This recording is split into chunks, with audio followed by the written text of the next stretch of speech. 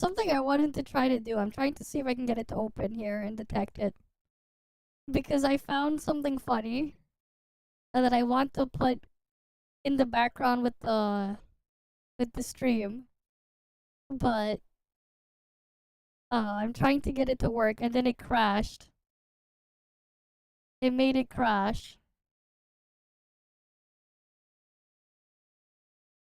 Let me get my channel in view here. Right. So we can play the video on top. But it crashed my computer. Windows was not happy. I'm trying to figure out how I can get it to get picked up. Oh wow. My Stream Deck app wanted me to reconnect to Twitch again. Time I felt this level of extreme Yeah, I know what was the jubilation cause. while simultaneously experiencing intense feelings of dread and paranoia was the day I know the before cause, so I'm Silent Hill 2 good. Remake came out. Didn't think I would be feeling those kinds of feelings again so soon, Oh, wait, but let me that's the check world the we chat live in, I widget. guess. Anyway, guys, what were just rumors a few weeks ago has now been made official. An Elden Ring movie is in development at A24. Yeah, the studio that's most famous for low-budget indie films is doing an Elden Ring movie. Oh, and in case you didn't know, they're also doing a Death Stranding movie too, both of which I can't imagine will have a budget less than $100 million. That's fine though, A24 has been killing it lately, making both great films and getting an excellent return on investment. The biggest piece of news though, in my opinion, is who is attached to write and direct. That being Alex Garland, whose most notable works include the 28 Days Later franchise, Ex Machina, and last year's Civil War. Obviously, because this is just an announcement, this is all the information wait, there's that an we have OpenGL and version. will Maybe have that'll for work. a long time. It'll be at least a year before we get any casting announcements or story details or whatever. But this information I'm trying alone to see was if I enough can to get make it to me get stop picked all my up. plans for the next 24 hours and talk to you guys about it. Look, I'll be honest. When the rumors about an Elden Ring movie first hit my ears a few weeks ago, I didn't believe it. I just couldn't believe that Hidetaka Miyazaki would be comfortable enough with somebody trying to translate his unique, minimalist narrative style into a movie. And make no mistake, it's at least partially his decision to make. And I know some of you guys would probably say, well, no, it's not his decision, Max. It's probably Bandai Namco's decision. No, that's not true. Remember, From Software bought the rights to the Elden Ring IP back from them.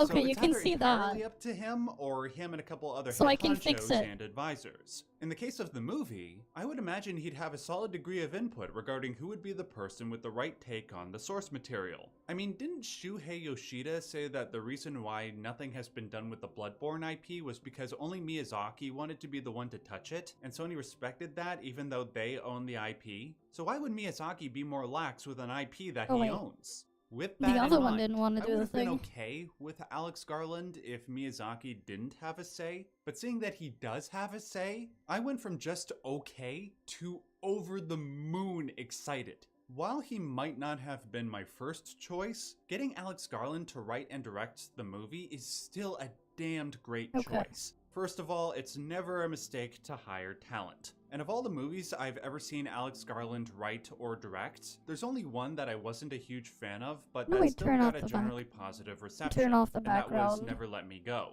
All of his other movies, though, are generally loved, and I count myself as somebody who's not only a fan, but a big fan of Alex Garland. In respect to the movies he wrote the aforementioned 28 Days Later, which rocks. He wrote Dread, which nobody saw but is amazing. He wrote and directed my favorite movie of 2014, Ex Machina. And I know that Annihilation and Civil War I'm trying to figure out how to fix the thing with the wallpaper. I genuinely liked both. I thought Annihilation was awesome. And while Civil War admittedly had some problems with tone and pace, it was still really damned good overall. I haven't seen Men, which I heard is one of his weakest offerings, but from what I understand, even that movie has its fans. I love Men! And unfortunately, I haven't seen Sunshine or Warfare yet, but both have been positively received. Okay, you Outside guys of can that, see though, it now, he has right? some experience in writing for I'm video gonna do games. something He funny. wrote Enslaved to Odyssey to the West, which is generally understood as one of the most underrated video games ever made. And he also did the Devil May Cry reimagining, which I haven't played, and correct me if I'm wrong, while people think it's a bad Devil May Cry game, a decent number of people thought it was still a fun game if you ignore the title. So, you have one of the best filmmakers in the business, a guy who has written for games, and is on record, I should mention, as being a huge Elden Ring fan. Yeah, a guy who's on his New Game Plus 6 run of Elden Ring. Damn, that's a lot of writing runs. and directing the movie adaptation. I don't know how the hell they're gonna make it into a movie yes. though. Alex Garland's That's name crazy alone though. does so much to calm my nerves. I feel like he probably understands Elden Ring well. What makes the story stand out in respect to narrative style, the unique characters and world building, etc. Now, the only question is, how? Seriously. Okay. How? How? How do you condense the mythology, Well, keep it like political drama, the size and scope a of CGI the worlds test, into yeah. what I would imagine would be a 2.5-hour movie? Like, can you imagine taking the entirety of Game of Thrones, which you can Look what I'm say gonna do is while the we watch television this. equivalent of Elden Ring, what with George R.R. Martin being involved in both, and condensing that into a single movie? I mean, sure, you could do multiple movies, and they probably will, but even then, how do you Look what line up happened to the all of video Elden here. Ring's story arcs, its history, its vast, all-encompassing mythology into something linear? Something that has a beginning, middle, and end. What I happened to have the some video, ideas guys? regarding that, but I'll save those for just Something a second. happened to the video. The biggest thing that I'm concerned about is how much this movie will directly explain so many of the mysteries that are in the game. So much of what makes the storytelling in From Software's games so joyous is not knowing what the hell is going on, not having definitive answers, and just being able to bask in the mystery. That or, reading thousands of Reddit posts trying to piece things together. While you can still do stuff like that in a movie, holding stuff back to the same degree that the games do could birth a series of problems. Like, how do you handle a character like Rykard? We're gonna do this now for What the hell reacts. the deal is with the god-devouring This is how we're gonna do Or how do you reacts from include a now on, character okay? like Melina without directly addressing whether or not she is, in fact, the Glow-eyed Queen. Do you explain what the deal is with Godwyn and those weird-looking corpses he left behind?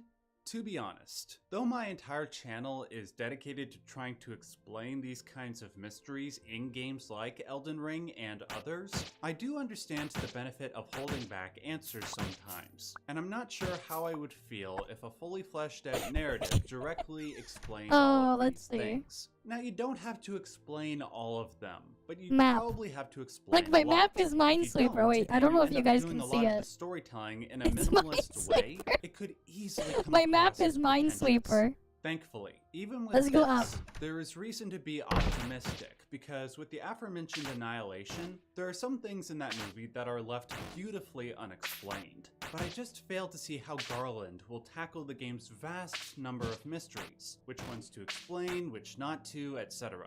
But back to the matter of how to tell this story. Do you start with the story of the Tarnished? If so, how do you make a character that is supposed to be a player insert into somebody that's I turned it into a game. What is their history? Is the Tarnished a Newman like Marika? Now that I think about it, that could actually be pretty interesting. It would give Melina, a child of Marika, a connection to the Tarnished beyond what do we just want being here? their maiden. They could have a quasi-shared ancestry and bond over that. Or, what if the Tarnished is a Reedlander? I mean, no, they won't do that. Even though it would be damned cool to see the world of Sekiro looped in there somehow, that's just too inside baseball, man. Like, I don't see how they would do that. Ultimately, the only way I can see this working is if they focus solely on the history of the lands between prior to the shattering of the Elden Ring. Make Marika the main character in the first movie. Make the entire storyline center around her pursuit of power and her desire. 6 videos at once? What is this brain rot? That surround her. What with her Recycle bin! Destined death, her They getting get recycle revenge on bin. corn scent for their jar experiments, yada yada yada. Then build up all the political scandal around that. There's plenty of potential drama you could have with Radigan, but with her and America being the same person, yet he goes and gets it on with Renala, that whole situation. I can easily see how you can write a good story, what with the various lineages and their infighting. That would be enough for a movie CD on its own, launcher. and I can picture in my head how something like that could end up being pretty damned great. We got a CD Still, launcher, I okay. think that to do it right, you have to do the entire movie around just that. And then do a sequel or two where the Tarnished comes along and tries to right everything. Or maybe do a movie on Mikola II and then make the third movie center on the Tarnished. But again, I don't see how you do a movie with America at the center while also keeping so much of the stuff happening to Get me her head cookie. close to the vest. And even if you do explain everything, how do you not spiral out of This control is while dumb. also trying to give enough attention to stuff like Rykard's fall from grace, Then we or got- Mikolas' ambition with the Halig tree, and the stuff in the Land of Shadow? Adam. They watch Anyway, 8 those are just football my games at the initial same time. thoughts. Damn, I that's think crazy. There's plenty of reason to be optimistic, but there are just so many factors that can go wrong that I can't help but feel extremely trepidatious at the same time. But what do you guys think about this news? Do you think that Alex Garland and Okay, his video's almost done. picks like I do? And how do you think the Elden Ring movie should be handled? Let me know in the comment section below. Until next time, remember to stay safe and stay yellow. Wait, let's add some music. Let's continue where the music crashed. From last time. Oh wait, no. It's gonna play from a different spot. Let's go from...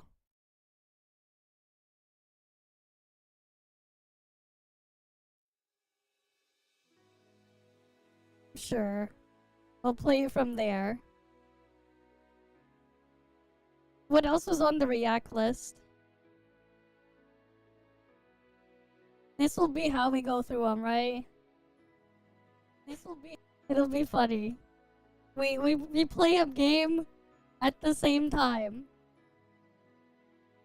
A computer crashed and I was trying to do a funny thing. It's working now. I'm changing up how we're doing reactions. Reactions won't be the same again. Reactions won't be the same anymore. I added a new thing to reactions.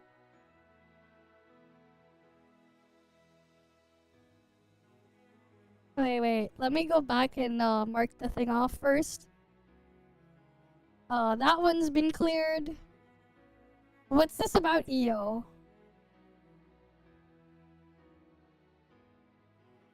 I don't think about a lot of things pertaining to I'm him or not. I just know I'm better than you. Okay, And we can that's heal okay. now. That's why you're here and I'm not wherever the fuck you are. I'm just better. It's cool. Enjoy the show. I pulled Dush yesterday, so now she's the B-roll for this video.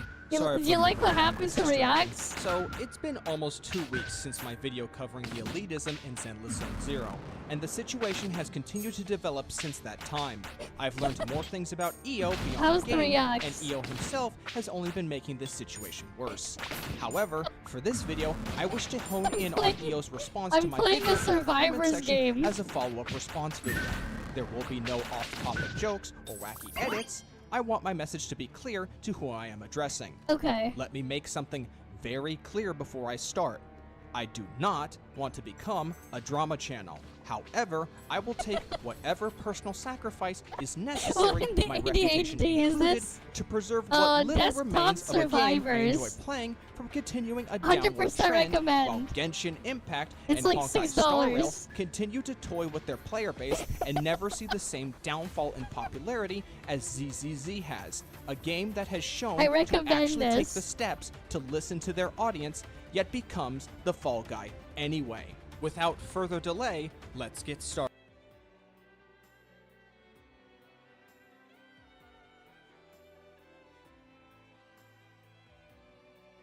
This game. $5. I highly recommend this. Highly recommend.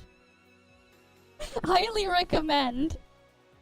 Highly recommend. Do you guys agree? For $5, why not? You can get like a freaking card deck and stuff. highly recommend. Just, yeah, desktop survivors. Highly recommend, don't you agree? Started. I'ma keep it a buck. Y'all have to stop saying EO said, and then it's something I never actually said, but the community just memes on it. It's not clippy. It's swordy. I've never said ZZZ is a fighting game. Even in the visual/stream you're referencing, I say it's clear as day the dev said ZZZ is inspired by etc. I'm all for y'all not liking me for any given reason, but at least use the actual statements I'm making and not some made-up jargon you heard little Timmy tell you I said. So like with any good gacha drama, we always somehow end up arguing over semantics. EO argues that my initial point in regards to discrediting the hardcore crowd's opinions on the HP inflation is because they believe ZZZ is a fighting game. Did not matter because that is not what he actually said. We got a Shooting down my boss. first point on a matter of misinterpretation We or got taking the things out boss. of context. Well, I'm glad I'm in good company when we are referring to people taking things without context. How do you use this guy's meter? Hold down basic attack? Okay. Saint Toad has 2 skill issue.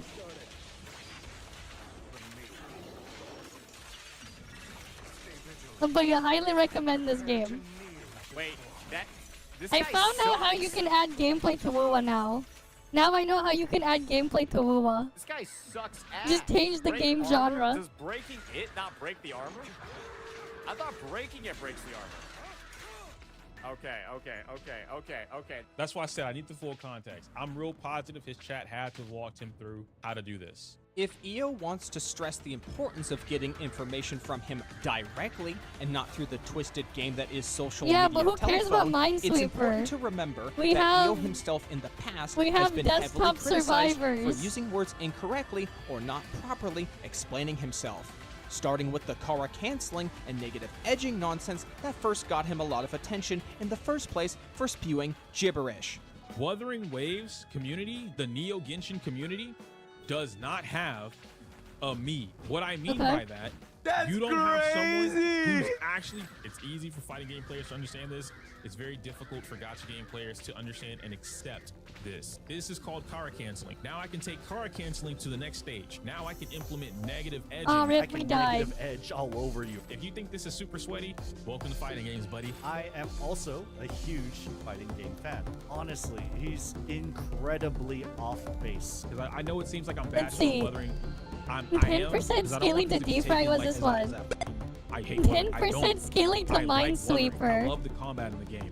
It's fucking stupid. It's the worst Have a enemy chance to design spawn a I've ever experienced mine. in any game whatsoever. I've never experienced something as dumb as that. When you say Wuthering's combat is bad because you spent a Ooh. week trying to find practical applications for this cool tech, the juggling you discovered, and found out that the game I mean, has it's bad 'cause safeguards it's boring to as prevent hell, the man. exploitation of that That's why it's bad. tech, then I feel like you've lost the plot. Following that, we have a tweet coming from EO himself trying to explain what Wuthering Waves needed to do to survive later in its life cycle without getting canned for merely being a Genshin alternative. Figureheads of these I mean, that's all it spaces is need to at hold the end of the more day. accountability, acceptance in their position of power, voice, and police shame the community together. What the fuck's that even mean? This point I don't even understand. Figureheads of the spaces need to hold more accountability, acceptance in their position of power, and police shame the community together. This is like let's see. incredibly vague. All right, this is too vague to actually make any point whatsoever, because you're not telling them what to It drops police the and shame the Rubik's community for. This needs far more specificity. I'm dropping Rubik's Most cubes systems on in them. WoW have no real purpose relative to the game itself, which further separates the identity, i.e. multiple features inspired from other mediums, but not fleshed out enough to be a part of their own game. I really don't think EO understands how vague these comments are to where they almost make no sense. Like, to say that most of the systems have no purpose relative to the game Yep. itself, which further I separates mean, he's the not identity, wrong. is the most nonsensical, vague yap I have seen in forever. Are you noticing how not a single example is listed here?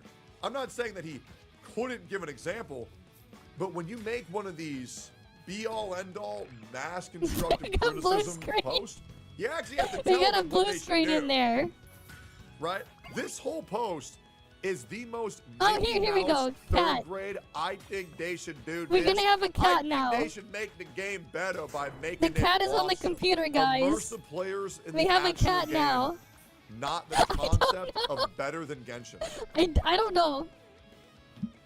Like, do you guys understand?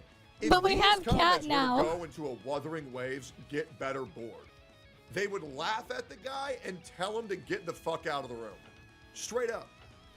This post says nothing.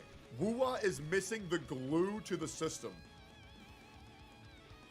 Yes, it is Top three actually. most important to the game's problem. But not the thing I'm. What the fuck does that even mean? It's missing the Like, game. you have That's to what it's understand missing. this. If EO sees this video and then elaborates on what he meant, it still doesn't negate the fact that this post does Okay. nothing. Cat Because it JPEG. literally does Ooh. nothing. Wuwa needs more glue. What the fuck are we even saying? If you say this thing needs to be better and you're not giving criticism on what exact thing you're talking about, you're just not helping. Bro said nothing in this entire post. Is he at least specific about the content creators he talked to? Oh, here we go. All right, EO, name the creators you talked to. Need to hear where these takes are coming from. I'm not naming shit. Yeah. He won't even be Oh, we can go specific fishing, about guys. who We can he go talked fishing. to for this. We can go What the fishing fuck? now. Not naming shit on here for low We can go IQ Twitter's fishing. users to bitch and moan at them about Lamau. I'll just DM you. Okay. Bro yapped all that and didn't say a single word. That's just insane to me. Despite all of these points on the graph proving that EO wait, clearly we got a has trouble fishing line. communicating his points, I am supposed to understand 100% what he means when he constantly makes fighting game references and using player charts made from Maximilian Dude, a content creator known for almost I hope they have an exclusively fighting game unlockable content DVD and has logo. only ever covered That's what we need. We need ZZZ unlockable twice DVD on his logo. channel, That once just as a bounces sponsored across the ad. screen. But okay, let's set aside That way we all can- that for we a can go second crazy and assume over EO was if it very hits the clear with his corner or wording not. on his opinions of the connection between ZZZ They and need to fighting make an games. unlockable DVD I'm logo. going to tell you a cold, hard truth. Your reputation in the gacha space outside of your own community and the hardcore ZZZ space has been compromised for some time now. It does not matter what you say or didn't say, people will spin it however they please, and you are powerless against this. Despite me being wrong about what you said in regards to ZZZ and fighting games, it's clear the truth did not matter anyway, as the video's like ratio remained higher than the dislikes. And other content creators who reacted to the video did not even bat an eye when the assertion was made. The intent of disconnecting ZZZ and fighting games I love from this each other thing, in man. the first place in my original video was to make a point that you are only ever constantly referring to fighting game rhetoric Oh no, we and died. chart materials because you We're have doing a past run. experience in the fighting Let's game scene swing. and are trying to use that same experience to validate your opinions. Nah, as I'm the gonna use correct recycle opinions bin. when discussing matters concerning ZZZ's difficulty and game balance, despite the fact that none of the fighting games you have ever played are gacha games. But I am getting ahead of myself. I will speak more on that later. Moving on to the next segment on the comment. Secondly, I have no idea where you got that I'm the community's champion for ZZZ. I speak for myself most of the time and other like-minded players, not the community. I understand that. I was being hyperbolic. Wait, word art. However, What's it is word not art? a stretch to assume a lot of people within the hardcore space of ZZZ, yourself included in that, have at one point or another strawmanned someone else's struggles in the game to discredit their concerns with the HP inflation. And let me remind you, large segments of your subscriber base in particular is a culmination of the hardcore ZZZ crowd, the group I am referring to when I say the community, and by extension, you are their champion as the one who is the content creator in this regard. If you can point a finger to someone with a higher subscriber count or more consistent view count than you, I would be happy to see. But until then, you are their champion, and I hope they have a plan B.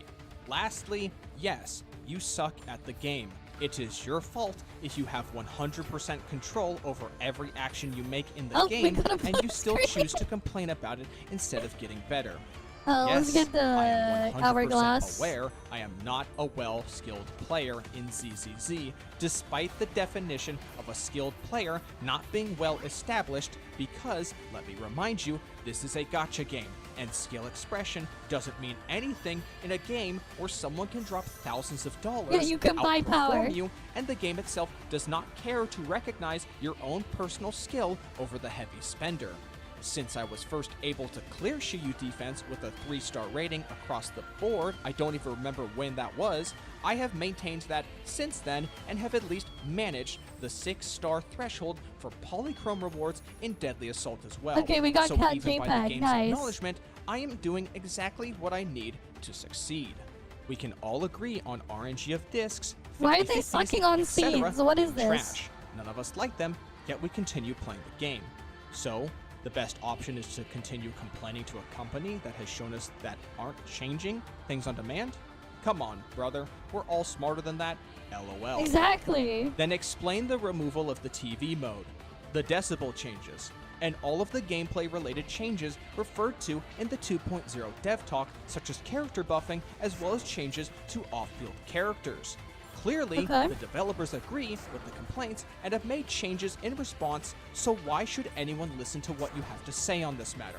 Your 60k clears in Deadly Assault mean jack shit to Hoyoverse. Someone spending hundreds of dollars for Zhu Yuan to slip into their DMs has an actual voice in the decisions the company makes, and not some elitist free-to-play or $5 subscription player. Exactly. It's clear, based on all the changes we have been getting recently, that ZZZ is at some sort of financial risk right now, and they cannot afford to just stand their ground and continue to hemorrhage players. You and your elitists' approach to rub salt in the wounds of people put off by the HP inflation is only doing more damage to the game's reputation as we go into version 2.0. I hear you guys when things aren't fully explained in game to you, but holy fork, does it usually come off as, I want to be spoon-fed XYZ. If you're going to critique this topic, honestly, I would please rather come just with not give actual any in-game resources evidence as endgame to refute rewards, the rest of the man. community, because it's definitely not only me saying this, and then we can have actual discussions. I love this kind of counter-criticism, where we need to swing the pendulum But hey, we so made it far in the other tolerable now direction, to do it's these going right reacts. through the ceiling. We go from We made not it a lot explaining more hardly a thing in the game tolerable. to being spoon-fed. If this is your approach to Giga handling Chad, critique, whoever, I want you to just stop developed watching my this videos thing. and keep to yourself. As for my lack of evidence, I guess when you completely ignore my entire section, I would rather, in regards like, to they Sokaku change and how the all hell other they bad make their tutorials, stupid as well as garbage the game lack modes, of man. boss information, then sure, I This guess shit's not I worth brought no doing evidence when you anyways. light all my evidence on fire and say I brought nothing. Funny how that works. I'm pretty sure I brought my homework into class today, so why is the teacher telling me I didn't do it and giving me an F? Next time, just be full-on aggressive instead of passive-aggressive. This is not a debate, but good job on the video. It always takes courage putting yourself out there on the platform, and I respect that. I thank you, EO, for complimenting me on my courage. I very much appreciate it. Thank you, sir. Okay. Before I leave you there, are two things I want to make very clear about EO that I believe is the root of the problems with this controversy. 1. EO is treating ZZZ as anything other than a gacha game. I have already seen this before when other people like Sekapoku with Genshin Impact or Mr. Pokey with Honkai Star Rail constantly use Elden Ring as a reference point for players going into situations they are unprepared for. What they fail to consider that would disqualify these statements immediately is that Elden Ring is not a gacha game. It is not shackled by the gameplay and progression systems gacha games adhere to that's tied to their monetization systems. It makes no sense for From Software to kneecap their games when the only form of transaction in their games is the initial purchase of the game and some DLC packs. 2. EO has built his reputation on being good in a gacha game. But since I had just explained the hollow nature of skill expression in gacha games, this puts EO in a paradoxical situation where the only way he can be right is to never address this issue whatsoever and continue acting like it's a big deal to be good in the funny credit card swiping simulator. Exactly. I am going to be perfectly clear with you, EO. Nobody gives a fuck. ZZZ is not in a position of power to be gatekeeping people out of content or telling them what to do right now.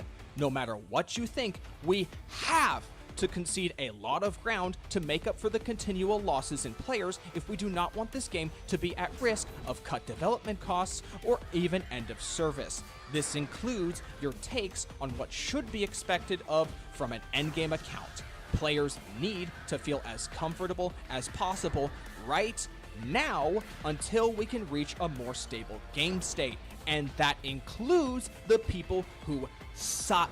I mean, skill issue for Koyo. If they keep wasting money like that, up until I stopped in version 1.5, I can tell you exactly what is killing ZZZ. I don't think that's really the problem. That monetization-wise wants you to believe it is on the same level of quality and quantity of content as Genshin Impact and Honkai Star Rail, despite not actually being anywhere close. This game's scale, I don't know, I think it's close. There's no content in either of those anyways. Released was confirmed to be on a smaller scope. They got more content here. Team.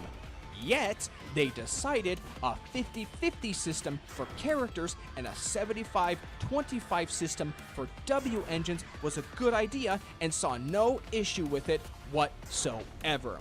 This whole situation is completely screwed, and my hope for this stunning visual experience and interesting world that HoYoverse have put together is looking to crash and burn before the former two disasters even have to consider giving back an ounce of care to their player bases.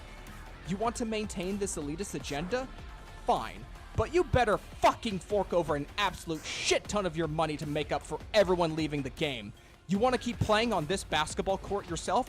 Go right ahead. But if you're not paying to upkeep this now private community center, it will soon be bulldozed down in favor of another killed the Scarecrow. Let's go. But until then, I'm mad at a negative edger right now, and I'm clocking out.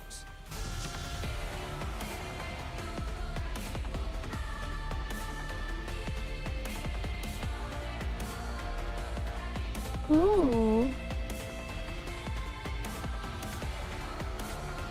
I can upgrade a weapon.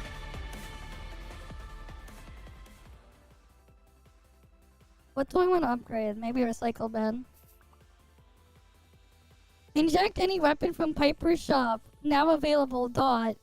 Gain 5% growth every 10 levels. Okay. Alright, let's go to the next video. Yeah, for now on, this is how we're gonna do some of these reacts, man. This is great. This is actually great, man. What's going on with Nikkei? So, this was not something that was supposed to be released today. I had another completely different Nikkei video planned, but I thought it would be in a bit of a bad taste if I released that before addressing the concerns of the community, the concerns Where do we go now?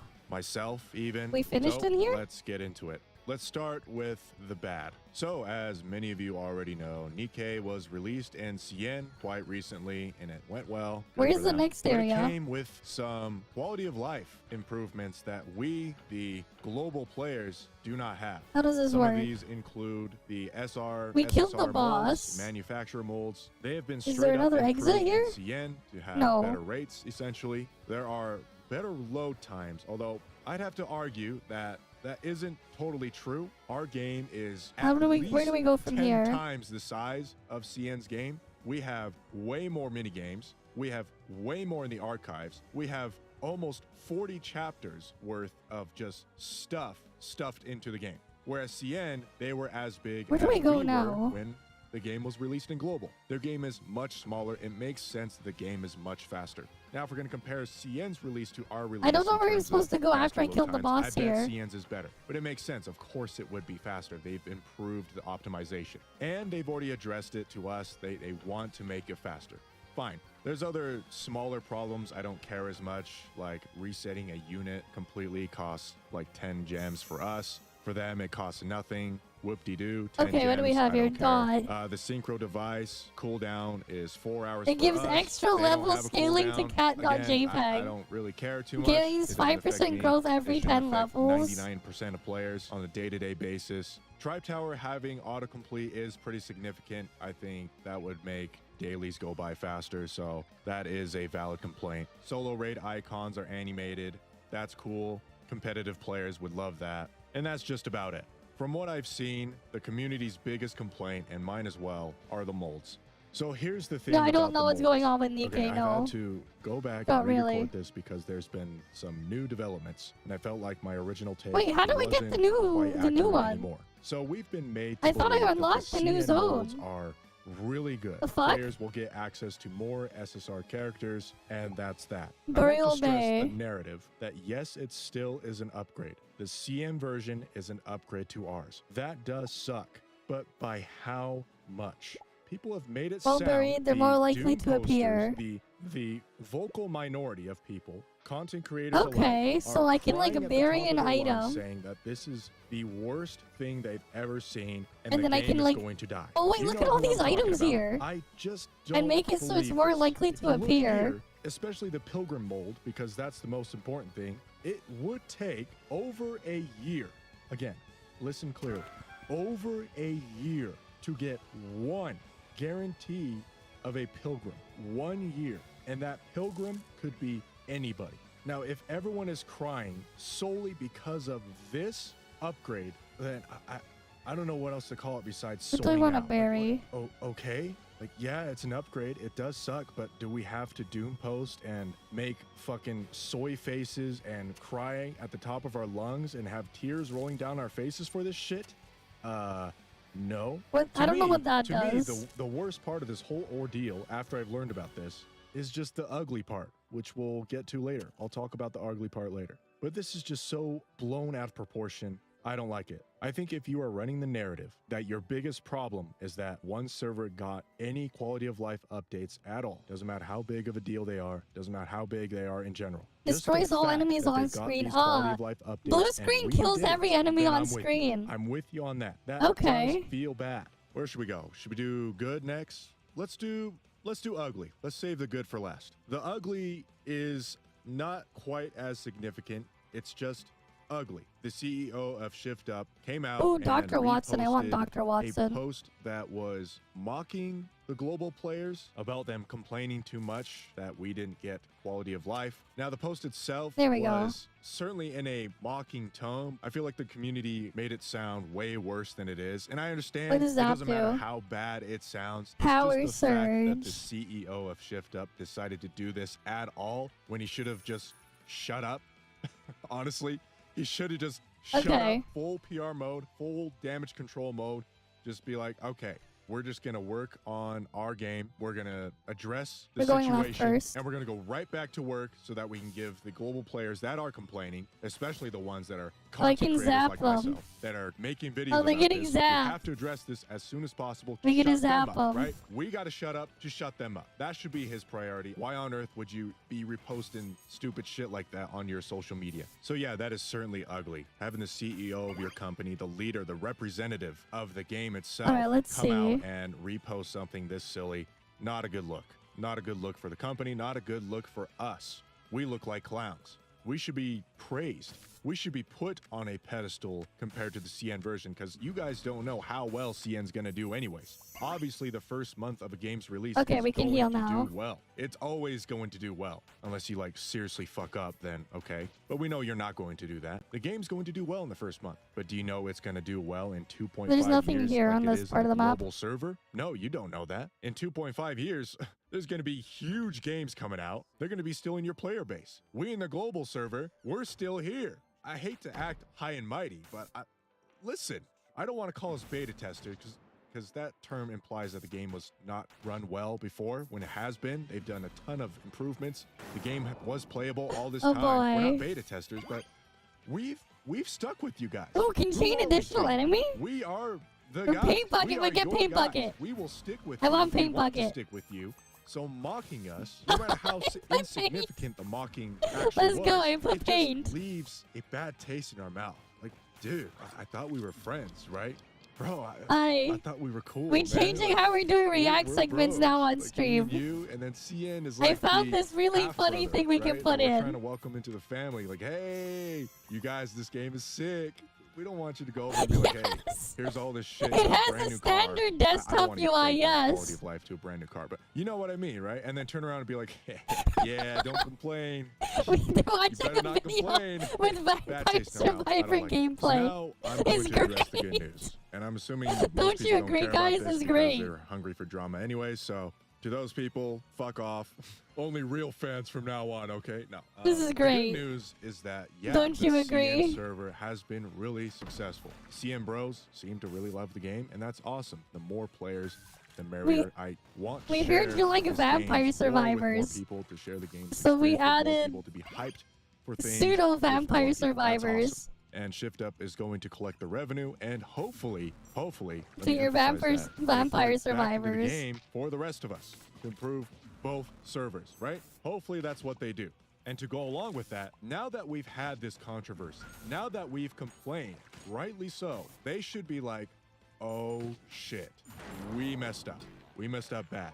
We need to work double time, unless we want to end up like the Black Beacon devs, where I'm assuming they've lost most of their player base by now because they completely left their global community. Yeah, let's in the make it more dust. Or chaotic. the Infinity Nikki devs.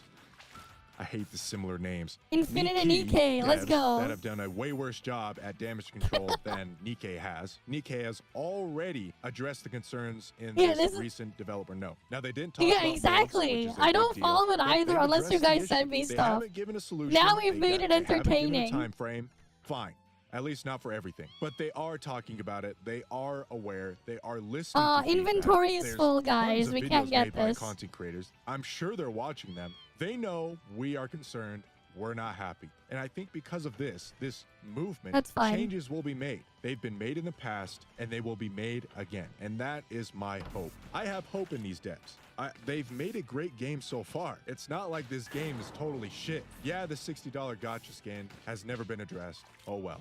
Okay, people, if there's a demand for it, then why would they ever change it, right? Like, even me, I'm buying the skins too. Not all of them, but I'm a culprit. Like, fuck me, Yeah. right? I suck. But anyways, the game is good. This is a great game. They've given us a lot of stuff. The recent massive update that did the Drake event, where you can get 3 full copies of Drake and a ton of materials. We've been complaining about the lack of materials. Boom. They give it to us. They will fix it, guys. We have to have hope in these devs. We can't just sit here and pretend like these are the worst devs on the planet. They're not. They're quite good on the grand scale of things. It's been 2.5 years. They're gonna have a fuck up eventually.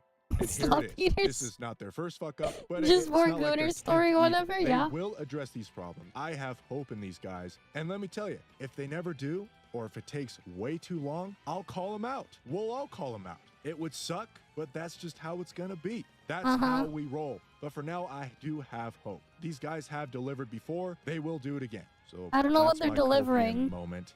If it Are doesn't they delivering happen, my all hell groceries? will break loose. Let me tell you that. So now with that out of the way, new Nikkei video is coming out soon. I will release it with no changes. I will hopefully continue to make Nikkei content and hope for the better of this game. Right now we're in dark times, but I do think things will improve. You guys are awesome. Don't let people influence you into thinking that these devs are the worst, that this game is the worst Okay, thing let's ever. see. But also the opposite. Don't have people influence you into thinking that this game is perfectly fine, that there's nothing to worry about. Find that balance and make your own conclusion. We'll see you next time.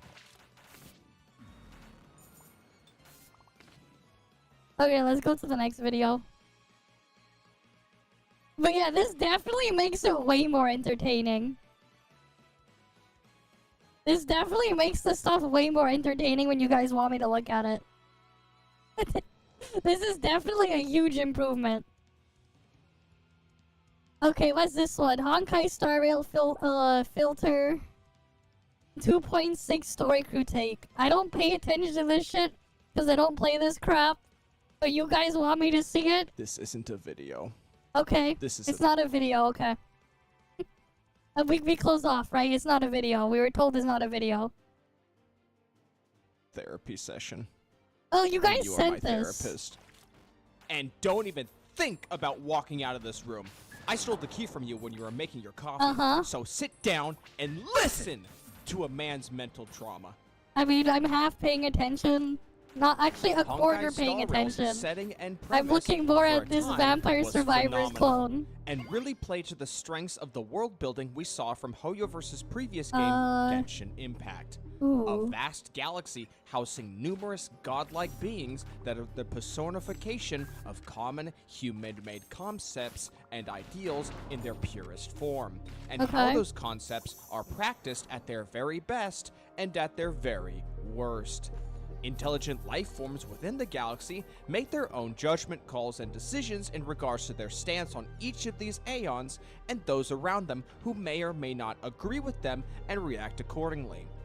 Throw in some planet-ending MacGuffins and a recurring cast of characters who must navigate these complex relationships, and you have a premise that could rival some of the most popular science fiction stories we've ever had. Yet despite this lightning in a bottle Hoyoverse has in their hands, they have been doing their very best to squander this very potential I at don't really seemingly care. every turn. I'm more Starting interested with in the whatever cracks this showing is. as early as version 2.0 and only getting worse as time goes on. Bloated mean, you guys dialogue, are enabling it. unengaging cinematography, and enough black screens that would give ASMR channels a run for their money. I've never recorded ASMR before, and I'm not really sure what to do. But I have this bottle of water next to me, so I'm just gonna start drinking it. You ready? Here goes.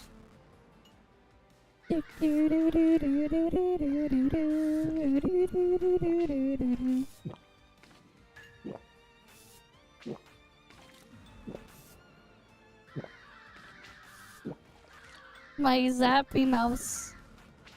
Ah, Refreshing. taking damage Remember still. to stay hydrated, folks. Very important. But let's not beat around the bush. You saw the thumbnail already. We're going to talk about the Rappa story in version 2.6. I don't know who what that is. Widely considered to be the worst Why are we talking piece about of voiced rappers? story I'm- content in Honkai Star Rail, and Thanks for the debatably follow. the worst piece of story content in all of Toby Hoyoverse's Axe. stories This post is, Genshin Impact. was If he you are sucking someone cock? who has I don't not know. witnessed this garbage story firsthand, don't worry. I will it summarize like, for you is it first Phil before we Swift's discuss cock? it later. He Just got know the before going flex, in that if uh, Charles Darwin the were flex alive glue today cock. to witness this portrayal of human and apes, he would have fled back to Christianity in a heartbeat. Yeah, If I this happen is to get also something wrong, satisfying you in the probably should just weirdest keep it way to yourself. possible. Otherwise, you would just This is end how up we're gonna- self-reporting how we're gonna yourself go as someone through who put more the effort into mountain of fact-checking reacts this you guys trash sent me. story than Hoyoverse had the effort of putting it together in the first place. Without further delay, let's get on with it. Dr. Primitive, member number 64 of the Genius Society, is a wanted intergalactic criminal responsible for performing inhumane biological experiments very on intelligent satisfying life in forms the- on a scale in weird as large way. as entire Oh, fuck, I'm almost thriving dead. planets, with his most infamous cases involving turning the inhabitants of entire worlds into mindless apes. While the I need genetics-altering healing. madman does not make an appearance in this story, his underling researchers, known as the Atavi Search Forest, led by Professor Primman, are the antagonists for this story. At some point during the events of the main story God, from this shit's Penacony, crazy to, like, the professor infected a focus memo on. keeper of the Remembrance I don't know. by the name of Mr. Rekka. I don't know what The he's mutant talking about virus here. To force him into cooperation with his plans. Oh, money, The money, money, professor money, would money. then quietly take control of the All the paper money. fold Give me all the university, money. becoming the academy's new dean and infecting several machines with the virus. Primin would then attempt to infect the population of students Okay. and staff of the university with the memtic virus with the goal to transform them into monkeys, mirroring Inject the it there. experiments of Dr. Primitive, but on a much smaller scale. The Where do we go Trailblazer now? and several members of the Astro Express would soon discover these plans sometime after being invited to the university and witnessing the uncanny behavior of the infected populace. They would also meet Rappa, a former human test subject whom was regularly injected with genes from Dr. Primitive's previous victims. Her handler grew sympathetic with her situation and Where do we proceeded go to from comfort here? her through sharing his ninja-themed reading material to the point where Rappa herself had become obsessed with it Where and do we go altered from her here own now? perception of the world to that of an exaggerated ninja barely story. got She would later anywhere. be rescued and recruited by the Galaxy Rangers as they were actively pursuing any leads on Dr. Primitive swear there's and supposed to had be more, raided right? the laboratory We she killed was the housed in. boss. Sometime after confronting the professor, the Astro Express and Where do we go Rappa, now? with the help of Mr. Rekka, would create a new ninja-themed virus to counteract the effects of the monkey virus using Rappa's memories as a base for its creation. Not The long Lynx after, is Primin would be taken down and his plans Oh yeah, thwarted. Lince's Though clone, yeah. Primin himself manages to escape Penacony and the Asdana star system entirely. An entire third of this story is dedicated to a side plot with Boothill and Robin as well, but considering how well I managed to sum up the entire story without mentioning them not How do we once, unlock that should more tell you all you need areas? to know for how pointless their presence I beat was, the and they boss, could have and been then what? completely cut from this story without any downsides. How do So, I do You might more? be thinking based on my summary alone, this doesn't sound too bad. Sounds pretty interesting even. What's the problem? Well, let me throw up the next chapter card and I can get right to telling you. Allow me to set the scene for you. About 10 minutes into this story, upon entering the dreamscape shortly after returning to What do I Penacony do for this next? quest, you are greeted with this scene.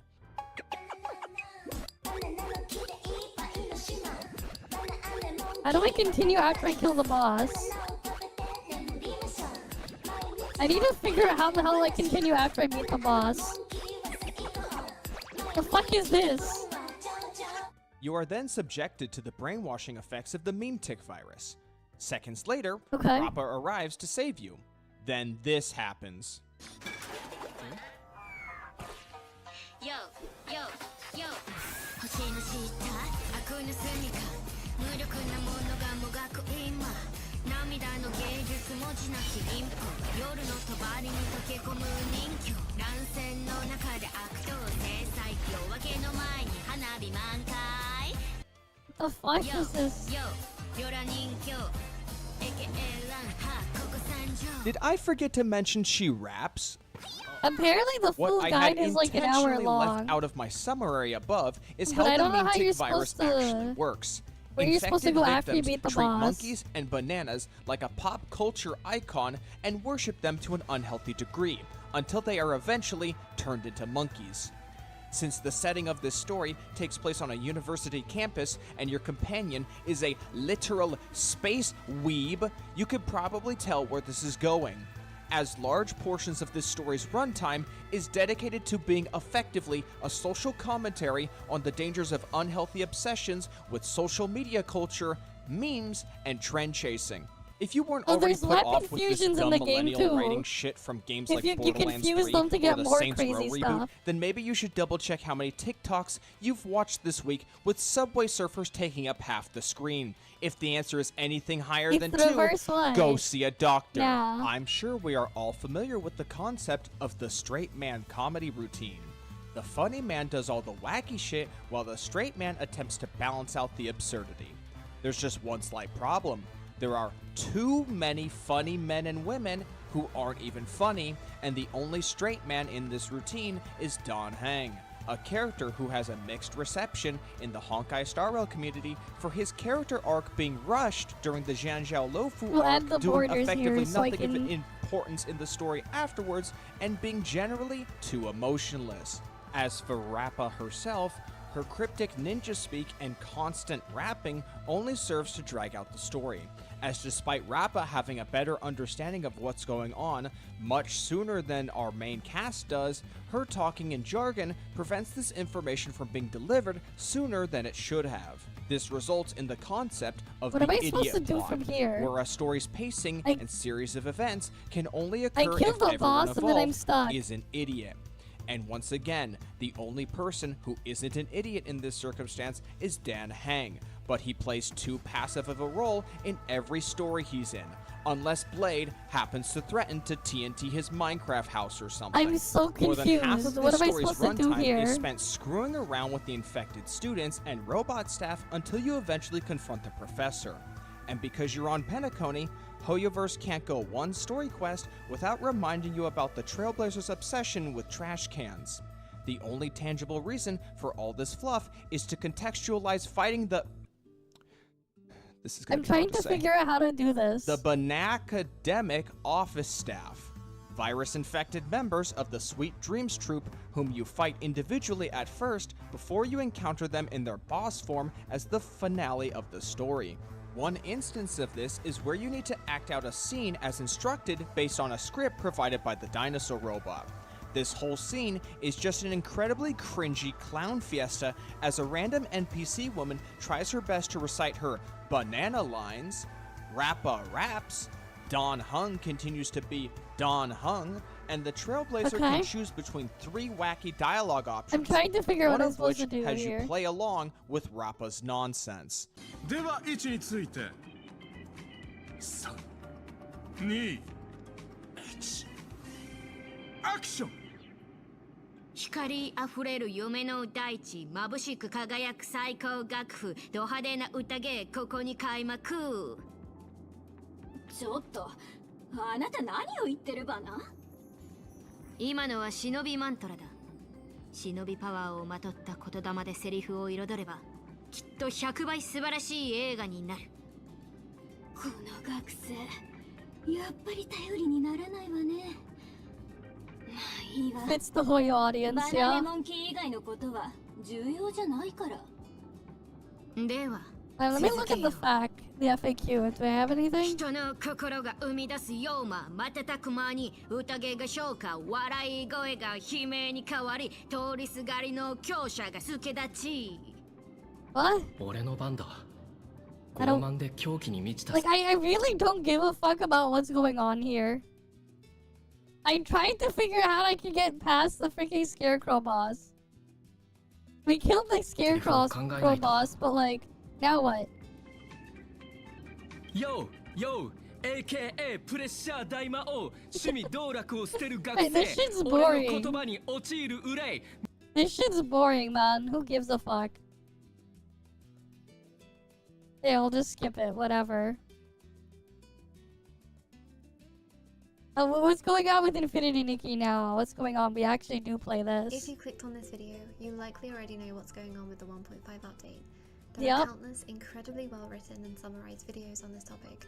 What needs to be said has already been said, so eloquently by others, but I play Nikki too, I got invested too, and I too wanted to share some thoughts.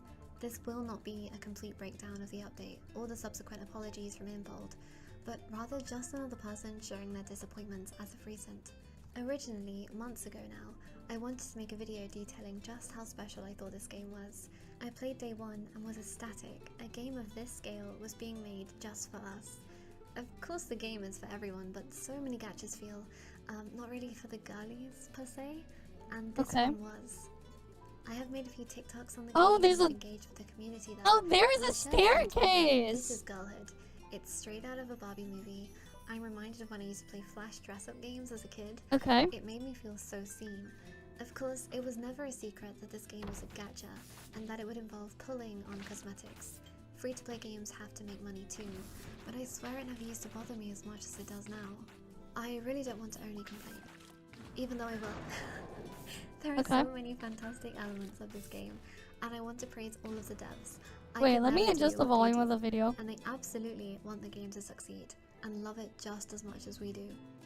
But I think my quiet disappointment started fairly early. Okay, there we go. I started playing this game with the wrong expectations.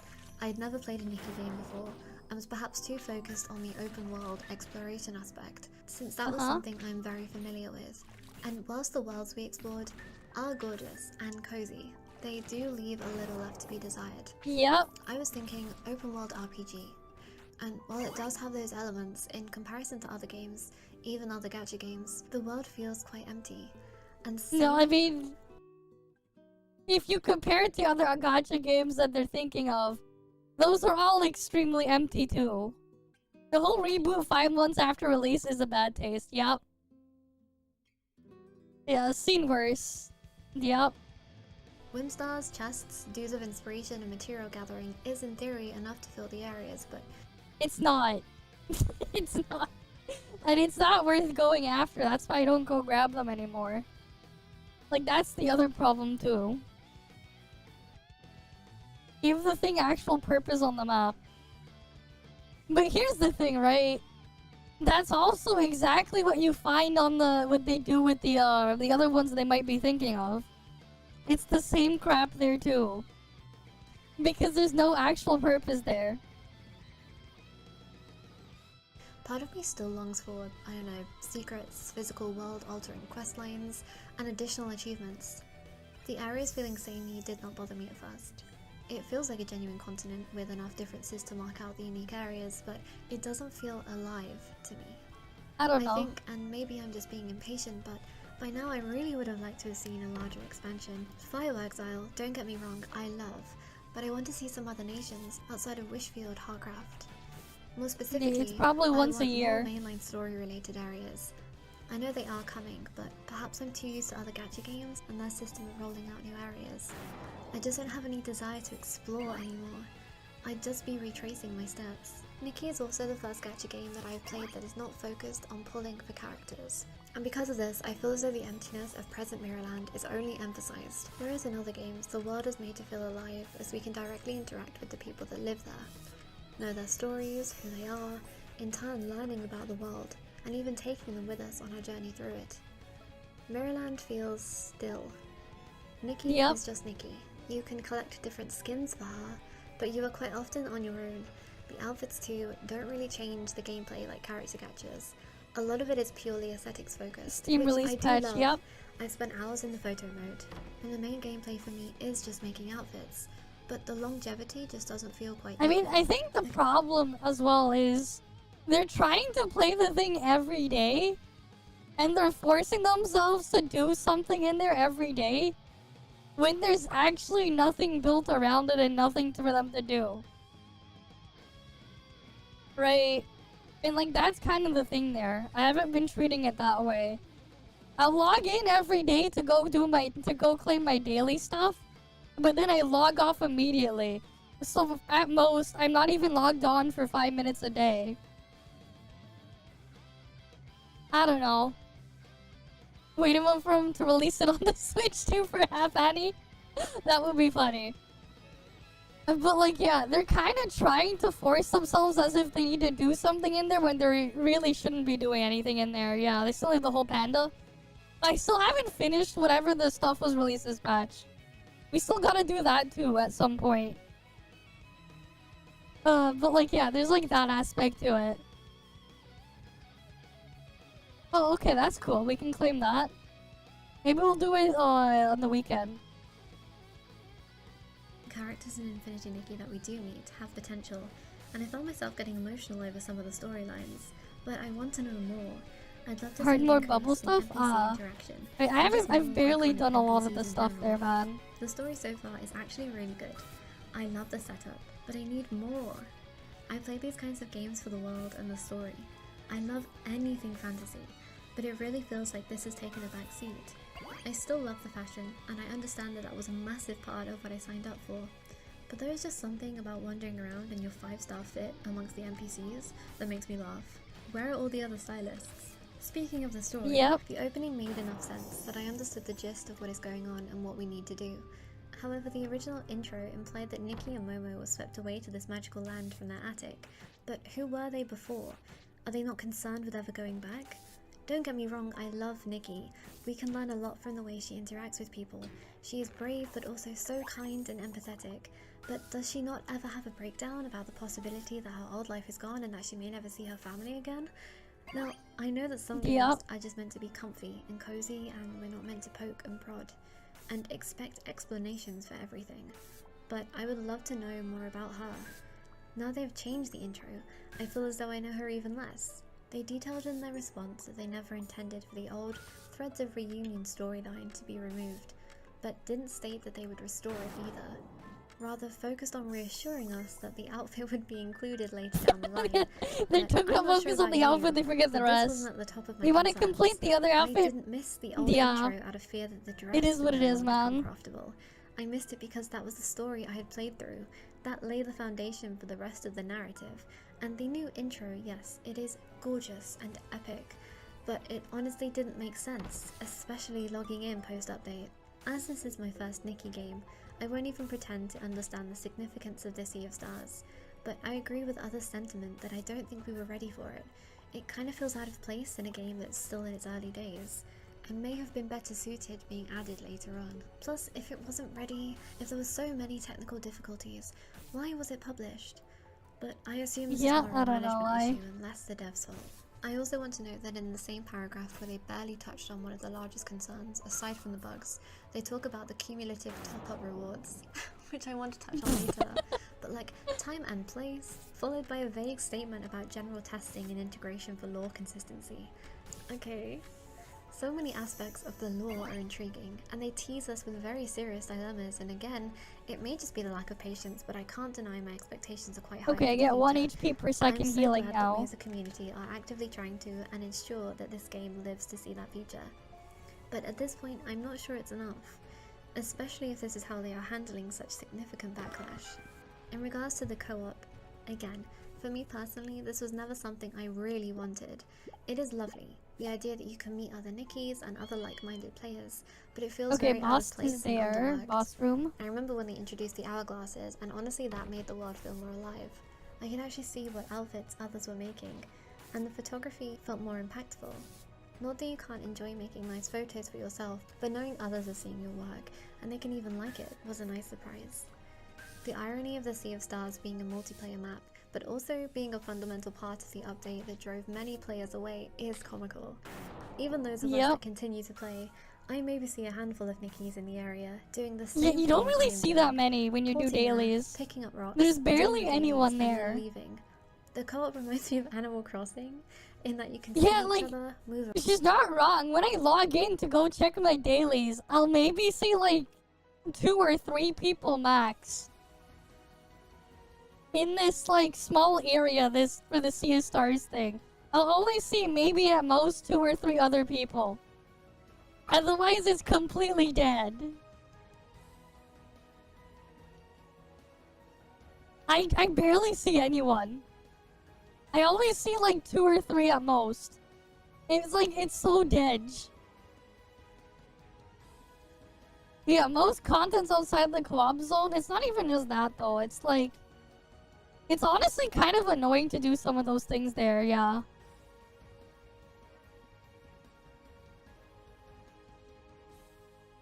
That's not when I check it then. I don't check it at that time. It's not like you can queue for it, yeah. But like honestly, I didn't need that stuff anyways. I don't know. Like the other problem too. Like I do like the platforming aspects of some of the stuff in Nikki. It's just it's missing something to make me want to like actually go and redo a lot of things over and over again.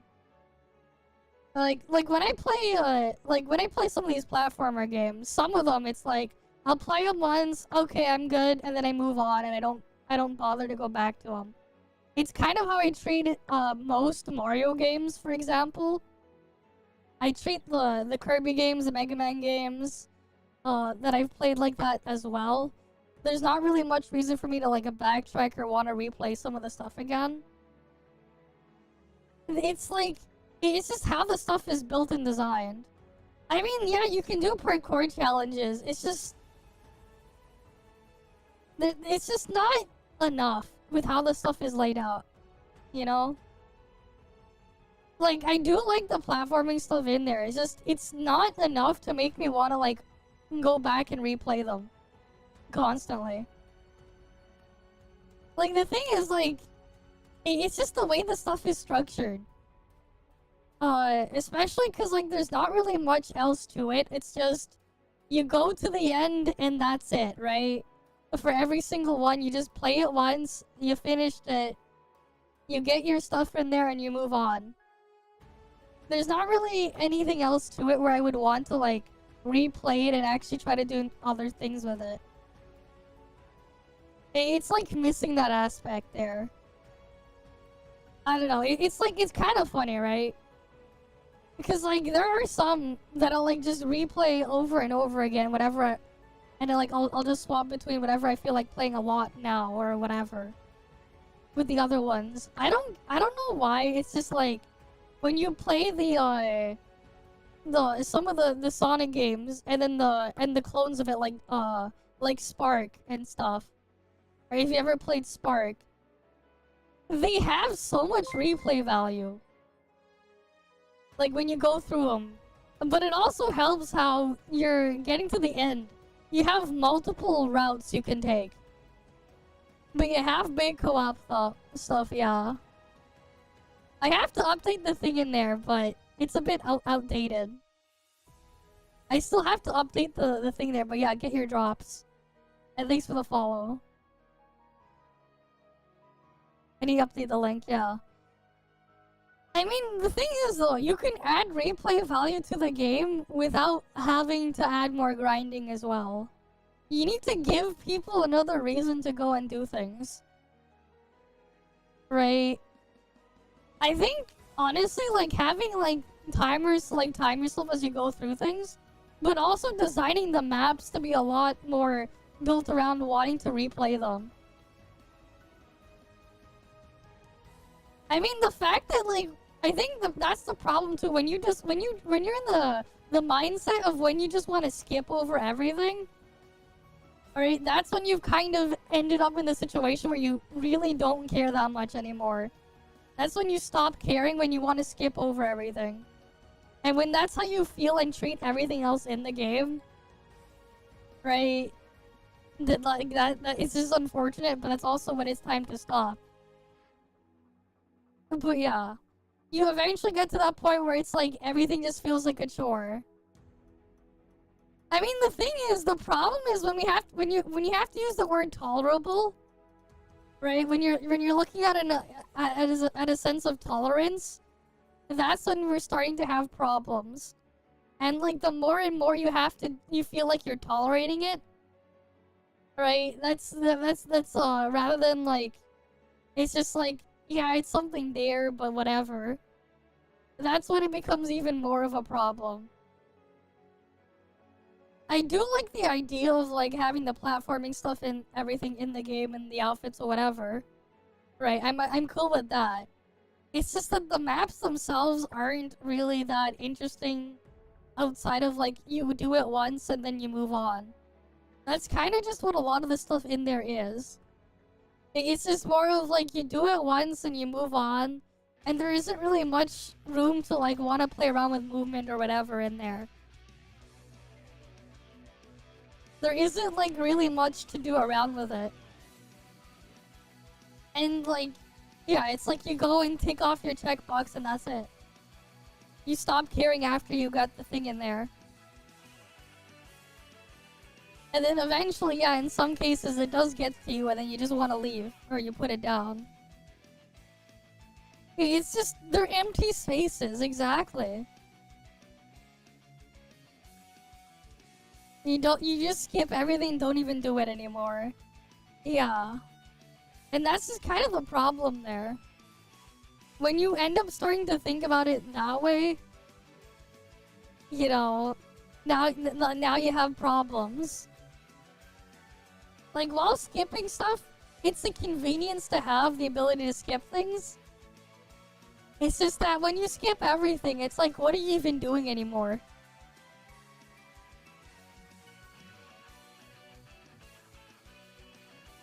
I didn't say a boost function. I didn't say a boost function.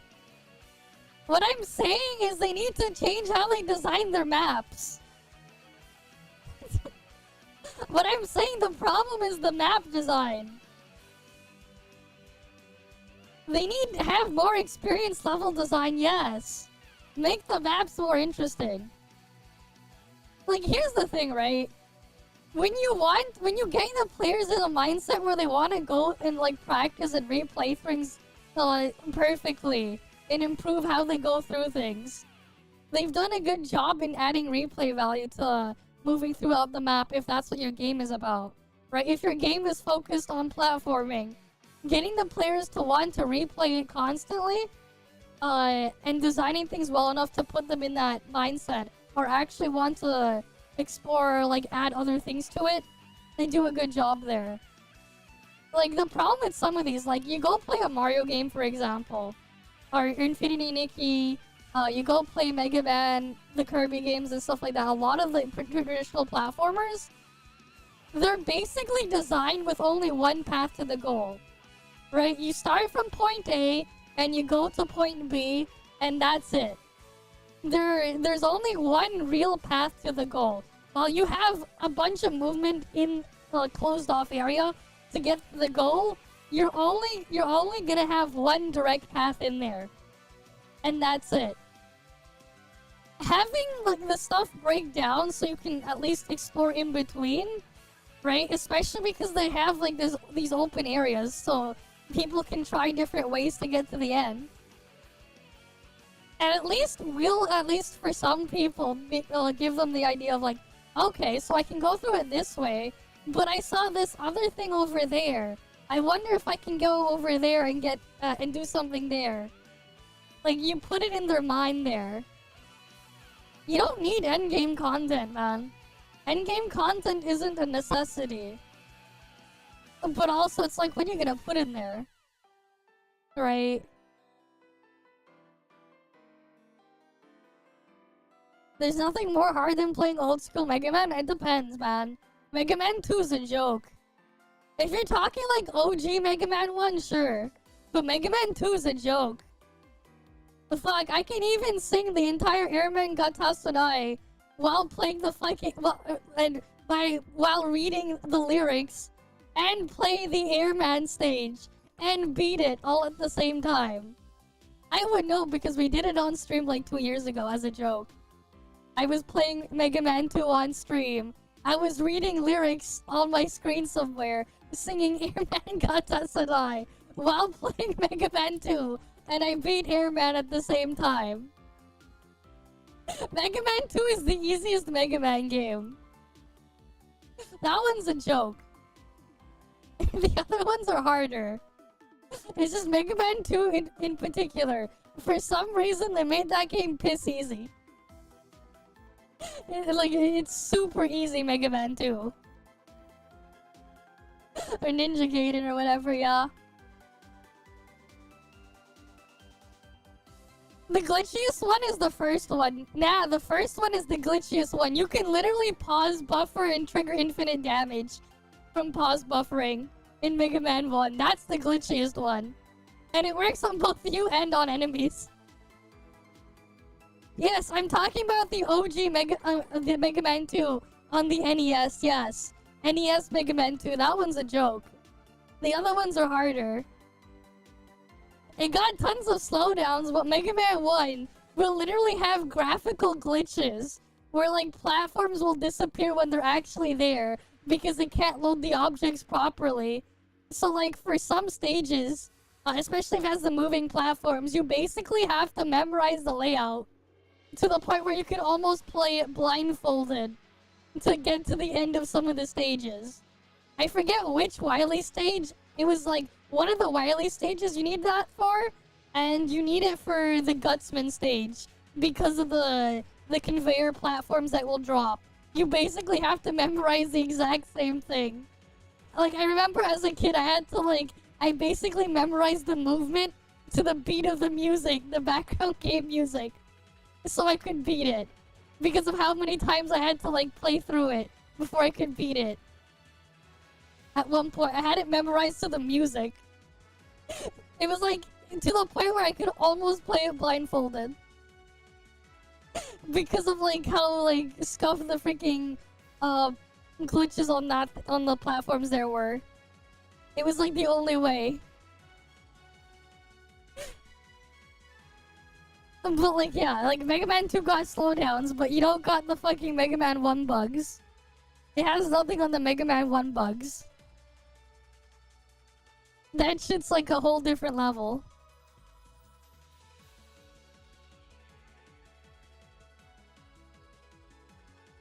I'm not. I played it when I was like, I played it on an emulator. I'm not that old. You're right. I'm not. I am not that old, but I played the game on an emulator. I played the game on the Virtual Console on the Wii as a kid. I also had it on the the 3DS Virtual Console. I also have Mega Man Legacy Collection. You're right. That game is more than double my age, man. I'm pretty sure. Or at least close to double my age. It's really old. The OG Mega Man games. It's really old. Of course I can't be that old. I've played the games growing up. On re-releases on other platforms. I've never played it on original hardware. But I have played it on emulators. I have played it on the Wii Virtual Console. I have played it on the 3DS Virtual Console. And I have played it on the Legacy Collection.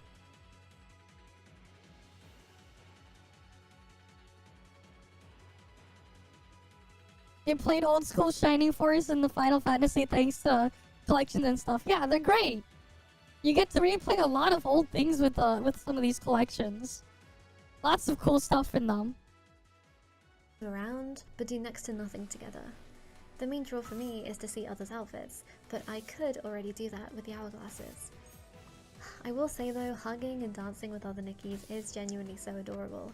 I usually feel too awkward to actually talk to another Nicki, and I don't know, I don't want to sit on the seesaw, so I just wave and close the game in a panic. Okay, now onto the cost of it. Ooh, Dr. Watson got an upgrade. I played a few gacha games, but I don't think I've ever experienced this amount of optional transactions. The amount of currencies, the bundles, the fake and illegal sales, the shake-up bubble jar, which is not an event in Fold. Spend money right now to earn another outfit, and if you pre-bought crystals or the daily gift previously, aw, too bad. Back in my day, we had to spend any amount in the store on launch to get an outfit. When I started the game, seeing that one pull was only 120, I thought great. They seem so generous with codes and freebies, but it all makes sense when you realize just how many pulls are required to complete a 5-star outfit. Oh, there's a thing down there, okay. Pity every time. Oh, the door to the next area is there. It hits 11 and could even surpass that in the future. But don't worry guys, we were only concerned about the fact that they didn't give us enough notice prior, which they vowed to do so going forward, and that makes all the difference. And then what? We have the outfit, but what can we do with it? Aside from make other outfits with the pieces and take photos, the abilities do not really change the game, and I wouldn't be complaining like this if they were not so expensive. The attention to detail in the game is next level, and you just know that so much love and passion goes into designing these dresses, the abilities and the set pieces. Man, this boss is gonna take forever to kill. The value justifies how high the pity is and such. We made this game a success. Players like us, and arguably even more so, the players that do spend. I just think it's disrespectful to continue trying to exploit those who do want to support monetarily. I understand that games have to make money, but when does it end? And don't get me started on the palettes and the dyeing system. Yeah, the dyeing system is a mess. Are per individual item, not even a set outfit. And I just don't understand why we were introduced to Stoneville. It's so and the broken. notion of needing a license to enter those flower globes, just for it to have nothing to do with the dyeing feature itself. Did they forget that they had the perfect setup? Additionally, if you have so generously supported the game by unlocking all evolutions of the outfit, then you still have to purchase the palettes that you unlocked. Yeah. It would honestly be nice to have so another painful. system that is separate from the gacha, like the miracle outfits. But I understand that dyeing does breach exclusivity of gaining evolutions. However, the dyeing itself does leave a lot to be desired. It does. Individual sections of an outfit will be made dyeable, and how this changes with evolutions. The dyes themselves are just overlaid, with the original colours and or gradients still showing through. This again just feels undercooked, which is It's very frustrating as it was undercooked. long sought after. In regards to the bugs, I don't feel qualified Now, to if speak you on still this. want to play dress up in I an have not open world experienced any gacha, real issues, it still aside goes to from needing top. to restart the game for certain challenges. Top still wins And there. I can't speak on this from You the can even do technical side, dudes. but the way this is being sorted, I can comment on. I cannot believe that due to their mistake, players were able to get more stars and shards than they were supposed to. This was not an item duping glitch. Players did not know that this was abnormal and thus spent their time collecting the materials, only to be rewarded with deductions upon the team realizing their error. Just let them have them. They Yeah, just used let their them. time and it was Or your if anything, fault. give it to Also, that they everyone. need a beta. It's not enough to just test Just give it to themselves. everyone. Leaks are inevitable, but they keep the game hyped. Little breadcrumbs before drip marketing. It Just keeps let everyone speculation have and it. discussion going. Overall, I think this update is incredibly disappointing. Yeah, we're and grading a bit understatement, for the really. reset, yeah. It has left a sour taste in my mouth, which Well, has we're made me doing even more reactions critical of too. it. But I have to be honest, I think I will still keep playing. I stand by all of my criticisms, but for me, gacha games have unfortunately fallen into a system of log in, maybe do the dailies, leave, and wait until there is a big update. Yep, that's basically I what they never saw are. this game as something I would sit and pour hours and hours into in one sitting. There just isn't enough content yet for that. I don't want to stop playing this game, and hey, if another big, ideally less predatory company wants to tap into this overlooked market, I will be here. I mean, if But they I want dress up in really, open really world, they want to have see ToF them at as least. I want new They don't maps have the and other more. stuff, but they And have maybe that. it's the sunk cost fallacy or the fear of missing out, but I still have some hope. However, I completely understand and side with anyone who is now deciding enough is enough and that it's just not worth it anymore. Thank you for watching, and I'll see you next time. There's another Nikki video that was sent. Someone sent another one too. They don't want to leave, but yeah. She knows. Okay. Do we bother with this one? We'll look at the Mr. Pokey video, why not? So, We'll get through all of I these. just finished my story playthrough for Honkai Star Rail 3.3 and gave it a rating on Twitter. And Okay. for that, on top of calling some of the people out over there, I've been deemed as a shield. I have a recency bias where anything comes out or anything new that comes out, I will start clapping like a monkey because I just like all the new things, right? And essentially my takes on Honky Starbucks has no credibility. And like I said, I am done with drama content, right? I am absolutely done with drama content. And if my friends have anything they want to say to me, they will say to my face or DM me about it. I won't be reacting to the video specifically because I really watched the entire video. So I'm just gonna be sharing my thoughts on what has been said. I have and like no will talk about damage. it, not as like engagement. I but can't to do make much this damage to nothing this burger even scarecrow. bigger, because let's just be real, Because they didn't a get like that many drama weapons. story rating is probably like the biggest, most uninteresting drama in the history of all dramas, even for the unemployed individuals, right? But I do want to take this as an opportunity to see if I can improve on myself as well as my own content going forward, since both Tectone and Fob are giants, right? They're absolutely massive in the gacha space. I do, however, think I have the right, like how Americans say, the right to bear arms, the right to defend myself a little bit when some of these things said, it doesn't really make too much sense to me. So without further ado, let's just talk about what exactly is going to be the topic today. And I am going to be referring to this tweet over here, right? So essentially the context is I gave this story rating a 9.79 out of 10. Best story in Honkai Star Rail to date, right? So I gave this little tweet, and then on top of that, after I stated this tweet over here, I started to call out a couple of individuals, right? Not one guy, mind you, is like a lot of guys. Essentially, I said, be for real, some of y'all behave like you're forced to play games, or rather forced to hate games instead of playing them. And it is embarrassing. Yep. To which Tectone has replied over here. That's because in the same vein that you think they're forced to hate games, they think that you're forced to pretend you enjoy them. It's hilarious. And then after this tweet, I think he started talking about it on stream yesterday, and then the video is up, all the kind of stuff. So at this point, it is no longer just a one guy story because it is about as real as it gets. So we will just talk about Crumbler. what this video is about, right? So the we unlocked something. Mr. Pokey Heart.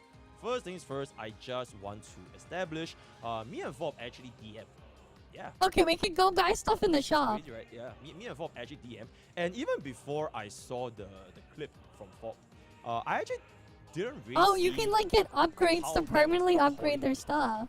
Which I'm gonna be explaining a little bit later. I will just be, touching on the points that were made in this video, I mean, it's a very, very short video, right? It's just an 8-minute quick little video that really probably doesn't mean too much, if even at all, for Mr. Tech. Oh, there's like so many different kinds of even for weapons. the unemployed, this is a very, very huge nothing burger. But that being said, I do feel that maybe to Tectone permanently increases drop the EXP value. I already cover similar content in that vein. To me, I think it does matter quite a little bit. So I am gonna be going in over here, right? So the first thing he basically went for is my story rating. Permanently weapons fire additional projectiles? Right? And Damn. I won. These upgrades go hard, some of these. Like I said, I don't think this video is up here just permanently adds a revive as well. 50,000 different videos reacting to one another. No, right? So I'm just simply here to sort of make my stand over here. He said that the numbers are permanently increases HP per second by numbers. Oh, I can get permanent recovery. I don't have a scale. I don't have a calculation. I don't have theory crafting, spreadsheets or whatever to come up with the universal objective standard rating for a gacha game story. But what this number does show is how people can actually get offended because my number wasn't the same as their number. Yeah, that is sort of like how this entire thing started, because the entire take of the video, it was, I shouldn't have included this number of you. I should have just left this tweet as the best story in HS today. Just don't leave this number and we'll be completely fine. So essentially, let me just repeat that again. People can be offended because my number wasn't the same as their number.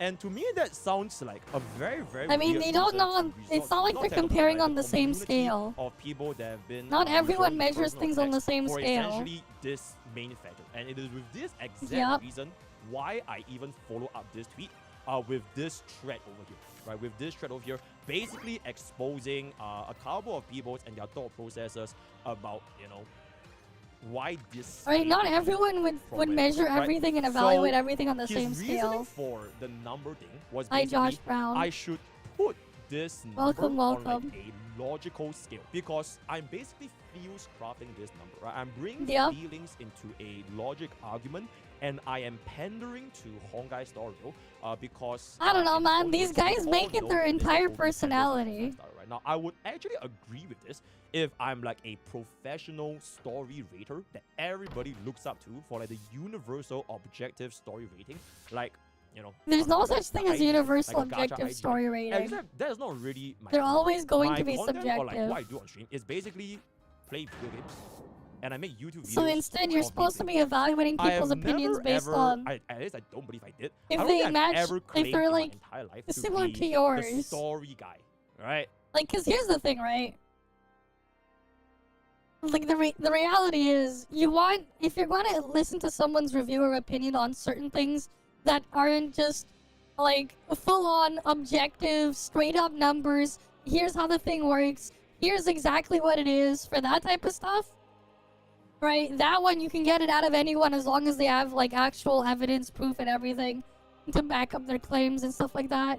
Right? If you're like looking at like something that's like an actual thing you can quantify and measure and stuff like that, that stuff is fine. But if we're talking about like stuff that would be like opinions, like a story, whatever, how you look at that, instead it's like you kind of want to put yourself in the mindset and like convert whatever their relative scale is to your own relative scale. We moved on from console wars to gacha wars. This shit's all ridiculous. Right, you have to find the reviewer that matches your tastes, your likes, your dislikes, and your values. That's what you're looking for in a reviewer. Because their scale and how they look at things isn't going to be the same as someone else's scale. And they all have different ways of evaluating things like that. Your old phone's shut down. I see. Well, welcome. But yeah. You have to find whatever is the one that matches closer to what you're looking at. And here's the thing, right? If they only know the stuff here, like his point of view, and he only knows what he knows and what he's seen, that's on his scale, and he'll look at things that way. But if you have a different view of things, well, you're gonna look at things in a different way. Right? Someone's 9 out of 10 in a scale could be your 7 out of 10 in your own scale, for example. And then, like, not everyone also scales things the same way too, or what they look for first that they need to evaluate there on how it's done. Not everyone looks for the same things as well either. It is what it is. And I don't think anybody knows me as like the story guy, or my rating with these like arbitrary random decimals. They are like the universal truth of the grand totality of a gacha story. I don't pull out a notepad or analyze my thoughts at the end of a story, and I'll pull up like a gacha story scale. That's why they're in critical review, not and personal ones. So I didn't really spend like hundreds or like tens or hundreds of hours researching on which Honkai style stories were objectively or subjectively better or worse compared to. Oh, we can bounce again. Quite Okay, I'll take I that. was just a player that was thoroughly impressed and enjoyed my 3.3 story playthrough, and I immediately followed up with the absolute cinema experience that I've had, giving my rating for my playthrough using my own experience, right? It was about myself having a good time, and with what, in my opinion, is the best story in HSR to date.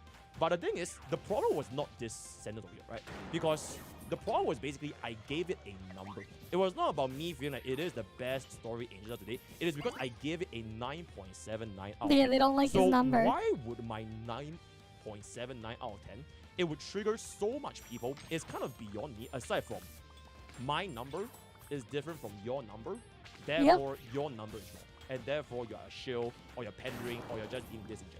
Exactly. So that is sort of like the gripe I've been getting from the general. Like my scales for things would be a lot harsher. And let's just say I actually did all that, right? Let's just Like say my I scales actually for stuff would be on like a bell curve, and then it gets really harsh at the end to get any type of increase. Every single aspect in the But story. that's how I For would look example, at things on my own personal storytelling, scale. Music, If plot, I was to pacing, scale camera things. angles, animation, like literally every single plot point, I put out a scale and I gave them individual ratings and I combined them all into one and find the average of the number that it is. Be it if it's gonna be 9.79 or 7 out of 10 or 8 out of 10 or 6 or 5 out of 10, whatever it is, right?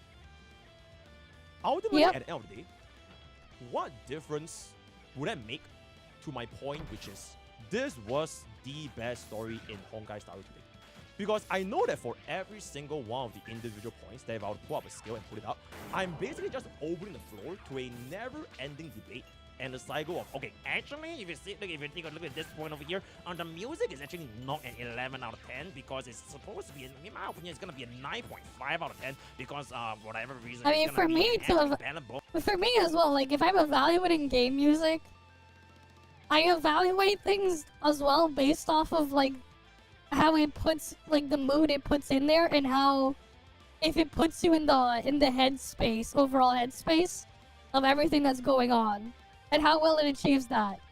Because like at the same time, right, like you could have like the most epic, most crazy ass going soundtrack in a game playing, but then you can just also have it not really feel like or flow into what's going on the screen as well. So instead, it's like for me to actually score higher points with the music going on in the game as well. It has to fit in, or if not, even better, if it can basically tell the story of what's going on right now where it's playing and really put that in. It's part of why when I look at a lot of the music in these gacha games, I don't look at them very highly. Because they suck at that. Outside of like a couple of vocal tracks in some of these games, they all generally do kind of a bad job at that. Right? Like that's why. They need to put you in the headspace. If you want, like, for me, like, they would have to get you into the headspace of where the thing that the track plays and really get you into it. Right? Because, like, here's the other thing, too. They also, at the same time, if you're just listening to the song on its own, for me, right? You have to be put in the space where you want to imagine how the thing is going on and what's going on in there and how it plays together. if they can get that part set and really feel it, like really put the vibes and make it get you like really immersed in whatever the character is when you're playing that scene with the music, you've done a good job. Right? It's not just having, okay, they can play their goddamn instrument, and they have a guy who can compose music, and then they can compose stuff that sounds good. Like, for me, like, if all your thing is, like, it just sounds good for the music, your score would be capped at a 5 out of 10. Because they only did half of the work. How well it fits in with the rest of it, of what's going on and where it's used, would be the other half of the score, right? And like there are some subtle things too, right? Let's say like the music playing, I don't know. Let's say it takes you through a factory or something, and there's like accidents that can happen in the factory. Maybe the music of the thing that plays in there, occasionally, on purpose, they'll have it so the instrument in the background plays a wrong note to symbolize that. Stuff like that I do pay attention to. But like, just occasionally, but like, they have to make sure if they were to like, let's say, like, incorporate that, they put it in a way where it doesn't feel out of place. The part. Stuff like that can definitely enhance the experience there, at least for me. Right? You can't just have the whole thing sound good. Yeah, it's like, who gives a flying purple shit when someone's review has to say, yeah. Well, how it fits well is how it stands out. Exactly. But like, again, with a lot of the music in these gacha games for me personally, it's just like, yeah, it sounds good, and that's it. I don't think about anything afterwards. And it doesn't leave enough of an impression for me to want to go out of my way to look them up as well afterwards. They just end up being entirely forgettable.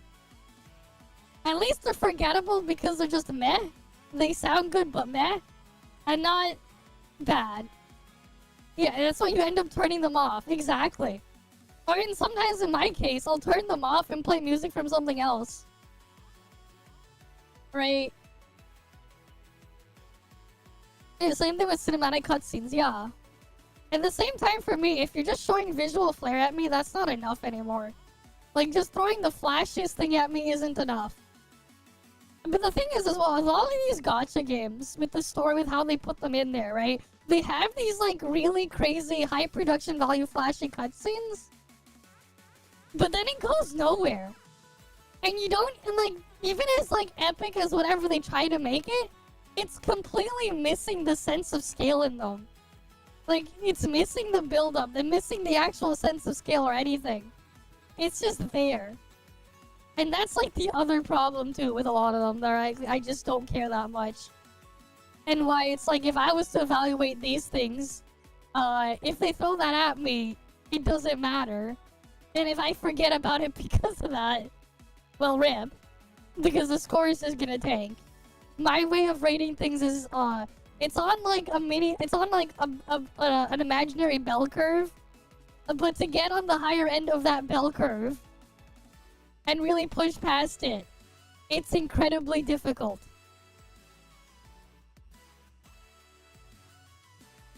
But yeah, it's just high production value at the end, but then it's still a minimum viable product.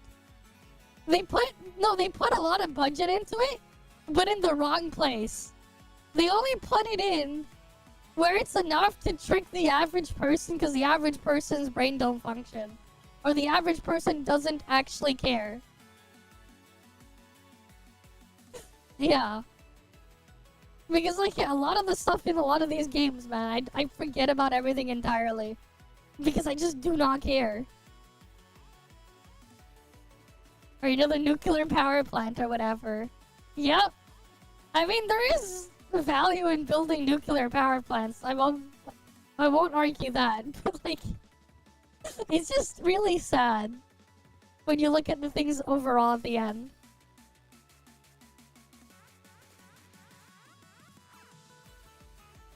Ongu Wildfire was way better, so I don't think your 11 out of 10 is gonna be too accurate. Or like for example, another example is that, look here, right? The pacing at the start, you know, the high scene, she was talking to the ancestors. I feel like it was kind of draggy, even with the skip option. So instead of a 7.8 out of 10, I'll personally give it like a 6.9 out of 10. You get a point, right? So for every single one of the individual points, even if I were to put up like a scale on there, can there really be someone to judge which one of these points have a universal objective truth? Because how can I expect someone who hasn't played Amphorius or someone on the other end of the spectrum read through every single law drop in HSR to have the same conclusion?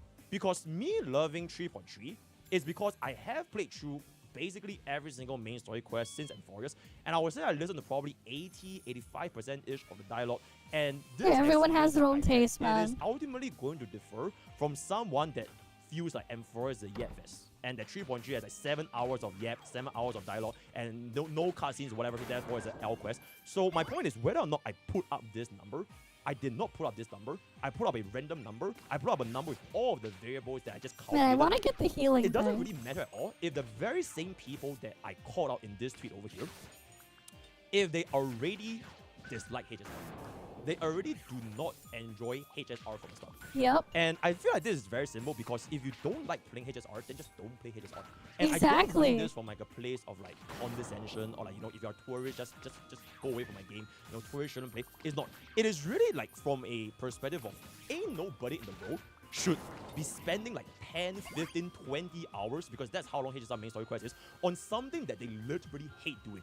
If someone, for example, if you hate reading books as an entertainment because it's boring and you need to read and there's no like animation, nobody should be forcing them to read books. Yep. Right? No, the keyword here is entertainment. Not to be mistaken with education, because I think education, even if this book is very important, is like, for example, if you hate doing something, don't do that something if it's gonna be your form of entertainment. I feel like that's really just that simple, and I don't see why my opinions of 3.3 it needs to be validated or invalidated by people who don't even enjoy playing Honkai Star Rail, right? It's almost as if people want the confirmation bias, and if I do not conform with this confirmation bias, it automatically deems me as a shield. Poke gets it. It kind of reminds me a little bit of like, how do I say it? Like, for example, if you go back to school, right? Like, for example, in primary school. Okay, primary school or grade school, like bullies, right? Bullies will call people who read books as like nerds, because it's very, very lame. Imagine reading, and how can anyone enjoy doing this? It's beyond them, aside from they are basically just being nerds. And this basically applies for anything in life, not just in games, which kind of brings me to my next point, right? My next point is basically, Tecton feels that I'm getting one guide way too much, which is a lot of the examples that he's shown over here. I'm getting one guide way too much, and I'm crashing out, or I'm getting really, really angry because of this tweet over here, which showed a lot of posts with like 0, 1, 2 likes posts that are basically the extremes of the community, and it misconstrues my point of what it actually represents. And to this, I legitimately agree with Tecton. Like I said, I'm not making up this video just to go back and forth, you know, I get a W, you get a W, I get an L, you get... No, right? I genuinely went in this with a very, very open mind, and I do agree with Tecton. I think it's very fair that getting one guide, it will never be a representation of the entire community, and this can be the same for both extremes, right? For someone that's overly negative, or for someone that's overly positive.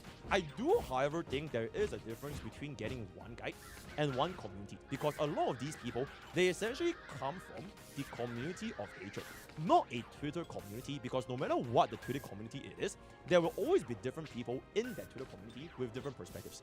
The shared mindset of like this hatred, this is the thing that bonds together the community of hatred. And at this point, the one guy is no longer really just a one guy anymore. It is what the community let's see. itself What is do we want to creating, inject? which will spread to even more people and draw more people with this mindset of hatred. And the cycle of hate, it will just manifest and grow bigger and bigger and bigger and bigger. Now, at this point, I think it is absolutely far inject from that being one. guy, because Tecton has already made a We video go about up this, here. and I know his audience, especially on YouTube, they absolutely hate me. Like, for example, I think he also made another gacha cards channel, right? Like, we went on the gacha cards, and then, oh my god, his YouTube audience genuinely just absolutely hate me. And I also get to see a lot more colorful comments related to this entire incident. So, you know, I'll give this 3 big booms. Boom, boom, boom, boom! I was also far from crashing out, which is, you know, basically what's claimed over here. Because what I did for this tweet over here, right, is I basically went offline, off stream, and I screenshotted all these examples, exposing what they look like on the internet. And I think bringing attention to how some of these people behave, it has no relation or link to me being angry or crashing out.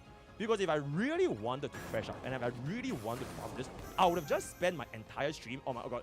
Look at these guys! Look at these guys! Right? I'll just share this with my chat, and I'll call them like, okay, wahaha, laugh at them. Look at this guy. This is what crashing out look like. Basically, dedicating. I mean, it's almost done, man. Or at least my entire stream into these comments. That's why we're playing the offline Survivor game. And I went off. And I honestly wouldn't even have talked about this, but unfortunately, why do you think we're playing Desktop Survivor? And I caught their behavior. It's halfway done. We're trying to clear through all the list here. Oh shit! Yeah, the reset happened. We'll finish this first, and we'll go back on top. Behavior embarrassing, which it is. And if people take offense to this, that the behaviors that are shown over here, it's embarrassing. They are most likely the very same people that basically self-reported, because why else would you feel targeted by what I showed over here, right? So in any case, and I'm sure any of you, online viewers, I'm pretty sure you guys have seen a lot of these examples before, not just on Twitter, but everywhere, who are like very, very much prevalent in the gacha space right now. Not just like against like Hoyo bots, Horo shields, Kuro bots, Kuro shields. And if I can keep it about right, I do sometimes miss the days when things weren't really like this. Okay, let's see. Like back when we first started doing channel, or when I started my channel with like Honkai Star, right?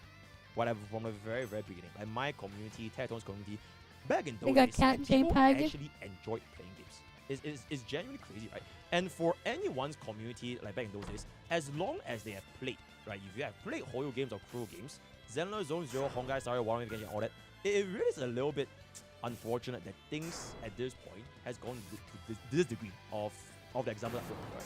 And if I want to make a contrast, I've been having a lot of fun playing Epic 7. Despite Epic 7 not being anywhere close to like the viewership. There we go. Because at the end of the day, I genuinely do enjoy playing Epic 7. And look at how like Epic 7's community behaves, right? Even though bigger like, pickup PvP, range. Let's go. Molding, there's like emoting, there's like BMs, the patch notes, We know all about the trolls, there's yeah. Like a couple of here and there. But I honestly feel that the Epic 7 community is just like it's sort of like a representation that I kind of wish Honkai Star Rail sometimes is just not as successful as it is right now. Because maybe if the game was not as big as it is, perhaps it would draw less attention from all these things that have been stemming for like the past, I think, couple of months, right? So, yeah, that's basically my point here. And I do want to touch on this very, very specific word that I think has been brought up by multiple times as well, which is basically the term shilling, right? So basically, for reality to this and everything. So this word of shilling, whether or not the community of hatred thinks that I'm forced to pretend. Honestly, the cat thing is not that great. Shilling for HSR. It doesn't really aim. It's not gonna change my perception of the games that I consume. Because I do genuinely enjoy playing the games on stream, be it Epic 7, be it HSR, or whatever it's gonna be, because I like playing them. That's why I'm playing them in the first place, right? My heart rate, right? For example, if you wanna prove this, where is the heart rate video? Hold up. So this clip over here, right? You can see that Why does he have a heart rate when this boss fight happened, it literally almost doubled.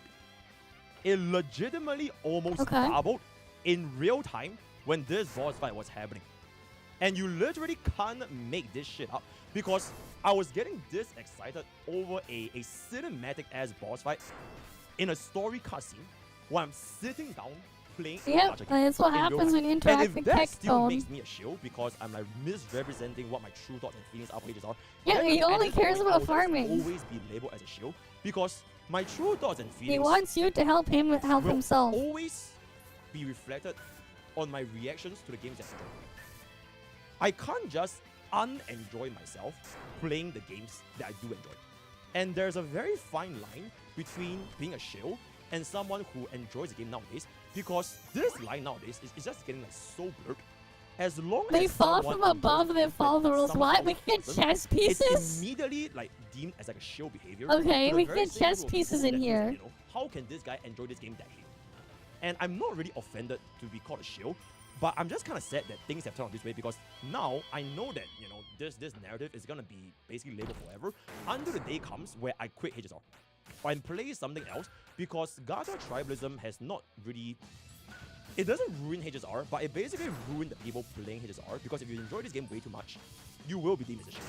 At least from the reactions that I've been seeing for the past couple of hours, right? So that is pretty much what I have to say get about random this, whether chess I'm a shielding. pieces there. I can leave it up to you guys to decide, because if you guys watch my stream and watch my content, for anything that I do, you can be the judge to determine if I'm actually shielding or not shielding for the game.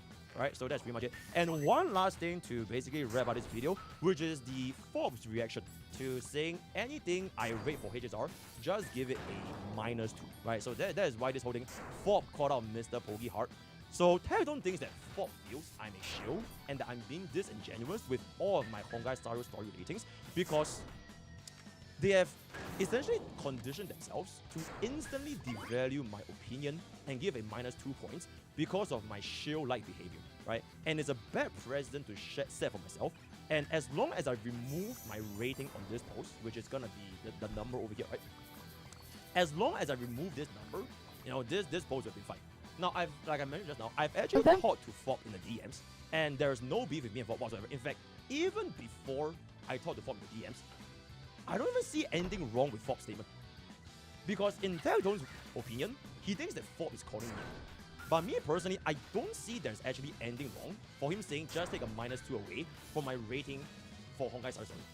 And this is not because, you know, I like Fob or whatever it is, but it's because I will always take someone who is passionate or enjoys a certain product with a grain of salt or like doubt, right? Not because they are being a shield or they are being disingenuous, but because I know that these people, their experiences, the cookie they will spawned be in there. vastly elevated compared to myself as a consumer that may not share as much passion or enjoyment for the very same product. Oh, So we for unlocked example, a new thing. if What's I were this? to look at a Watering Wave or a Genshin Impact streamer, right? And I wanted to Gains temporary plus 50% power when HP is below. So what would they feel Let's about this chip. entire patch for Watering Waves or Genshin Impact? Clicking cookie heals HP. Any aspect of the game itself, I won't immediately dismiss the Watering Wave or the Genshin streamers' opinions, because at the end of the day, these games, they are getting enjoyed by the streamers that play them. Whoa. They are enjoying the game. And since I know that my experience, right, my personal experience is going to differ from them. Oh, every nothing about 50th their hit ratings does for the said this. game would make The me feel like calling explosion. shield, even if I -2 No, I points, want this one. -5 points. I'll take that one. rating.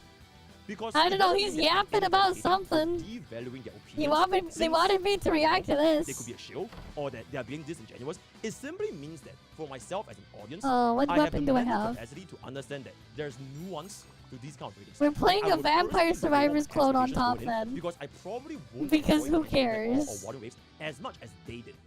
And that's pretty much all there is to it. And I Oh feel like god, this is not having probably like my an initial starting biggest gripe with the entire other video, weapon because it may also stem from a fact of like is pain. why his audience feels this way towards myself and my content, right? Maybe Teradon and his audience, they can't fathom how I myself, right? I'm 27 years old, guys. I'm 27 years old. I've been in the goddamn military, guys. I probably need to go back this year again. How can someone Ooh, like more me experience. Let's enjoy go. the stories in Honkai Star Rail being a dialogue bloated, no camera panning, black screen cinema yet fest, right? And the only possible conclusion that could be drawn is that I'm doing this because I'm shilling. How can I like this kind of games aside from the fact that I'm shilling? And that I'm being fake with everything I do on stream because I go over the top, right? I underreact. And quite literally, I just keep going all in for everything that I do on stream. Haters are or noises are. And there's no way, essentially, someone like me can have this amount of reactions or emotions to like a gacha story game, right? But the thing is, because I do this for any game that I play, and not just Honkai Star Rail, if you guys have been there for all my reactions the past 2 years for any game, right? Sekiro, Elden Ring, Epic 7, League of Okay, any let's game that I see. play, I tend to like underreact by quite a bit. We But want it's more just help because, like, healing. This ultimately is just the person that I am when I'm feeling the moment, because I legitimately devote my entire emotion and attention into paying my absolute 100% locked in to the games I'm doing, right? I learn like piano songs when I finish Genshin Impact or Water Waves because I like this kind of stuff so much, and I listen to Poi when I go to the gym on 1 hour on repeat. That's just the person I am. And They're because making I'm so drama locked because they have no into these kind of content. stories Exactly. I do on stream, They're there's bored. just They to be a need point where content. There is a common sentiment for like my chat and my community. I that found a don't way get they can add the as moment I'm locked in, infinite which is gameplay to honestly not Wua. even that good for a streamer. Just play I'm this not on top integrating with on that, top right? So of now my chat Wua. is neglected, and to do that, you know, Play desktop story chat, you survivors know, on top my of daily Wua. chat, you know, I'll show you Infinite guys more content. attention next time. Grow the fuck up, right? So I found a way to add content to React. Just come to the end of this video, just basically explaining my stance on what I feel about this entire thing. I found a way to add content. This tweet over here, and I'm gonna keep it a buck. After going through my thought process, Right, we added content to Reacts. I'm a fucking liar, and I don't think anybody should be Insert game here could never. Enjoying a story or enjoying a game, whatever it's gonna be. We added content to Reacts. The main difference for this between, in the same vein that I think they are forced to hate games, they think that you're forced to pretend you enjoy them. The main difference is someone can enjoy the game to however much they want. Because why would I try to invalidate their enjoyments for a game? Whereas on the other camp, almost every single time, it's like a reaction. Oh, I can't open shop mid-run. Oh, that's unfortunate. It's like I would bring myself and the content that I do up, but I wouldn't want to put others down. And it might look like it's like duality of man as at the same coin, but in my opinion, it really is not. Because you don't need to take or put down anyone else to have like the absolute over-the-top reactions or enjoyment for anything you want to do. Whereas on the other side, I feel like it is just detrimental to the overall community as a whole. And I hope that this kind of stuff can, be not as prevalent going forward, right? So yeah, that's pretty much all I have. Word of the day is nah. Use code voting with Amazon Gamers out. Bye bye. Alright, we'll go to the next React. He's this on his way. I think we saw that one already. He changed the title. Damn. Okay, that's marked off the list. What's another thing to mark off the list? Here, we might as well stay on this crap for now. We'll get rid of these ones first. Someone wanted me to look at this. We're gonna resume our run. Hey, yeah? You ever wonder why we're here? It's one of life's great mysteries, isn't it? What happens when you take the most parasocial elements of anime culture and combine it with daily routine behaviors, gambling, and sunk cost fallacy? You are left with what is known today as the gacha industry. A fat red ruby that's seen money come in droves from those whose value judgments have gone out the window when just the right character presents themselves, be it for meta or personal attachment. When so much investment is on the line for a product with a planned obsolescence, it instinctively creates a self-preservation mentality, as everyone around the game is compelled to sell everyone on their best, in quotations, game over someone else's. And while I can make the practice of tribalism a video of its own at possibly triple the video length, I came here to focus on something else. Wuthering Waves and Zenless Zone Zero are the two youngest of the gacha games that represent the big four in the space, and popularity-wise are the closest between each other over the gargantuan breakthrough success of Genshin Impact. They're just whatever they think it is. True runner-up of Honkai Star Rail. They're the loud four, this sort of the annoying four, wet behind the ears and looking to make a name for themselves, the irritating four. Their respective communities just can't seem to stop tearing each other apart as tensions continue to rise from problems inside and outside of their games. Today, I want to talk about why this feud between these two games is just about the most pointless waste of energy I have seen lately when it comes to the gift that keeps on giving, that is gacha tribalism. Genshin Impact, in its earlier years, despite its massive success, spent its first few years quickly amassing a loud group of players who felt dissatisfied and neglected by Hoyoverse's unwillingness to update the game with features and content that would satisfy the capital G gamer crowd. The common counterpoint made by those content with Genshin's offerings was to remind players that they were playing a gacha game and that expectations needed to be tempered and other aspects of the game should be focused on and enjoyed over others. What these players fail to recognize is that Genshin Impact's mainstream success was a direct result of Hoyo taking the first steps to push the boundaries of the gacha industry in the first place and create something closer to an actual retail released game. The 3D character models, the open world, the refined combat experience, all were things absent or underdeveloped in an overwhelming majority of gacha games that came before. Yeah, and it this still lack is. of combat-focused content, quality of life, I mean, who and cares about community combat, feedback man? implemented into the game I would stopped result caring. in massive amounts of players regularly abandoning the Except game for the most in favor part. of returning to traditional I video mostly games or stopped biding caring. their time for competition to come Genshin's way in hopes of some change. Tower of Fantasy was the first challenger in this regard and likely saw a sizable amount of players coming in solely to try to stick it to the man that is Hoyoverse. However, Tower of Fantasy's time in the spotlight was incredibly short-lived, as spite cannot fuel the success of a gacha game alone, and the game itself was severely lacking in several areas, which prevented it from standing up on its own two legs. Gameplay, story, quality of life, polish, value proposition, the list went on and on. I don't However, know, they never... if one thing was for certain, it was that if a competitor could make a game at even a fraction of the scale and quality of Genshin Impact, you could make it big time. Sometime later, we saw the release of Honkai Star Rail, and despite it being made by the exact same company, players would still champion it as the superior experience with an actual pulse on the community, despite their credit card swipes all going back into the very same pocket. And look where that's got you now, lads. But now, we come to Wuthering Waves, the first true competition for Hoyoverse and a proper champion to which the hardcore ex-Genshin players could place their faith It's into the same and deliver the garbage, much-needed man. spanking the mint-picking simulator was long overdue for. More than 6 And they months went. later when they get got mad their at a shit mid together, and picking every simulator step to of go the play way, another mid picking extremist simulator. Hoyoverse fans were Great attempting job, to bury guys. Wuwa and never let it see the light of day, with the intent to keep their favorite Actually, gacha it's from even ever worse feeling because then you had to threatened. do echoes as However, well. with the release of 2.0 and That fucking Renacida, the garbage. game's quality spoke for itself, and all it took was for someone to get a taste of what the Land of Echoes had to offer to know which side of the fence they'd choose to land on. I Yet choose despite neither. all this I positive choose Runaway. reception, Kuro's darling child remains too small of a voice in the gacha space to take bites out of its true competition. However, that hasn't stopped them from taking bites out of someone else entirely.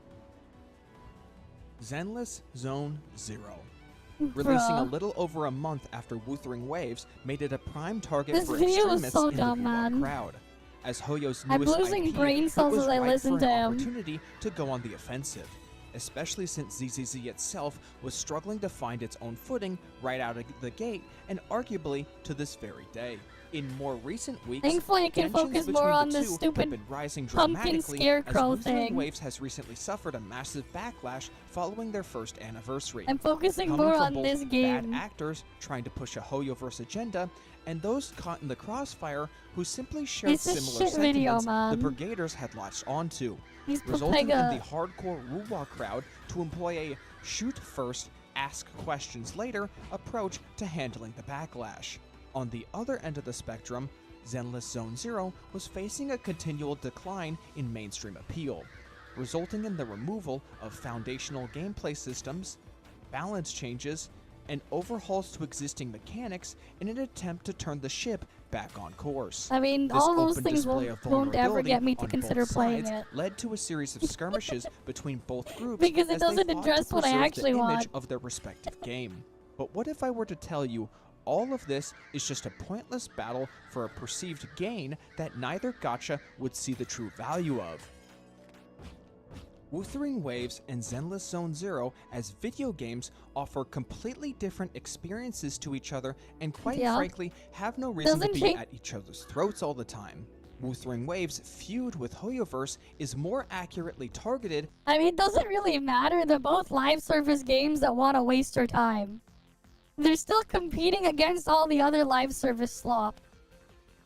They're actually not even competing against only gachas. All the live service garbage is also in competition with them.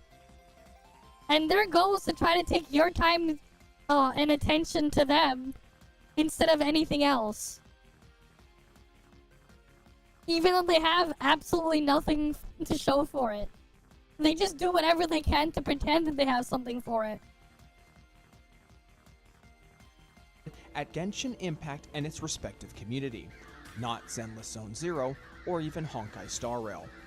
Those saying that this is a battle between Hoyo versus Kuro, and therefore it doesn't matter which game they target, is ignorant to say. My case in point? The Genshin could never meme. Genshin could never was a popular phrase that emerged from Honkai Star Rail following the announcement of the free 5-star character Dr. Ratio being rewarded to all players for the duration of the 1.6 version and lasting until version 2.1. Despite both games belonging to Hoyoverse, the hardcore Honkai Star Rail community would frequently take opportunities to take shots at their big brother whenever it was appropriate to them. ZZZ even had their own variation of it following the free release of Haramasa. Though to a much lesser response, as Haramasa did not have the same widespread appeal and meta strength as Dr. Ratio. With this in mind, the Wuba community taking shots at ZZZ is a borderline misfire, and their attempts should be directed at the very game they abandoned in favor of their current one. As for Zenless Zone Zero, their hostility towards Wuthering Waves is a misguided act of self-defense to preserve their smaller hold in the gacha industry. This does not justify their behavior, but it does help to contextualize the misplaced nature of their actions, akin to a cornered animal in need of a way out no matter the cost. Beyond both games' they're just misplaced trying to justify the comparing the behavior, two all man. the time makes no sense whatsoever, as both games only share a single similarity of being a real-time action game, and that is it. An open world does not make Wuthering Waves better if a player does not like open world games. I mean, if we all, even if you like open world games, you can also just not like its open world. Right? Because, like, I look at the freaking open world in Wuthering Waves as complete dogshit garbage. That's really boring, but it does look beautiful. It looks great, but it's so fucking boring. It's so boring, but it looks great visually. Yeah, it's open world because Genshin was open world. And the thing is, as well, like, remember my Genshin account, right? Remember, I had something on my account near the end because I was like, I told it I was really out of it at one point that I basically wanted to AFK ignore everything, which led me to getting a C6 R5 Yai on release because I was slowly like, with the fatigue and everything in that mindset where I just wanted to AFK everything and not deal with this shit because I was really annoyed with the amount of chores and bullshit I had to deal with in there, that I just wanted to auto everything and not have to actually do anything because I found it really unbearable. Yes, there's more open world in a 2D Zelda game than in WoA. That's the reality. It's the freaking garbage, man. But these guys also just, they don't freaking know anything else outside of the Pepega slop they're given.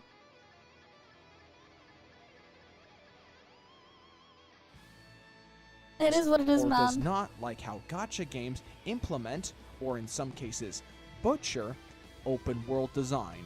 A harder combat system does not make Zenless Zone Zero better if players aren't looking for intense moments of heightened reflexes from their casual gacha game. A better anniversary does not matter if someone only plays one game and has no intention of playing the other. A better gear system does not matter if both games still have too many points. Their fucking gear system isn't even better. It's not even better. It's fucking worse. They just don't see it because it looks better on the surface. It looks better on the surface, but it's really, really awful. Points of failure in their respective systems. It has even more points of failure than whatever Hoyo is doing. What surface? The freaking morons think because they can infinitely farm main stats or whatever that it's drastically better. Even though when the theoretical probability with what goes on underneath with how much shit is in there actually makes it drastically worse regardless. It just looks nicer on the surface. That are only partially alleviated by their own implementations. So on and so forth. I believe you get where I'm going with this. Wuthering Waves has a direct competitor and should not be taking shots at a third party. On the other end, Zenless Zone Zero needs to focus on improving itself while it does not have a direct competitor at this very moment. These are both great games by all accounts No, they're and not. should be recognized for their achievements. They do not need to be tearing each other down, as they have nothing to gain from each other, as they appeal to completely different I look at them both audiences. as garbage either Gameplay, way. Story, art style, setting, it's all too different from each other to put a stamp of objectivity over one and leave the other one out to dry. I doubt I could really convince a significant number of people to drop their flags and to focus on improving themselves over tearing each other down, but I hope my video can provide some sense of sanity amidst all the madness. Ooh, and the thing can bounce again, okay. Now that that's over, I guess it's time to wrap up the Ah, shit. There's a St. Tone Toss chapter. Okay, I have no intention of picking a side on this one. Does that make me a fence sitter? Yes. But maybe if both Do not sides didn't confirm, act yeah. in ways I don't agree with, then maybe I wouldn't be on this fence, yeah? To address the ZZZ crowd acting in defense to St. Tontas's content farming of the situation, you cannot respond back to his opinions by drawing direct comparisons of Zenless Zone Zero to Wuthering Waves. It's just not a favorable comparison. Wuwa What do you mean? has no tangible HP inflation, no 75-25 weapon banner systems, and Kuro themselves do not have a history of behavior with screwing over their player base. Actually, they do. They actually do. What are you talking about? They actually do. They actually do, just in a different game of theirs. They have lots. Yeah, Kudog in disguise, man. They actually do. The fucking clown, man. The fucking clowns. Not in the same way Hoyoverse has. ZZZ may emphasize that they are a separate team from Hoyoverse, but unfortunately, words alone cannot absolve them completely of the company's actions as a whole, especially when they themselves have already fallen into the same traps as Hoyo made in the past. If you continue to fail to understand this golden rule of an engagement with St. Tontas, he will continue to farm and label you under the extremist crowd of ZZZ and continue to further damage the reputation of the wider ZZZ community. As for St. Tontas, I believe I have already made my case in a general sense in my first ever video. I like watching you, you're a great content creator, but you can also be a real asshole. Yeah, he is a cool dog. To quickly go over the Wuwa anniversary for a second, even Confirmed. if you and I both understand that the 12 banner system will not have an effect on the rerun schedule as a whole and is more of an abnormality, it is not unreasonable to expect people to not like the feeling of having to skip a character they want because they can't afford to. Banner systems as a whole are already designed to pressure people with FOMO. And just because you throw a pseudo freebie at them won't make them suddenly change their perspective on the matter if they are feeling pressured. You may think it's an unfair conclusion I am making, but gacha games themselves are already plenty unfair. As for your opinions of the anniversary rewards for ZZZ compared to Wuwa, it's obvious which one is the true winner. Yeah. Wuwa. However, like I've said before with the approach to escalating situations when it's absolutely unnecessary, spinning the Ellen Joe buffs as some— He is. Yep, Kudog confirmed. Kudog confirmed. He just confirmed it. I'm sorry, what? Like, what?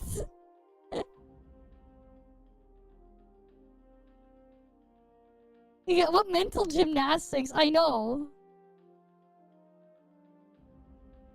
Okay, we're gonna add him to the list of stuff we have to make it so he doesn't get views anymore. Fucking Kudog confirmed, man. We're grouping him in. We're grouping him in, man.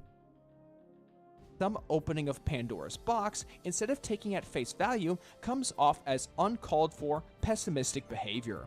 I genuinely believe that the biggest contributing factor to why you receive a lot of hate on the regular is that you are the only content creator in this space at your level of popularity that still plays and covers all of the big four gachas despite clearly only ever enjoying playing Wuthering Waves. Most all other big name CCs like Tectone or Gacha Smack have made the decision to just not cover these games anymore and move on. So when you opt to still play all four of them, it comes off as stirring the pot for views and analytics to everyone else. Yep. I am not going to tell you what games you can and cannot play, though my statement above might seem contradictory in that sense, but I would like to at least provide perspective on why you are perceived as a drama farmer all the time, though I have a feeling you are already aware of this anyway. I'm sure there is more I can talk about with this subject matter, but this is already quite the long video, so I will be wrapping up now. And with that, I have said all I really wanted to about the clash of communities between Wuthering Waves and Zenless Zone Zero. Me personally, my bias lies with ZZZ, as I do not personally enjoy open world games as I once used to. I mean, the reason why he doesn't enjoy them is the fucking ones he keeps playing are fucking dog shit. And they keep releasing the same dog shit slop with a different skin. Of course he's not gonna like them. But yeah. Yeah, we're gonna freaking group him in there now. This fucking weird ass name. But yeah, I just want to get through this entire list, man. There's so much in this list. There's so much. God damn.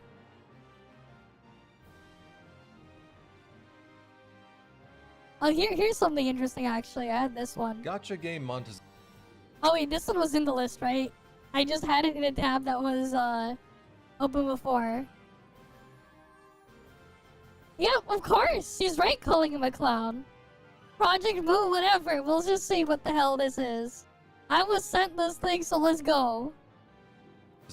A sentence that elicits many different feelings, such as despair, greed, depression, and embarrassment at needing to approve a $100 transaction on your bank account so you can spend it in hopes of getting a PNG. Because here's the thing, gachas are known to be one of the most scummy ways of monetization. Now, that's not to say it can't be done in a alright enough way. There are some prime examples like Limbus and not say Arknights that have monetization done in a way where it doesn't feel like they want to sell your soul, but on average, this is not the case. The average is that all of these games are using any method they can to make you spend the most money possible. Well, finally get Dr. Watson. Just to make I sure wanted that the that one. price of what they're selling will get the most buyers. And the thing with all this information is, it's a case of no shit Sherlock. I mean, no they're shit. games. They're gonna optimize the money and players they can get. To not do that would be dumb, right? Which is why I don't want this to be YouTuber shouts at cloud that one of the most predatory ways to monetize a game is, unsurprisingly, predatory. And instead want to talk about this topic in a different way, namely how it was normalized, how players have, in a sense, cheered it on, the psychological tactics they use to sell, and how it's only going to get worse until it reaches a breaking point. And to begin with everything, well, it all starts with Genshin Impact. No, it doesn't. Okay, I know I make a lot of jokes shit-talking Genshin, but unironically, it is kind of where this all started.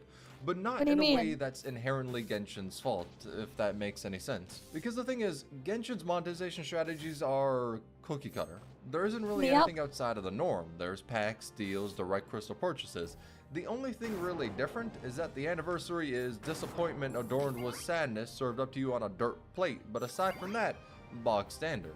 Hell, I'd maybe even go so far as to say that its banner system is better than some games that came before it, like Fate. Though, if that's the case, how was it the first domino in making monetization worse?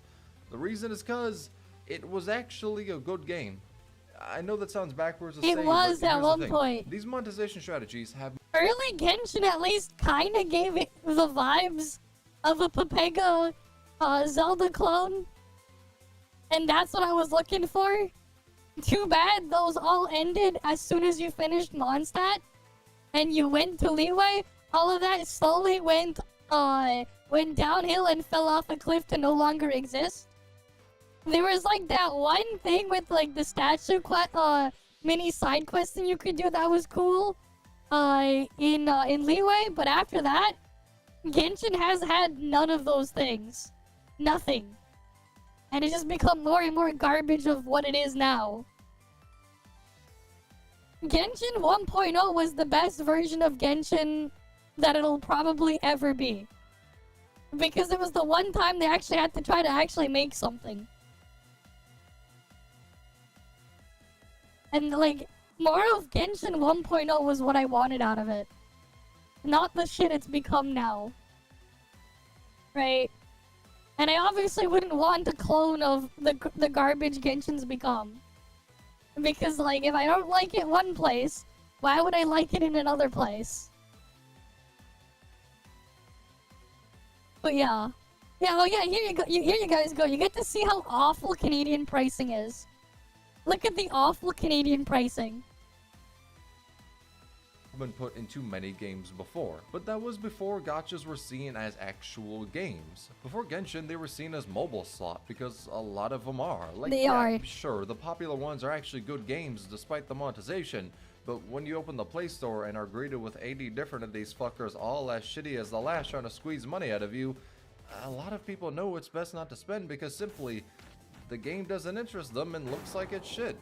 So these packs, deals, and one-time top-ups are, for a lot of people, mentally tied to games people view as scams or slop. But then Genshin comes along, an open-world game with an interesting world, interesting characters, bright visuals, funny memes, shit tons of art, and it released during COVID. You have a success. A gacha that doesn't look like shit, something of actual It doesn't quality. look like it, So now even all if the it is same shit. marketing and spending tactics that were done in bad mobile games can work much better now, because this is a game people want to play and want to spend in. Even though these Or they tactics think have they been want done, to they're play. viewed differently now because they aren't attached to dog shit. It's kind of like, imagine these two scenarios. One, you're in a parking lot and a guy walks up to you saying he has a great deal on a sharp watch. It's 50% off to buy it right there. The other scenario is that you're in a store that sells all kinds of watches and jewelry, and a salesman that works there walks up to you in a nice suit and gives you that same exact deal. You are much more likely to buy the second one, even though it's the same exact deal, because it's coming from a trustworthy source. Or at least a source that doesn't look like it wants to put you under ice and steal one of your kidneys. Yep. And that right there is how gacha started to be viewed differently. It used to be tied to mobile scam slop, but now it's tied to a good game that millions are playing. So it's viewed as Perceived a good monetization game, method yeah. now. It's normalized, a different way to handle a live service game. It ain't a gacha, it's a game with a gacha as a monetization tactic. And hell, it's good, y'all. People want to play it, and because of that, to have the most fun you can in the game, they spend. Oh boy, do they spend. Genshin quickly rakes in millions, becoming 2 billion at the end of its first year. Those are numbers that most other game studios would kill for, and the result, well, they didn't actually kill for it, they just made games like it. Many different developers started looking to make gachas as big as Genshin due to its success, which leads to now, where we have many of them to the point people have termed a saying called Genshinification for games that just try to copy it. I mean shit, yo, Tower of Fantasy was that. It was Tencent's way to copy Genshin because they showed how making a good game with gacha as a monetization tactic can rake in so much money. Except it's it not. raised the bar. Now all of these devs want to make good games and then They rake you for the actually goals keep of the gacha. thinking So Tom the is tactic supposed to be now is make Genshin clone. but better. Though the thing is, I mean, here's the thing. It's the terrible Genshin clone because it's nothing like it. They try to play it like it's a Genshin clone. Of course it's gonna suck. If your goal was to play a Genshin clone. Because it's not. Yeah, it's a 2-button game. Kinda, yeah. But you try to play like a Genshin clone. The rest of the stuff don't work. It's the one point they got mad. No, they wanted to play Genshin clone. They got mad because it wasn't. They got mad because it wasn't. And they still trying to think it is. Yeah, content farm YouTubers at its finest, man. with saying the newer ones try to copy it, and hell, if you say the newer ones are better, it brings in fan wars, with the end game of that being fucking Sensor Tower monthly PvP. So, in case you do not know the sentence that just dredged its way out of my mouth, Sensor Tower is a site that collects data showing how much each gacha has earned in a month. Thing is, the data itself was a little spotty, so don't view these numbers as 100% how much they've earned. It's more like a ballpark. Maybe I should make a clickbait video once and just be like, yeah, Tower of Fantasy is a terrible Genshin clone because it's not a Genshin clone. As PvP. Maybe one day I should do that as a title. Where people get on their knees and praise the fact their multi-billion-dollar company was able to rake in 100 million last month. Now, I'm talking some shit, but I can't lie. It's kind of funny. Seeing people go off in the replies, despairing for their game or defending it like the beaches of Normandy is pretty hilarious. It's like power scalar discussions except with much more capitalism. But this mentality of my game generated X, which means it's amazing, didn't exactly help the predatory monetization. The only thing this really did was bring in brand loyalty. Like for example, Wuthering Waves and Genshin had so much fucking pointless drama when the games launched, but it created a divide between the two communities. It made the Genshin crowd want their game to make more money than WoWa and vice versa. Now if this brand loyalty directly increased sales, it's hard to tell. There's not really any way to easily collect data about how much this increased sales. We can only really go off of anecdotal stuff, but I'ma just say it. When people spend 5 hours on Twitter each day jerking off their favorite game, they're probably more likely to spend on it. But aside from that, what it also helped with is sunk cost fallacy. Now we've all heard about this term when it comes to rolling, right? But it also applies to how invested you are in the game. Someone who's been playing a game for a year is much more likely to spend on a gacha because to them, it's provided a lot more entertainment already. So it's worth it to spend on. Then from there, you got your bases covered. Good game, worth to spend on, and brand loyalty. After you got that shit cleared out, pick your poison. What tactics do you want to use to make people spend the most money? Because there's a gigantic list. First off, yearly anniversary refreshing the first time top-up bonuses in games. It's literally a deal that makes your purchase worth double.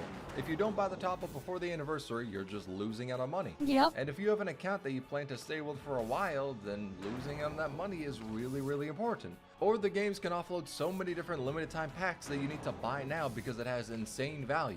Or they can sell this really expensive thing at a huge markdown and you gotta get it now because there's no way a 70% off deal is a waste of money. Better get it before the discount is over.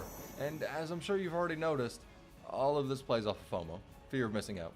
Yep. And FOMO has been done in every live service game. Destiny has it with you wanting to buy shit in the Eververse store that's only up for a limited time. Final Fantasy XIV has it with wanting to renew your sub to log in to get limited time event or PvP rewards. And hell, Overwatch had it with limited time loot boxes. Yet, funnily enough, even though loot boxes are the closest out of all this to regular gacha mechanics, they were fucking clowned on. That shit was a topic of basically public humiliation for a while before Overwatch decided to remove them for Overwatch 2. Until bringing it back again, because turns out their new monetization was even worse.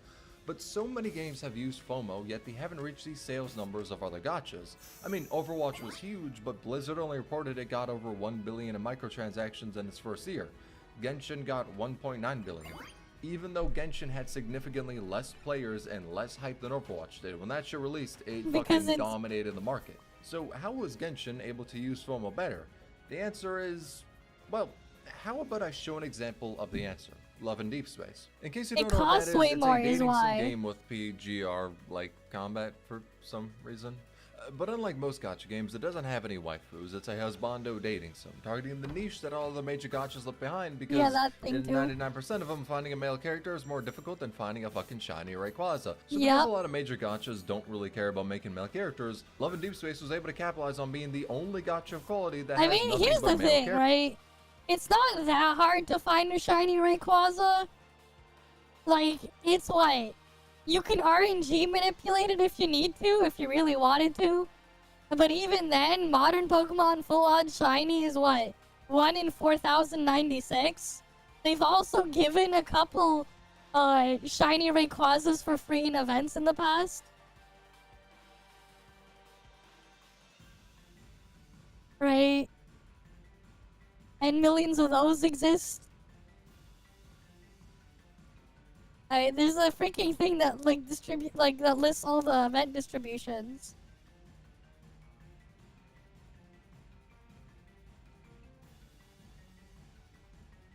Was it Gen 5 that gave that had like one of the really nice Rayquaza events?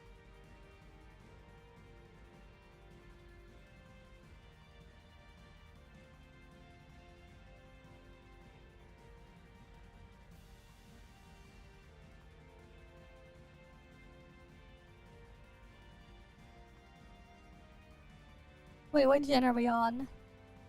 Yeah, we're on Gen 5. Just modded, true. Like, we got freaking shiny Dialgas, Palkias, Giratinas. Fuck, man. You know, they had multiple. There's a Spirigal, shiny Metagross. You know, Meloetta. I know they had one for Rayquaza.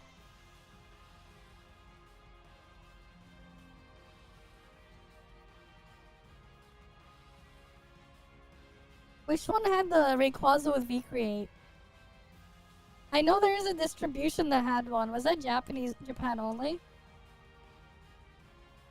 Or maybe it was Wi-Fi. This was local, yeah. It was probably on Wi-Fi as well. Deoxys. We got Keldeo. Genesect, Darkrai. Reshiram, Zekrom, Mewtwo. Victini here. Wait, no, there's more. Did I pick the wrong year or whatever? Japanese distributions. There's a lot more under the Japan category.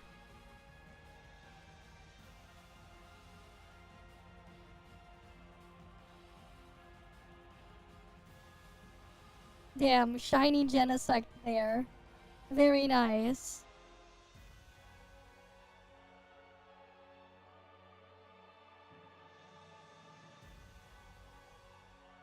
Yeah, I think the Japan database is a lot more up to date and a lot more like thing. But I know they've given away shiny Rayquazas before. It's just a straight up shiny. I just don't remember which one it was. I think they gave it like once or twice. You know, we could probably just look it up.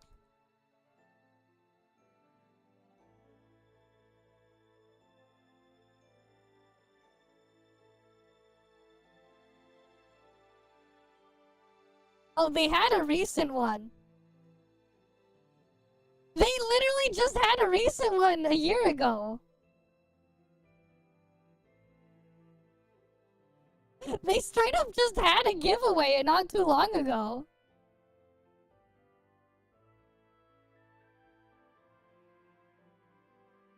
Okay. They already had one recently.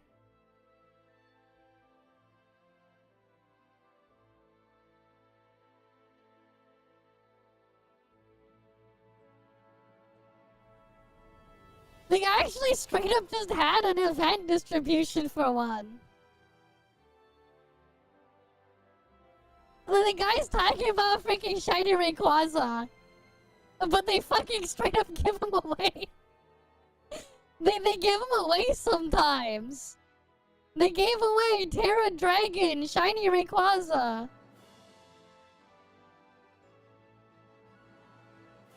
They straight up just gave it away as an event. They had one as that recently. That was what, 6 months ago? Characters. And when I say of quality, I don't mean it's a decent game. I mean it's probably one of the best games ever made for this niche. Not speaking from personal experience of having played it or anything like that, by the way. Just, you know, that's what I've heard online. It's but the because result the of making a niche great is, game like, that targets a barely lot of players who feel left covered. behind by everyone else on the market is millions. Love and Deep Space is always found at the top of Sensor Tower stats. The revenue this game brings in is insane. But the unfortunate part is, you know how I said the game is amazing? Yeah, the monetization is the polar opposite of that. It's a hellscape. The vibe from EnVtuber, the company that makes the game, feels like the devs want this to be a masterpiece while the execs actively want to harvest souls from wallets. Now, to give the rundown about it, the banner system in the game is mechanically good. There's a guarantee if you're all right off, then your next will be right up. Pity 70 and there's a 75% chance it'll be one of the right up memories. And this all carries between banners.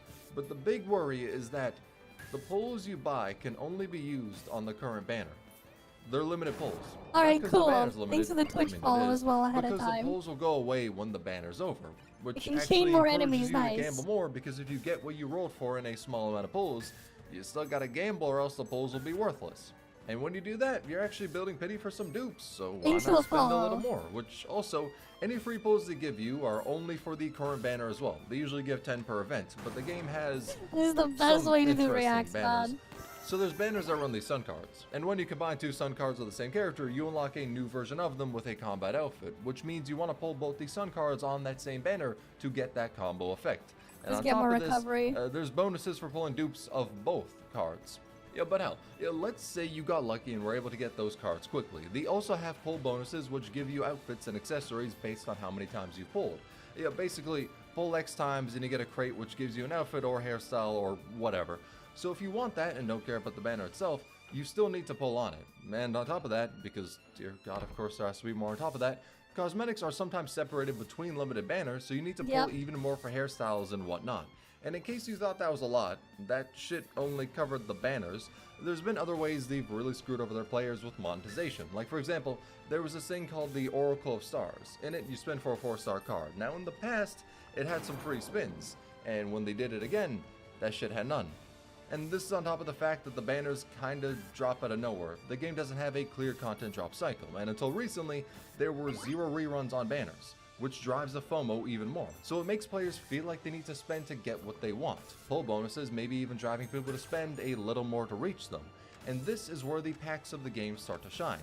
They give you many different packs at very arbitrary prices. Like for example, here you got buy this pack for $1 that's 90% off. That's a really good deal and you better get it now or else the deal's going away.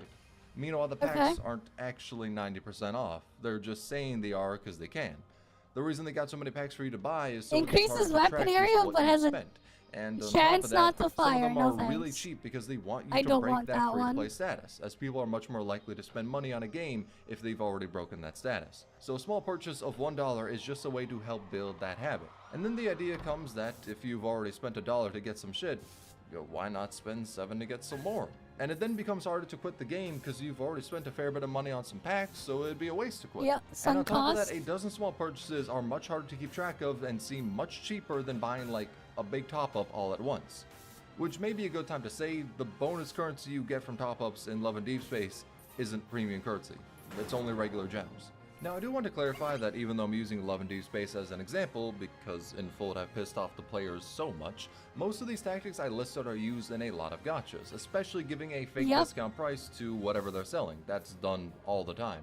The only thing I've listed so far that I haven't seen any other game do is making the first time top-up bonus regular currency. That's pretty much it. But the reason this is able to work out so well, and why FOMO works so much better in gacha games, is because players have an emotional attachment to the characters. I mean, this happens in every game, period. If a game has characters, some people are gonna love them, right? But I'd say gachas as a whole have it a lot more because they all try to sell you on the characters. It's the main point of most of them. Like if you buy Elden Ring, you're probably buying it for the gameplay.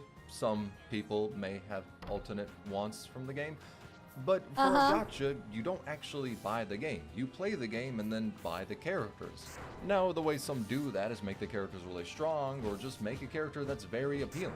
Characters are themselves items to buy, so they'll do whatever they can to sell you the characters. But Love and Deep Space, being a dating sim, has that emotional connection bolstered compared to other gachas, and the execs intentionally manipulate that to get as much money as they can. The banners and how they're set up is a good example, but there's also the VIP system, where if you spend more, you get rewards other players don't. It's put in a lot of games, and it usually isn't viewed the best by the players.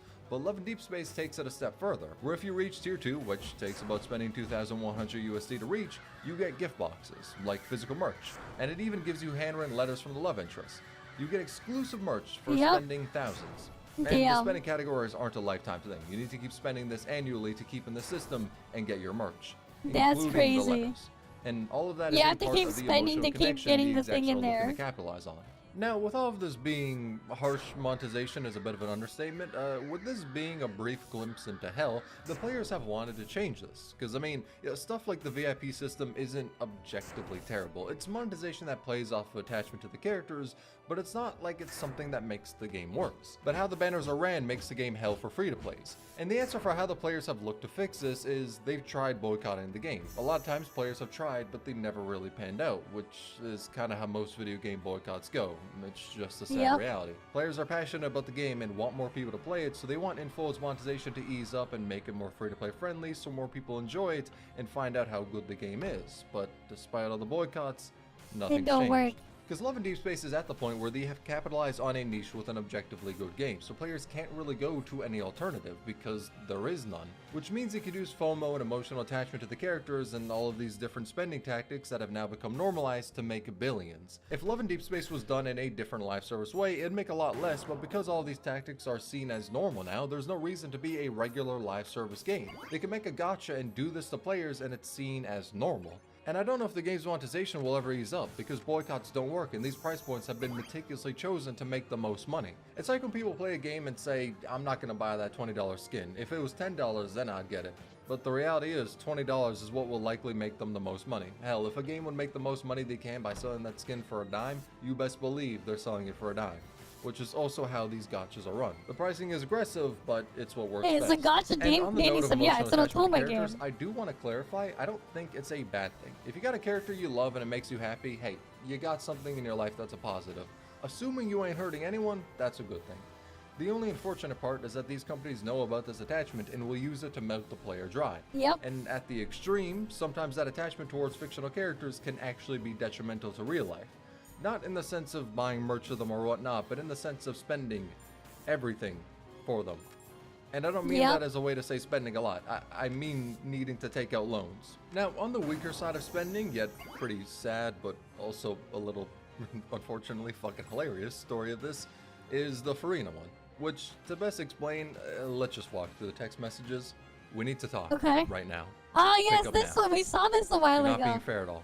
I explained my boundaries to you, but you're not respecting them. You spent $600 on our credit card on a fucking game. I explained it already to you. $600 for 2 virtual characters you don't need without asking when we are paycheck to paycheck. That card was for emergencies with the Civic, and they just respond with a fucking pic of Farina.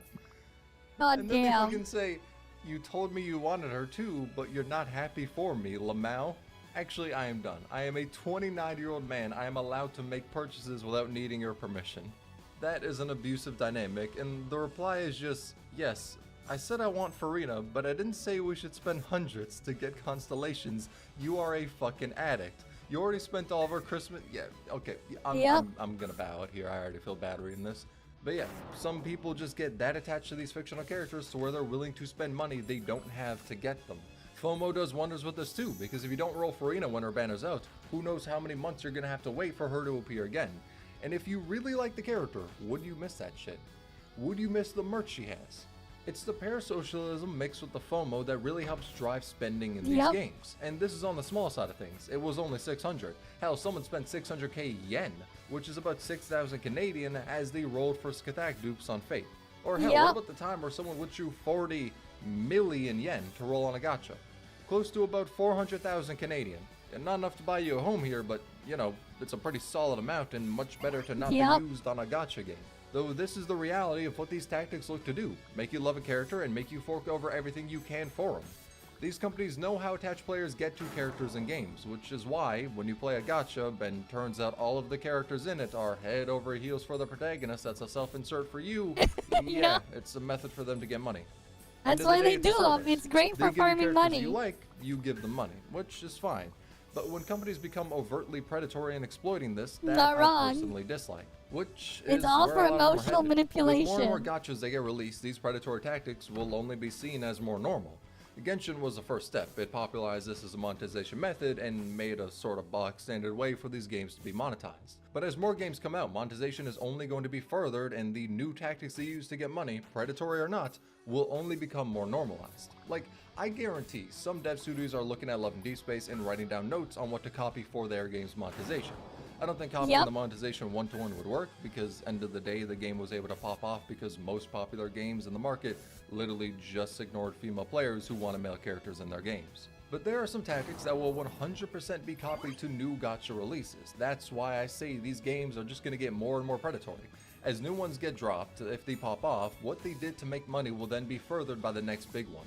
Honestly, that's just how gaming works. You remember when DLC in games was just horse armor?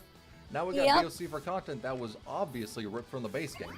Remember when battle passes were not that common? Now damn near every game does them. Yeah, everyone has one. In particular, we're gonna see a lot more of. A lot of developers now are just making good games to then monetize with gacha because it can make them a lot more money than other live service methods. Like for example, we already got Destiny, but Bungie got NetEase to make Destiny Rising, which is basically just Destiny, a game we already have, but made as a gacha because it'll get money. Yep. Probably a lot more money than Marathon based on how that shit's looking. But this is sort of what a lot of companies want to do. The game plan is to make good games that are gachas. From there, if they carve out a dedicated audience, they can really squeeze out all the money they want. That's where this is all headed. Companies know how much they can make from it and all of these psychological things they can do to make players want to spend. The only thing left is to make games to attract players. Now, I'm not going to get doom posty and say all games in the future are going to be gacha with terrible monetization. Like, monetization will get worse overall, and but they're going to get worse. Gachas, but here's the thing. Yes, it can make a shit ton of money, but also, these games are fucking time consuming. For most consumers, they're only playing like 2 at a time max. So if everyone goes to make them, they're going to quickly become oversaturated until another trend comes along. Especially so if every gacha out there tries their best to milk their player base. People are going to run out of disposable income and drop which games are costing them the most. And for the oversaturation aspect, think what happened with hero shooters, then what later happened with battle royales when those fell off. That's just sort of how the game industry runs. A new trend pops up, everyone tries to cash in on it. But in the near future, and I can almost guarantee this, a shit ton of high quality gacha games are going to come out. Some of them will really try to push how far they can take monetization. The goal is to make a shit ton of money before the market gets oversaturated, and then only the really good ones will still be left standing. The benefit of doing this for companies is that gacha isn't a genre, but instead a monetization tactic. So you can have a function it's not a genre. Different. It's why the big Hoyo games are all in different genres, to help attract players and not cannibalize their own audience. But the big problem is, since gachas are time consuming and like a black hole for money, oversaturation's really gonna drive them thin. That's what I think is gonna happen in the future. That's the result of the evolution of gacha game monetization. Oh, it's been my life, strife, sadness, and heartache. I can still choose to smile. Okay, that one's done. That's another one removed off the list. What was it called again? It's here somewhere. It was on here somewhere. We can remove that off the list. Where is that video? Good, removed.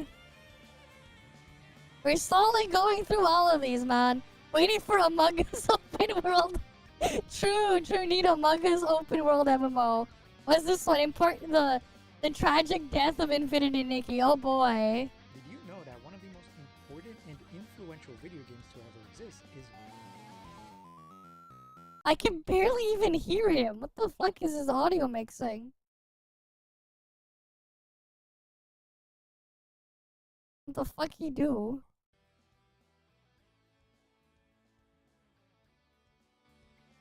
Oh, one sec. Let me go to my mixer.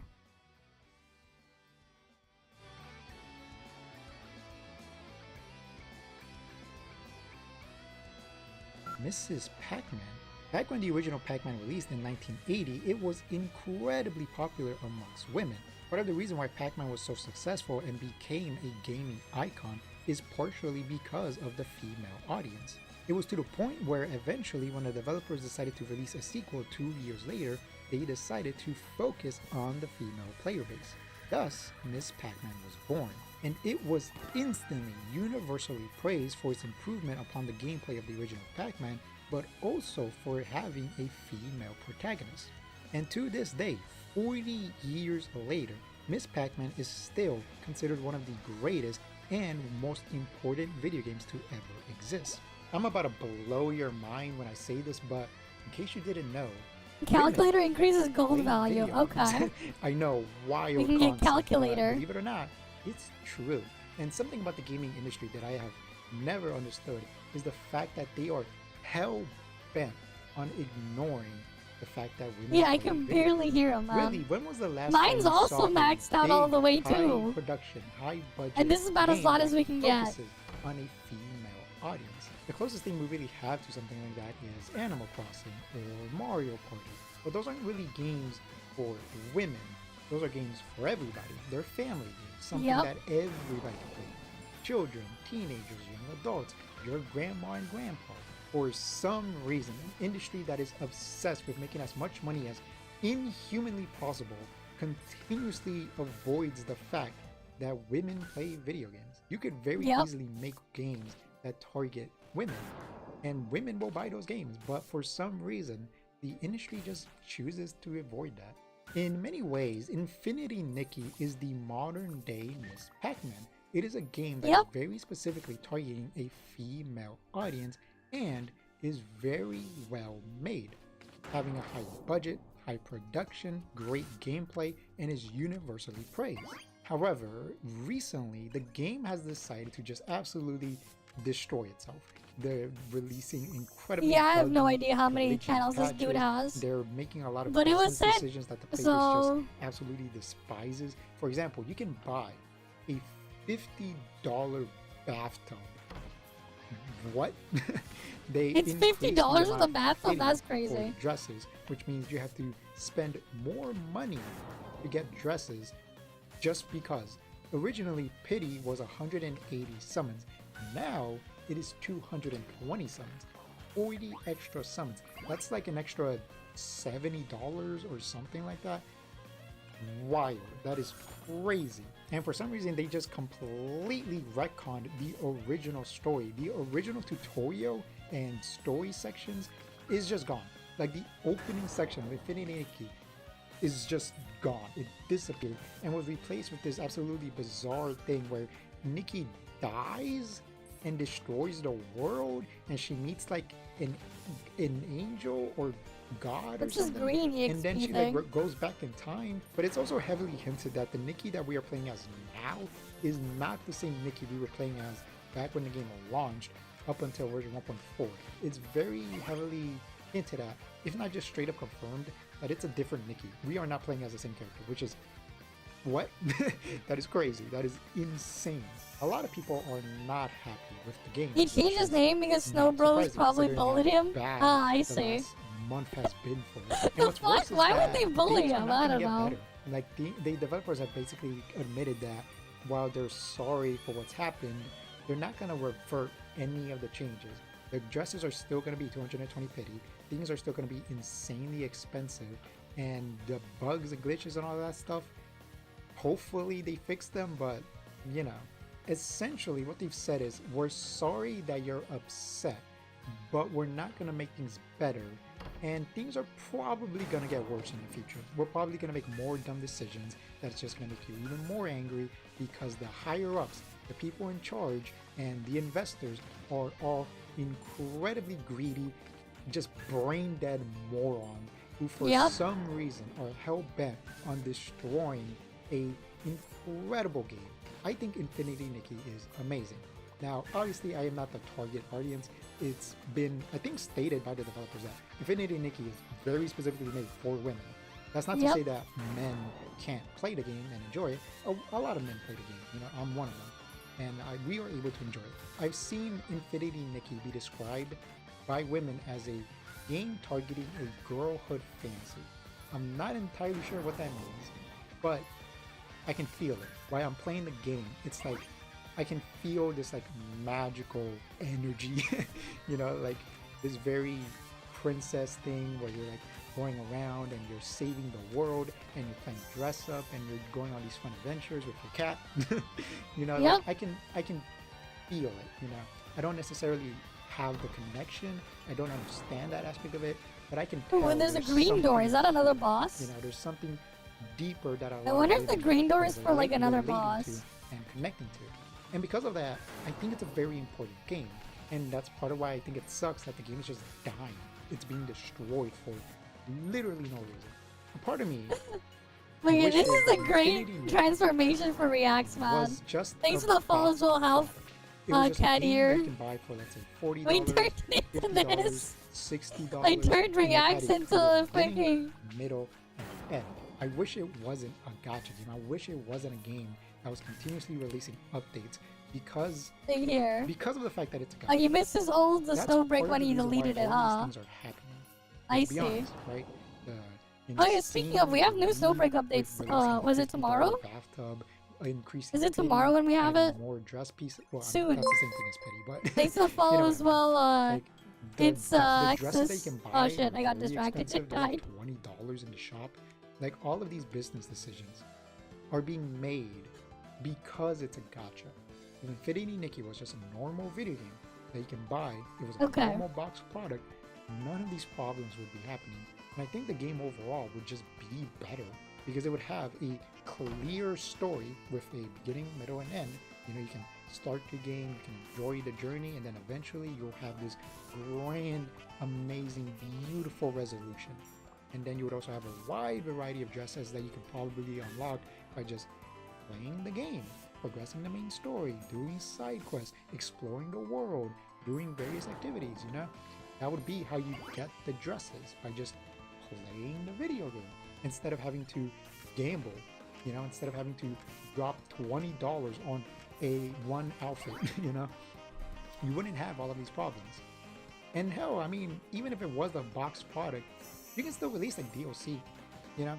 If Yep, the developers wanted more DLC. money, they could release dress packs. You know how fighting games have characters you can buy? And they're usually relatively cheap.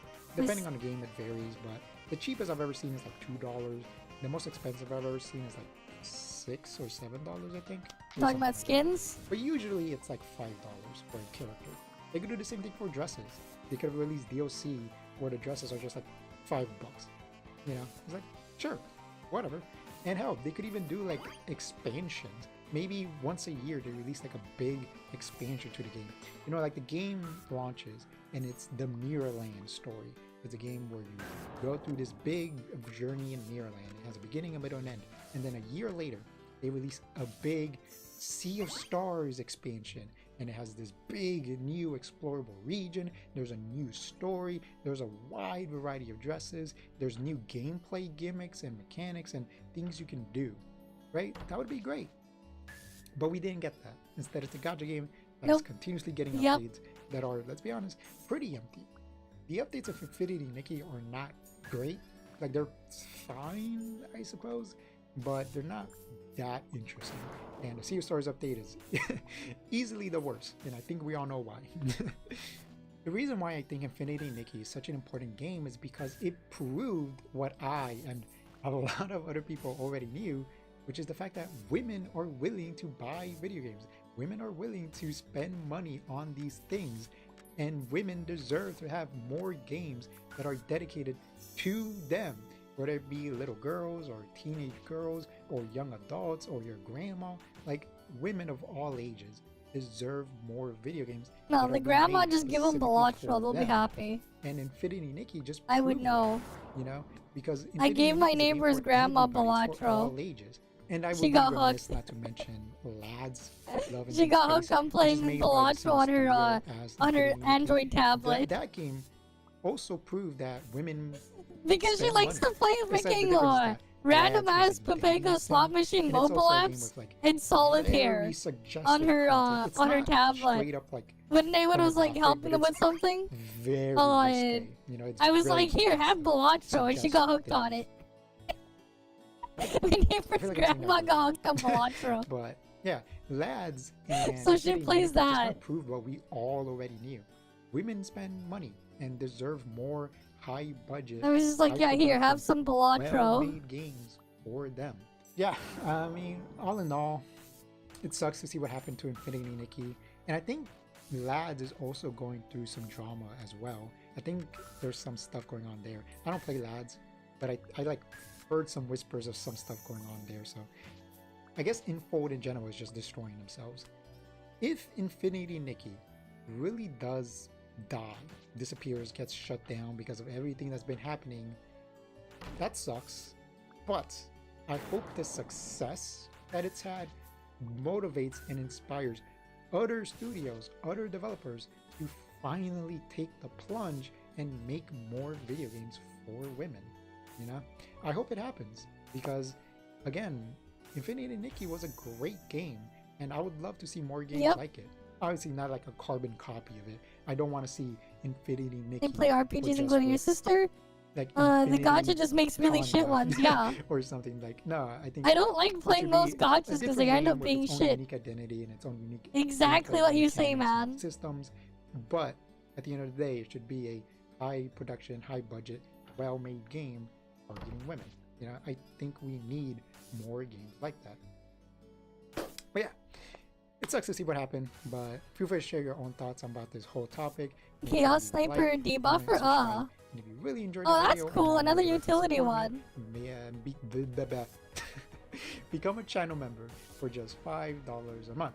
Thank you so much for watching, and I see you guys later. Bye-bye. Oh, that's another one off the checklist.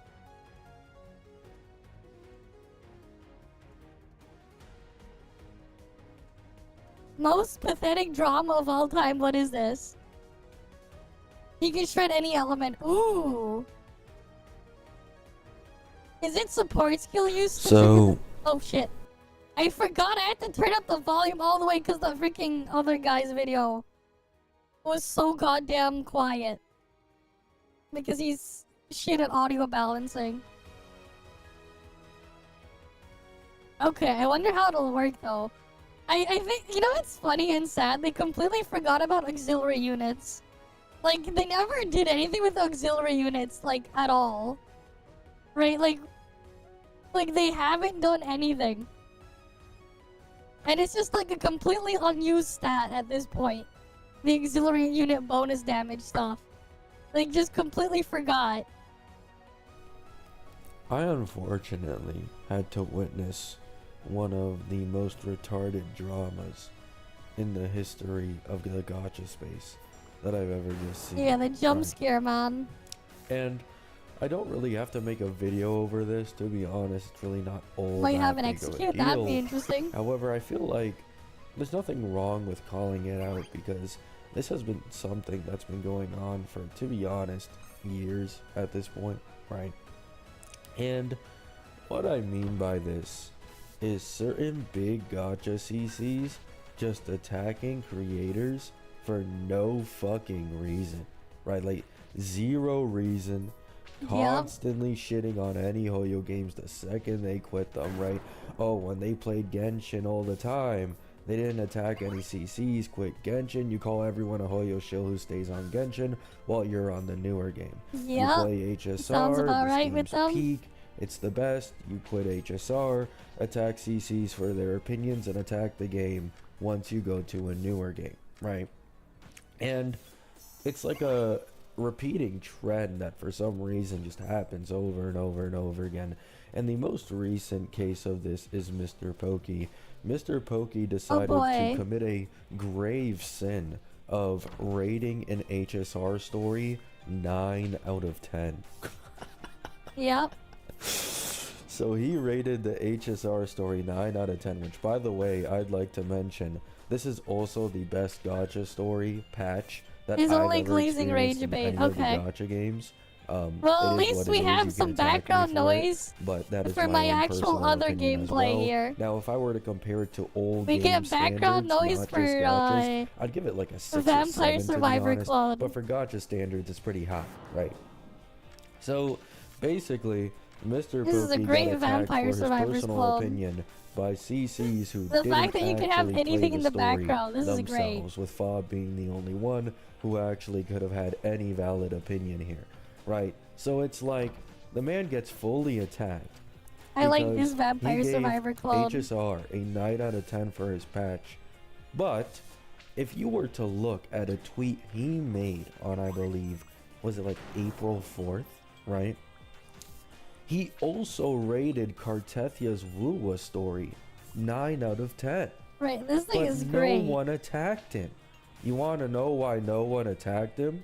Because it's only the fucking Wuwa CCs that attacked this guy, right? And I'm not trying to come to the defense of Pokey, by the way, like, you know, oh, don't hurt my Hoyo content creator, right? I am literally just making this video because, once again, this is a pattern and a trend that has been going on for years with these big gacha CCs open at this shop. point. Now I we mean, can get some of them, here. can you even call them a gacha CC anymore if they don't even play the game? I wonder what Flower and are Box just is. slinging out opinions that, like, they completely lack we any get substance, right? Extra HP So, now I think permanently. this entire Mr. Pokey drama is completely fucking pathetic. And even outside of the CCs attacking him, bro, I went to his Twitter post yesterday, and the first comment that popped up on his Twitter post for rating the HSR story Permanently was, adds an "I additional hope item you table." kill yourself." Interesting. From a guy who plays Woowa and has all Woowa reposts. You can get him to add more items permanently. This one increases luck It's stat. sad. It's just sad to see that if you don't follow the pack of the big gacha this one increases CCs, money and you gained. actually decide to stay on a game that you I need the money gain enjoy, increase. be ready to suffer their wrath, right? Like, be ready to suffer the community's wrath, the CC's wrath, all this fucking bullshit, right? Because holy fuck, Sure, we'll go I read am the glad comments I am again. nowhere near as big as Wait. Mr. Pokey, because I'm not gonna lie, that shit Wait, would what get post? Did he make another post on something? We saw his video yesterday, but like, is there more here? Did he post something here? No. Oh, you mean this video with 20k views? The before and after, yup.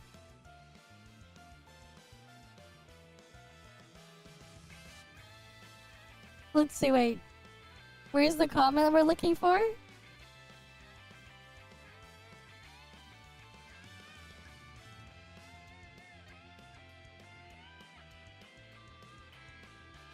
Oh wow, there's like people PvPing here. What the fuck?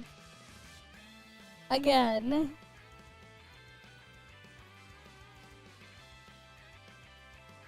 Well, YouTube is burying it for me. Now they know why they asked for 4070. 4070 is 12 gig though.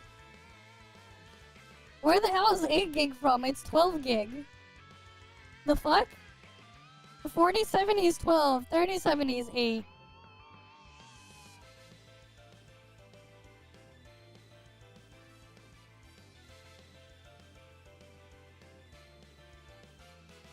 There's a lot of comments here. I think they've gotten buried behind, man. They still think he is. I mean, people are like, are also feeding into it to pretend. You got the PvP shit there, yeah.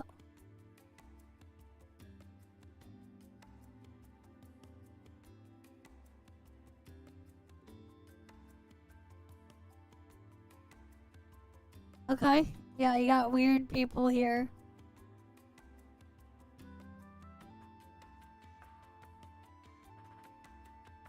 Who owns channel got changed here? Yeah, it's right here. And then this guy's like, nah, I own the channel, nah. Gotcha. No, it's just funny when you just read the things here. I think we saw that yesterday. But yeah, I mean, what do you expect? Right? You got weirdos in there. As usual, you got weirdos. to my head at this point.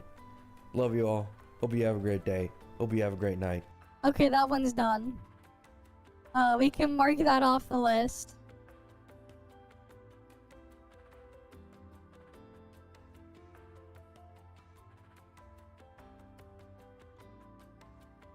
Alright. Okay. Let's see, we got some of these ones. Streaming makes 0 sense. Yes, we'll see. How you all find it entertaining? For transparency, you guys, I've been putting off making this video for the longest time now because 13-minute really react. We can go do another run. Person, until I realized, why should I care how other people feel about what I say? I'ma just say it, and I'm bored. So yeah, I'm going to just be blunt about this when I say this, but if you watch live streams, I think you're a loser. Like, I'm sorry, but anytime I visualize somebody that watches live streams, I just picture a dude sitting down on their desk all day, watching another person do something for like 7 hours straight. Like, no offense, but what is the difference between you and the fat motherfuckers from Wall-E? Like, I mean, sorry I think it if I'm being depends. mean, but when you're sitting down on the desk, laid all the way back, eating popcorn off your belly button, watching I like to assume a lot of people have the stream in the background while doing other things too. At least I like to assume that. The same species as I am that get back from an 8-hour shift working for Amazon and then spend the rest of their day Or they're listening to it while they're working or whatever. and donating them their paycheck. Like, I'm sorry. Right? Some people even mention they're lurking while doing other stuff. Right? Someone even said they're listening in while they're at work, while waiting for stuff to happen at work, because whatever they're doing, like maybe they're a security guard or whatever, and they're like waiting, watching monitors or whatever, and they need something to pass the time. Right? Emotionally pop in and out, exactly. Like for me, whenever I have a stream going on, it's like if I'm watching something, I'm doing something else, and it's just on the side, right? I'll usually either do it on my computer, on the side while I'm working on something else, or I have it like playing on my tablet or a phone or whatever, right? It's usually in the background there, right? And some of you guys, again, like you're playing something, you're looking at something else. Maybe, I don't know, maybe you can somehow multitask and read at the same time. Which I have done while reading something else in the background, have watched stuff playing while reading. It's not the easiest thing to do, but it's doable. But yeah. I've done that before too. Right? Or maybe they're cooking or something else, and again, right? Helps pass the time. Why not? I always say that there are some people that just shouldn't have the privilege of spending money. Because, like, why are you a Pokemon tier 3 sub? My guy, you're 45. Like, there are some people out there that spend more money donating to millionaire streamers than on their own family. Like, there's just no way that you're a Homo sapien, man. You're either a troglodyte or a Neanderthal. You're either one, but I know for a fact you cannot be the same species as me. Like, I don't care if it's me. I mean, the thing is, Neanderthals have bigger brain. They have bigger brain. Also, many humans still have Neanderthal DNA in them. Technically speaking, they got bigger brain. Yep, the so-called IRL channels, it is what it is, man. Mean to say, I think it's an objective truth. And look, I'm not trying to shame you for your hobby. If you want to watch live streams, then watch live streams. You get entertainment from that, then do whatever you want.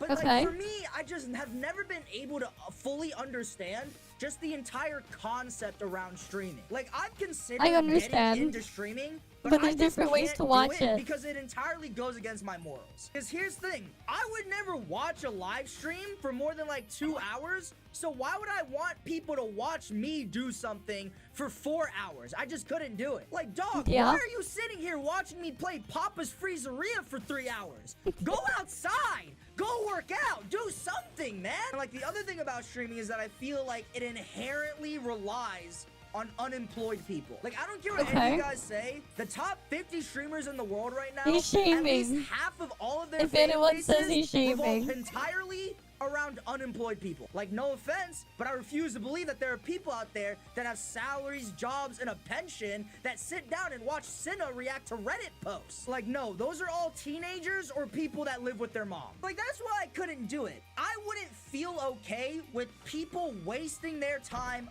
watching me. The other thing, too, is I hate donations. Yeah, he uploaded this video. People donating money to me so that I could survive. Does that not just sound like e-homelessness to you? Like, what's the difference difference between a streamer getting gifted $5 because they played their favorite game or something versus a homeless crackhead on the street getting donated $5 because they sang a really good song. Actually, there is one difference. By me giving money to the homeless dude, it's actually going to a good cause. That's the other thing that I hate about streamers, you guys. Why do we voluntarily donate money to millionaires? Why are we donating money to Kai Cenat? Yeah, this does sound like rage bait. It is. I'm not trying to tell you what to do with your money. This is definitely rage what the bait. fuck? This is most definitely rage bait, man.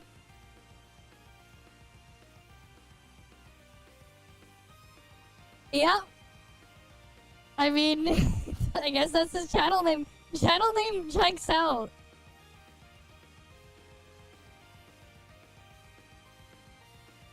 I mean, yeah. if you're looking at it from his viewpoint, and you're only doing it the way he specifically says, yeah, makes sense. But I get the assumption, at least because of me, how I look at things. At least some of you guys would kind of align in the thing where, like, yeah, like, we watch the streams or whatever in the background, we deal with the stuff in the background while we go and do other things. But it is what it is. But he's also saying average streamer is a millionaire. I wish. Yeah, it depends on the point of view. But the thing is, the problem, he's also making assumptions of the viewers themselves. But, like, there's so many different kinds of viewers out there. And different reasons why people will watch various things. They're not all looking at it from his perspective here. He's just generalizing and making those assumptions there.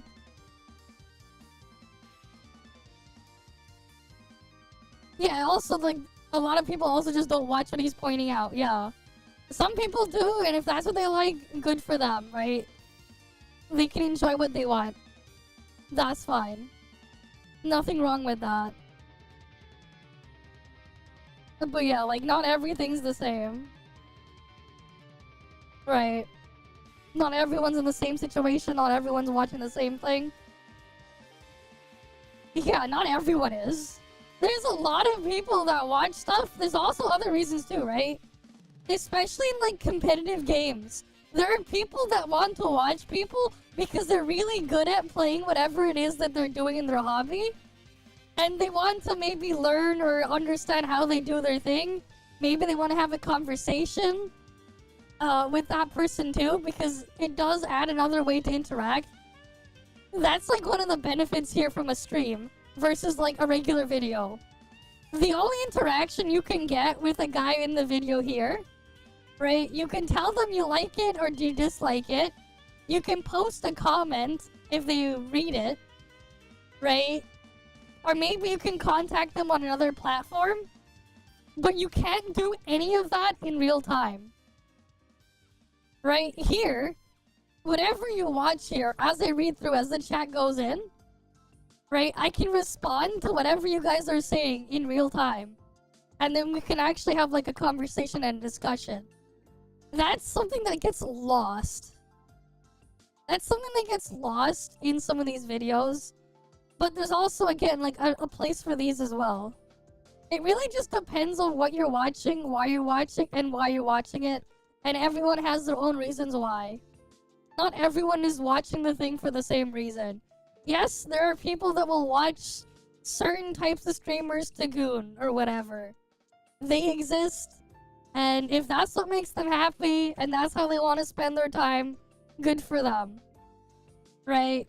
Good for them. But the thing is, at the end of the day, it's all a matter of perspective and why they're after it. Right? But yeah, in the thing in there, there is a case for what he's saying there too. I mean, like, let's be honest, right? There are people that will watch that type of stuff. Exactly, that's also a thing too. Not everyone watches for hours.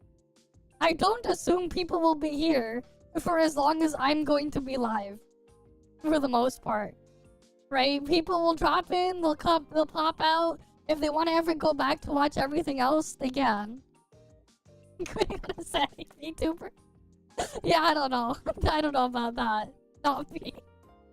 But I've heard that people, you know, like he described, are after that thing, right? They had memes of that stuff. It is what it is. They'll find a way. Most people are not. The average person doesn't give a fuck. They're not thinking of that stuff. Right? Like, you guys remember as well, like, when we saw the freaking thing that we were reacting to the other day, when, like, the NGE trailer dropped and we were playing, like, React Bingo. Right? You guys saw my reaction to what was going on. And then you have, like, the other people. If they surround themselves by people... I think the problem is, right, why he's generalizing, he might be surrounding himself by people, with people who fit his description. Maybe he's surrounding himself with that, or he's looking only in those places. Because, yeah, if you're looking for that, you're gonna find a lot of people out there. There's, like, what? There's, like, 8 billion people on the planet? Of course you're gonna find a lot of people that are going to do things the way he's describing there. But there's also 8 billion people on the planet. There's gonna be billions more that don't actually give a fuck. And are not into doing that either. Right? But at the end of the day, if it makes them happy, it makes them happy. As long as they're not causing problems, who cares? Yeah, some people don't like to do things outside. Some people, they live in a place where it's like freezing cold outside and they can't. Some people want to do the inside, yeah.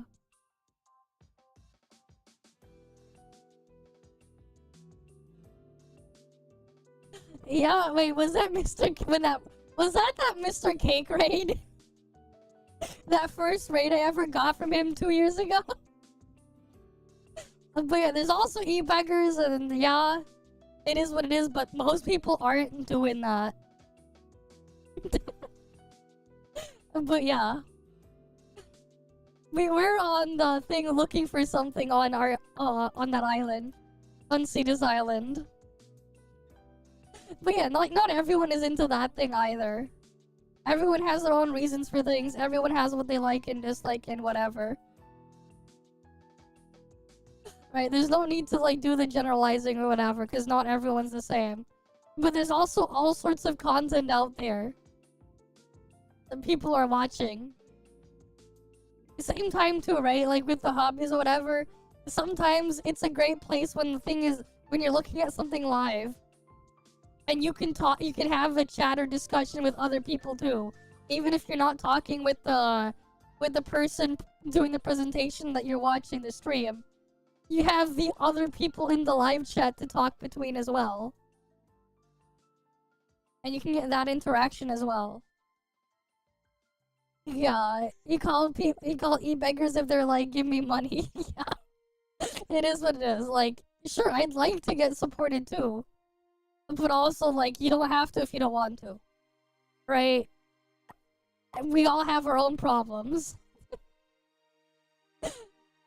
I mean, he would probably fall into that group that this guy was discussing. Let's be real. It is what it is. As long as they don't cause problems, it's fine. No matter where you look, there's going to be people like that. If you look hard enough. Don't worry about it. It's Zero Effects if you haven't seen him. He doesn't show up that often. He shows up once in a while. It is what it is. At some point, you just get used to it and realize you gotta deal with it or whatever. Right. But like, it's kind of funny. It's like, you show up here when I don't do exactly the type of thing that would really feed into what they would want. I don't know, I'm not someone that puts out that type of content. If they would have a better, they would probably have a better time looking at someone else's content that's doing exactly what he would want. But hey, it's interesting when they choose to come here. What are we doing? Like, supposedly we live in a society where we despise rich people. We need to eat the rich. The rich suck. Yet we donate to millionaires and rich people every day. Like, this is why the word parasocial was created, okay? Yep. because parasocial is quite literally the best way to describe a lot of these people on the internet. There are some people out there that for real give these streamers money just so they can get recognized by them. Do you know how insane that is? That is diamond prestige level cock gobbling, bro. Like, you will never ever catch me doing some shit like that. I will never donate money to any other person except me or a charity. Like, I barely tip at restaurants. What makes you think I'm gonna give money to streamers? The thing that I don't get about streaming is the content side of it. How do people genuinely sit down and watch somebody do something for 6 hours? I don't know how you guys have the patience for that. Because, like, anytime They're not watching for 6 hours straight, let's be real. Like 1 hour of those 7 there was a hours 4chan is video the about person grooming actually doing VTubers, anything damn. meaningful. The other 6 hours, you might as well just be watching Oh, a this wall cube of thing is paint pretty dry neat. because they're literally doing nothing. Whatever This is this- what streamers whatever look that like power-up I got, that 90% looks of the pretty time they're cool. on stream. Yo, Big Willy Nilly, thanks for the $500. Like, what the fuck? This is entertaining for you guys? Ain't no fucking way. Like, you are basically taking time out of your day to watch unedited content. That is unskippable, by the way. Like, you can't even skip through that bitch. You gotta sit there and actively let it play through. And keep in mind, while this is all happening, you gotta watch 2 unskippable 30-second ads every 3 minutes. Like, y'all enjoy this shit? Like, I swear to God, we live in a simulation. Like, It's I not every genuinely 3 feel minutes, like it's so like many every of you guys 50, force every like yourself 20 into minutes or liking watching something. streamers, man. Because there's no 30, way you guys 20 to 30 genuinely enjoy minutes. this stuff. Like, how is that not frustrating for you guys? Like, I could not imagine watching, like, a streamer do gameplay, and then this dude is pausing multiple times to talk to the chat. Like, bro, But play what the is that goddamn icons? game. Like, I would get so We were pissed. playing So all on these Desktop things just made me Survivors. question and wonder, how is streaming bigger than YouTube right now? Yeah, some people How watch the biggest- stream archives, exactly. No, it's like, as a joke, we've been, like, doing reacts while playing a Vampire Survivors clone. There are blockers for other places, too. Some people get Twitch Turbo, or they sub on Twitch to remove the ads as well. YouTube has premium as well to remove ads. If they don't want to use an ad blocker or whatever, people can choose to do whatever they want. Right? It's not all of them are unskippable either.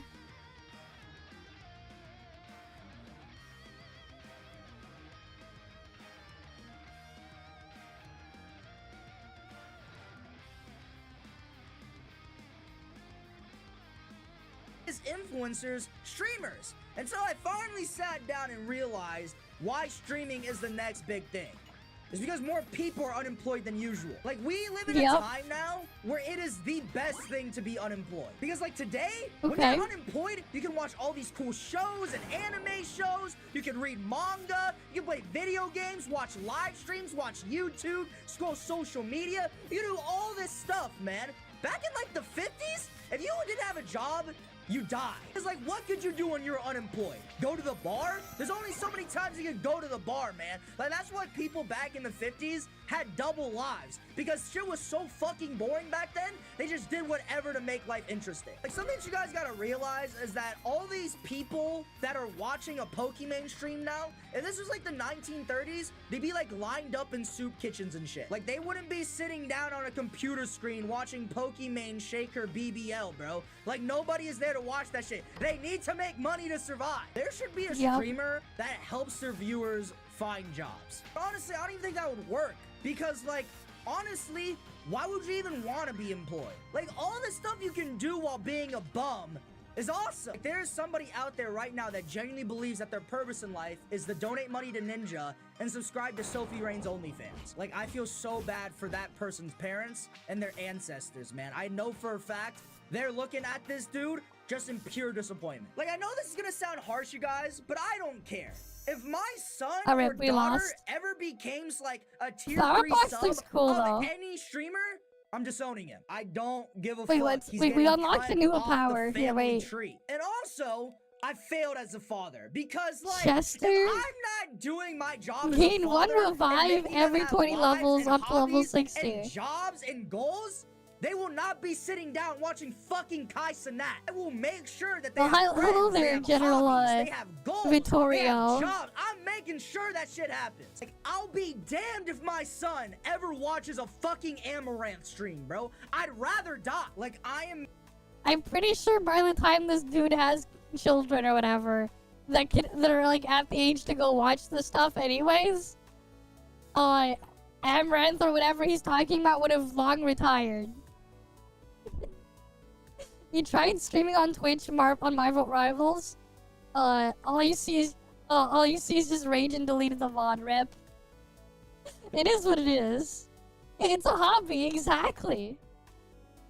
Right, it's a hobby. Making sure my semen is not wasted, bro. I don't give a fuck. Like, dog, I've been sitting in this chair for like 15 minutes now, and I already feel like crap. How do people do this? Ooh, I want to get 7 Lasso, hours? whatever Like, Lasso that's what I mean, does. guys. Like, these people that watch streamers got the Jabba the Hutt build, just sinking into the chair and shit. And also, I don't care if I'm insulting Yeah, wait till he some of hears these about streamers. us. Because in my opinion, streamers nowadays are like the most unpersonable people that I've ever seen in my entire life. Like, Really? they are so fake, dude. It's so obvious, man. I think Like, depends I'm on starting where to you look. realize anytime I've seen any of these streamers or any of these streamer clips, it's all business. There's no friendship in the streamer industry. They are all competing with each other and they all hate each other. Like, bro, I've looked at the top 10 streamers on Twitch. They all have the Not everyone's personality like that. of a fucking Trojan condom. Like, they're fucking transparent and slimy as hell. Like, they're the type of content creators that I personally despise the most. Like, to me, it's obvious that they're all about the money and the fame. They aren't there for the people. And like, the other thing about streaming too is that it's just not about the people that watch streamers are losers. Yeah, the top ones, IRL ones, Streamers are yep. also losers too. Like, why do we have people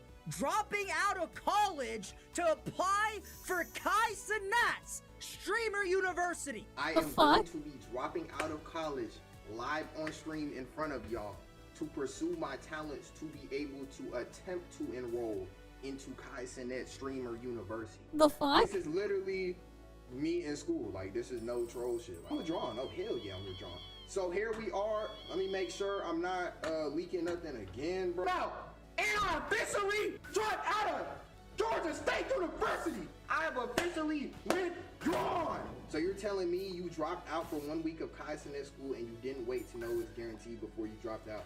Yeah, gang, that's literally what I did. It ain't a guarantee, it's a risk.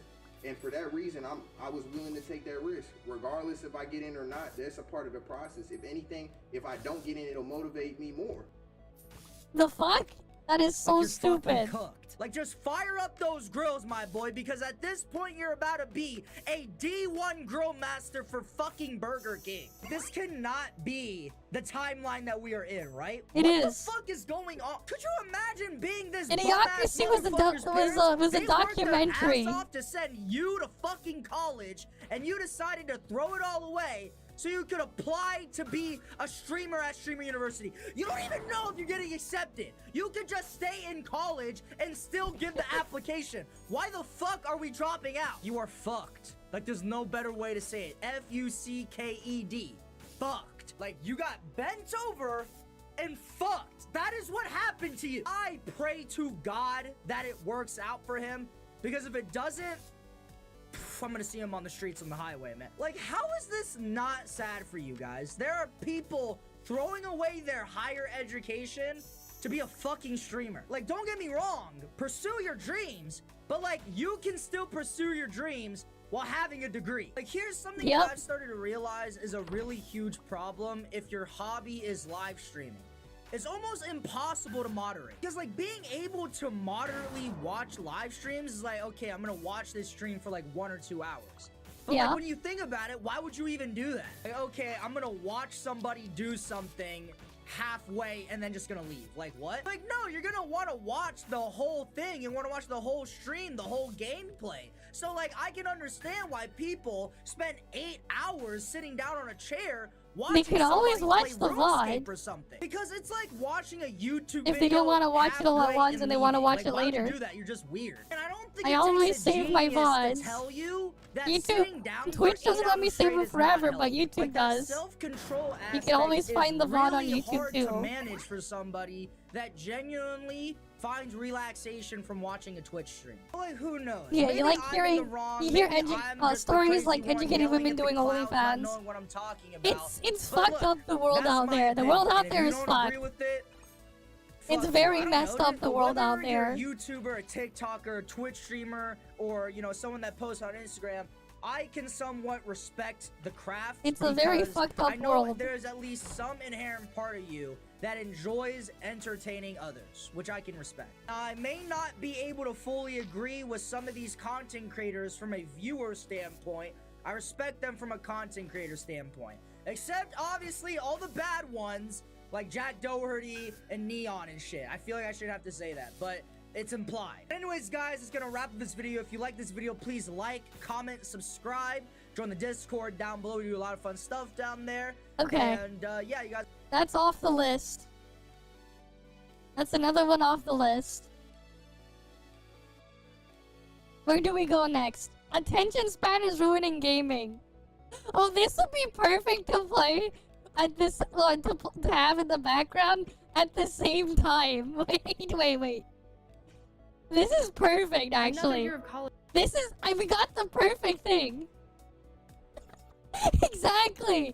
The desktop survivors game, the Vampire Survivors clone, is perfect for this video. It is perfect. It's a side thing, exactly. This is perfect. Wait. College is over, guys, so I came home jolly as can be. I waddled over to my bedroom. Attention I booted up a span. game that I'd been waiting forever to play, and I was bored within the first Minute video, 5 let's minutes. go. But this isn't a boring game at all. Okay, it's a not boring, beloved good. game. I'm constantly hearing about how fun it is and how beautiful it is. So Nice. I can say with full confidence that this is a me problem. This is literally an attention span skill issue. Because well-designed games are not built to cater to a short attention span. They aren't built for constant novelty, they're built to reward curiosity and patience and perseverance. Of course, there still needs to be reward and we need to feel incentivized to keep playing, but in a way that complements our psychology, not manipulate it. See, a well-designed game is able to build just enough resistance and slow things down enough to keep you curious, but not so much so to where even someone with a healthy attention span would get bored. I think of it as like a friction zone, and removing that friction zone is the objective of literally every other type of media in our lives right now. We're talking streaming platforms, social media, because the job is simple. Keep you watching. That means friction is the enemy, because it's a risk. It's something that gives you a reason to potentially stop staring at your screen like I'm gonna get a new run. So instead, we're given an infinite scroll. Bright colors, loud hooks, the algorithm rewards things that can entertain you for as long as possible. But games don't care. It's considered good game design when a game doesn't dump you with all the player's abilities at the start. Delayed gratification, right? You have to go and explore, you have to unlock things over time. The same goes for well-designed and well-paced tutorials. Good tutorials don't throw everything immediately in your hands. They slowly and intentionally show instead of tell so that you can go experiment and oftentimes observe and mirror something in your environment. You could also look at the design that goes into level design, or more broadly, level progression.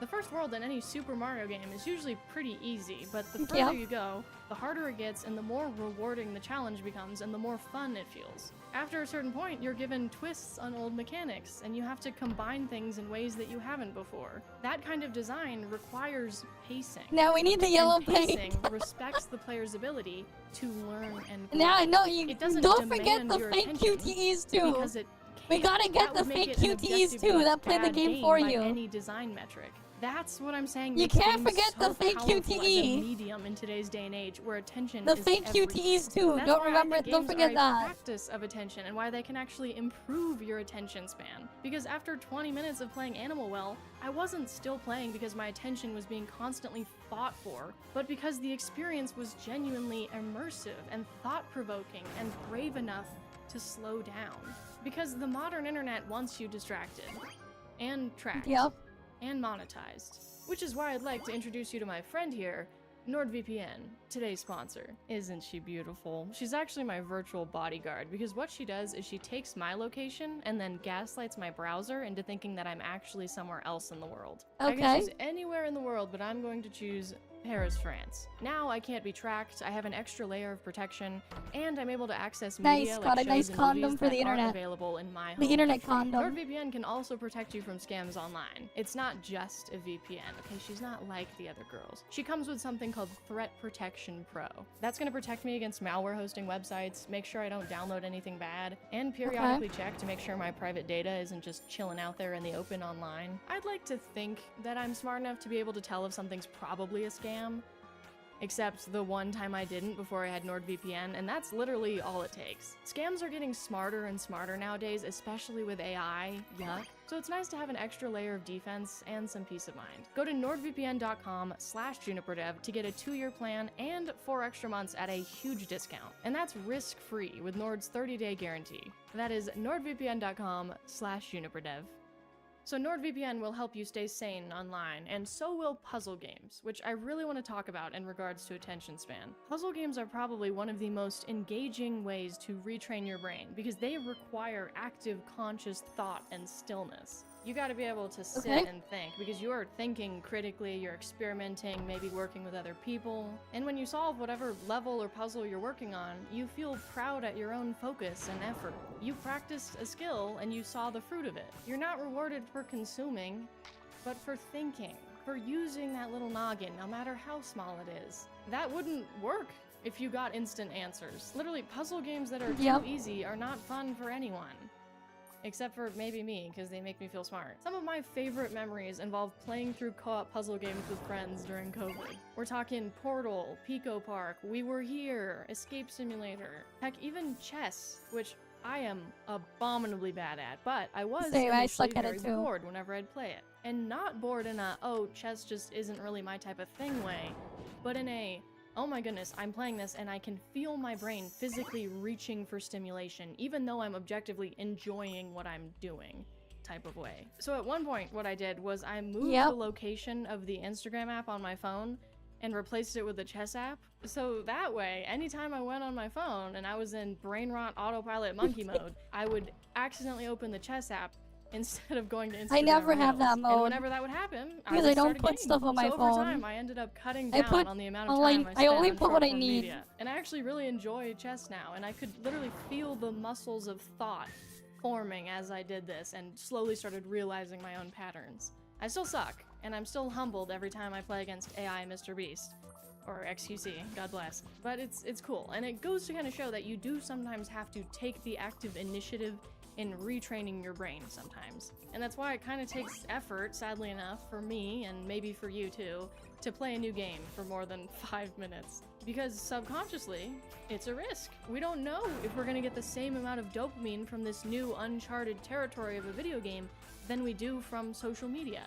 All you know is that in this immediate second, when you pick up this game, you don't feel that. So give up. But if you can troop it out and you can retrain your silly monkey brain, then you will get some of the most rewarding and fulfilling experiences possible. That's the case for most games, puzzle games, like I said, and also narrative games. Just instead of trying to get portals in the right spot or fumbling around getting blocks in the right place, you're piecing together a story. And that requires active attention. You have to read, you have to remember, the bar's on the floor if it's not clear enough, but you have to care and you have to pay attention to the subtle details. And then behold, you get some of the most emotionally rich and nuanced experiences that gaming can offer. Think about Disco Elysium, which, for the record, I still have not played, please don't kill me, but I do know a good bit about it. There's no combat in this game, exactly. There's no flashy sequences of fighting or action, but it's a lot of well put together and creative dialogue. Dialogue that branches in wildly different directions depending on what you remember. You need auto battle or play multiple screens? It's not something oh yes, gotta bring back the Azura gaming. Need all the screens. And the more you invest your attention, yeah, Wii U was ahead of its time, man. You had multiple multiple screens. That's really what this all so far boils down to. On the Wii U, yeah, Focus. 2 screens. Games demand focus in a way that is so beautifully different from everything else in our lives. Because Back, you're not return just to watching DS. something happen. Reject You're actively everything else, return responding to an DS environment. gaming. You're interacting with Gotta a have the system. multiple You're learning from your screens. mistakes. You're immersing yourself in a world that you chose to put yourself in. You didn't just happen to passively scroll upon it. You're anticipating, you're growing, you're learning, and you are holding the steering wheel. And then eventually, the game ends. And that's important. That's big. Yep. Generally, good narrative games or puzzle games or anything, they reach a concrete ending. Because Yep. their goal is not to keep you there playing for as long as possible. They give you an emotionally resonant moment. They give you something to think about that probably changes the way you see something in the world. And they let you appreciate that and they send you on your way. It's so easy with everything else to just, like, check out. It's so easy to scroll endlessly through social media, genuinely forever. It's so easy to keep swiping and somehow watch the entirety of Game of Thrones on YouTube Shorts. But games... What? Games don't let you do that. They might pull you in with, you know, Well, some I pretty mean, graphics, some something do. engaging, something attention-grabbing. But the rest depends on your conscious active presence. Look at older games where the whole game is active gameplay and you have to be focused the whole time to win. How something like Celeste builds up your tolerance for failure. How something like Animal Crossing teaches you how to show up consistently, how to slow down and notice small things. Games create space where attention feels natural again for so many people. They hand you systems and feedback loops and beautiful moments that you want to engage with. And in doing that, they have the ability to retrain your attention span. It still takes me a little longer than I'd care to admit to not become immediately bored 3 minutes into playing a new game, but I've started to see that feeling as a symptom rather than me or the game failing. It's me slowly detaching from the constant drip of stimulation that I've been spoon-fed for years. I don't think everyone sees video games this way, which is sad, but Yep. I get it. I have scrolled TikTok. I have seen those mobile game ads. I have seen the people who are hired to promote these games fighting for their life to make it sound even remotely interesting. Yep. Hey, I'm multiplying, which is great because I need to kill all these little red men and there's more of me to do it. It's scoring points. Now there's a lot more of me, which is better to shoot all these tires. It's great. Frankly, I never knew it was possible to reskin the exact same endless runner game so many different ways. It's Yep. amazing. Because these There's mobile so many games different abandon ways. objectively good and well-respected design practices in favor of catering to an attention span, which games are not meant to cater towards, what you get is not a game. It's a product. At this point, your audience isn't even gamers, because what you're making isn't optimized for depth, but for attention. And the Yep. metric for good games isn't attention, it's retention. There's a difference. These mobile games don't care if you enjoy your experience, really. They care that you opened Yep. the app, you watched an ad, maybe spent $5 and came back for your daily reward.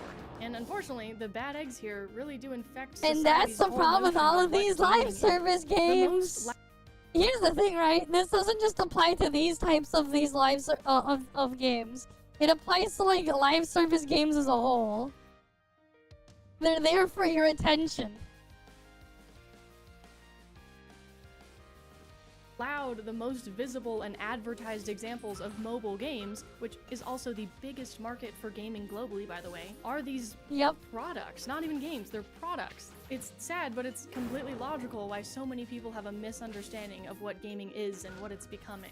The entire term mobile gaming has been completely hijacked by these brain rot mobile games. It used to mean, oh, portable gaming, that's really cool. Look at how we can condense the artistry and entertainment of games in such an accessible format.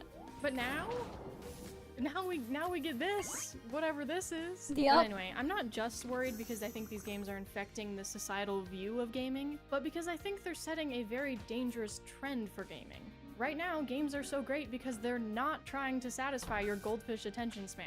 They That's are. been like the whole point of the video, right? They're built in so many ways. A that lot do of the not newer ones cater to are, that. though. But I wouldn't be surprised if they start to.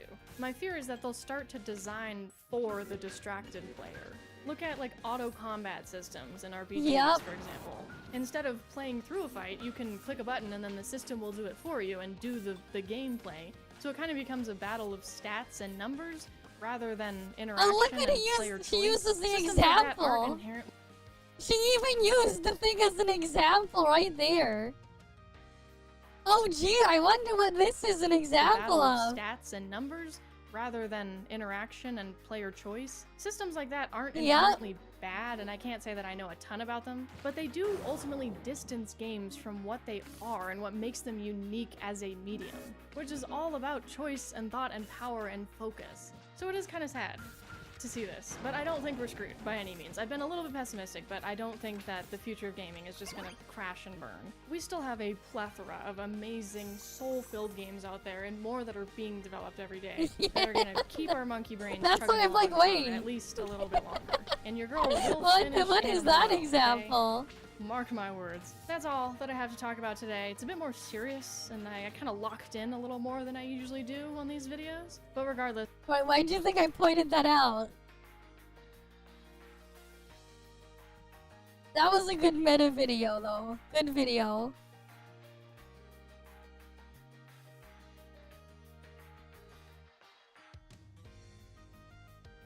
Alright, we're getting through all of these. We're actually pushing through all of these, man. We actually are.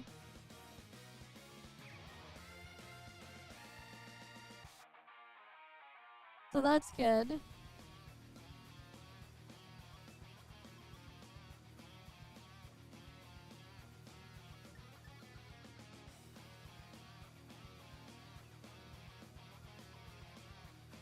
Oh, 1 second, I need to check something.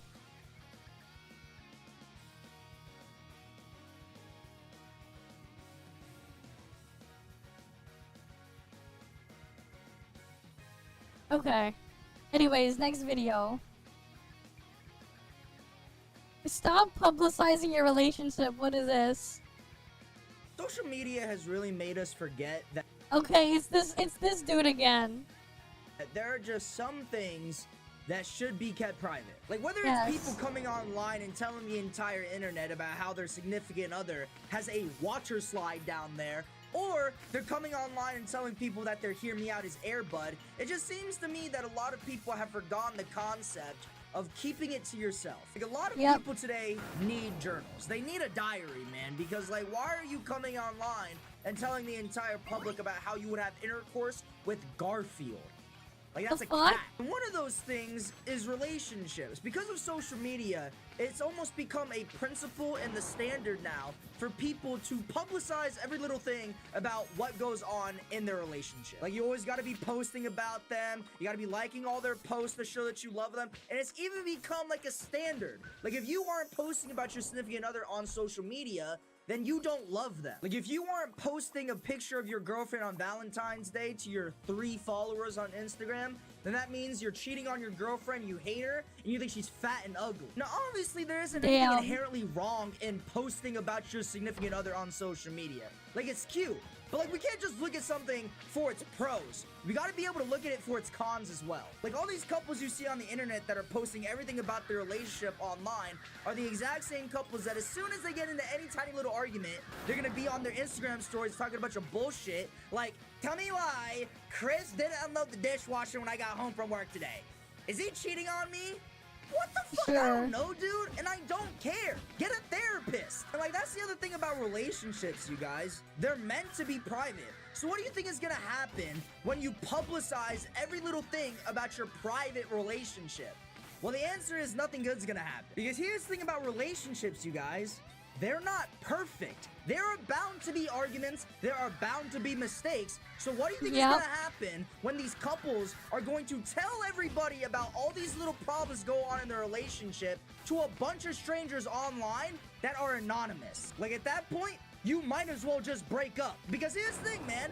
The internet is mean as hell, and they're judgmental as fuck. Like, everyone on the internet lives in, like, their own little bubble and are some of the most hard-headed people of all time, so they'll believe anything that they want to believe. And first impressions mean everything. So when you're a couple posting an argument or a difficult situation in your relationship to the rest of the internet, a lot of those people that are seeing that video is their first impression of your relationship. Like a lot of people that see these couples online are not getting into the details of all the nuances of your relationship or how your relationship dynamic is structured. What they are seeing is a man and a woman that are together. That is it. And the things that they see in that video will tell them everything that they want to know. So when you're coming online and you're posting how great your relationship is, then the people on the internet are gonna hold you to that standard. You must always be perfect. You must always be in love. And that's just not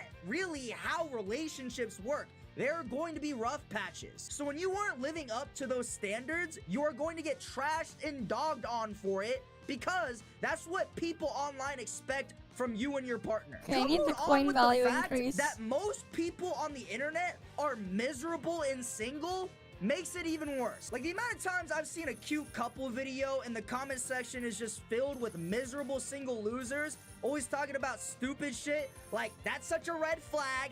Okay, so I can get full refund by my this. partner do that if I was in a relationship. Meanwhile, they've been celibate for so long that they could literally qualify to be a nun. And that's the issue. Like, have you guys ever been in a relationship and then as soon as you tell all your friends about your relationship, they do everything in their power to make sure that that relationship doesn't last long? Like, that's what's happening. When you are publicizing your relationship, you are basically turning the entire internet into your lame-ass homeboy. Like, before, it was like 3 dudes telling you this on a daily basis. Now, it's like 10,000 people telling you every day that you're a horrible partner or your partner is a horrible partner. And like, as easy as it is to like ignore it, there is only so much that the human person can take. Because eventually, if everyone's going to be saying this, you are naturally just going to think that there is some substance to the things that these fuckers are saying to you. Like, dang, maybe she is cheating on me. Dang.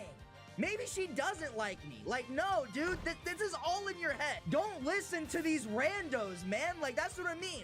Relationships are meant to be a one-on-one type of thing. It's me and you, man. Why are you going to bench warmers asking for advice? You're the starters. And as much as it sucks, I can't really feel bad for any of these people. Because, like, here's the thing. If you don't want people commenting about your relationship, then don't publicize it. Like, one thing that I hate when people do is when they publicly share information about their relationship, and then when they get hated on for it, they all of a sudden want to act like the victim. Like, don't get mad when people are calling your husband a terrible partner when you edited and posted a video for everybody to see and judge him for it. Like, that's on you. Like, it sucks to suck, but that's just how the internet works. Like, why is it that nowadays, anytime something bad happens in a relationship, a lot of people's first instinct is to pick up their phone and record what's happening and post about it for the rest of the world, because they can monetize it for content and get engagement. And the amount of videos that I've seen people from are addicted to engagement farming. Their husband about not giving That's them why. like a good Mother's Day is insane. And like, as much as I want to feel bad for these women, you chose that man. You settled for mediocrity, so don't really expect sympathy from the internet. Like, if you're so miserable that you are literally publicly shaming your husband on the internet, then you should leave. You don't need us to tell you that. I think you already knew that. You just wanted some more self-satisfaction from publicizing this situation in your marriage. To me, it just feels so unnecessary. Like, why? You don't need to do that. You could just pack up your stuff and leave. Like, it's really not that hard. Because, like, most of the time, it's a grown woman or a grown man doing this. You know what to do. You're a big grown-up adult, okay? So start being like one. You don't need strangers on the internet to tell you advice that you already know. Like, content creators do this all the time, and I have no idea why. Like, you would think that people that share almost everything about their lives who want to have at least some things that are kept to themselves in Yeah, they would want some privacy. No. Like, Amaranth is one of those people, and for those who don't know who Amaranth is, she's a very popular OnlyFans content creator and streamer, and randomly one day, she decided to get on stream, this is a cool mid one. argument with her husband for no reason. Because it's not like it was for content, because she's literally a millionaire. That's kind of cool. I just circle around like crazy and get the kill. Well, then leave. I'm not gonna follow you.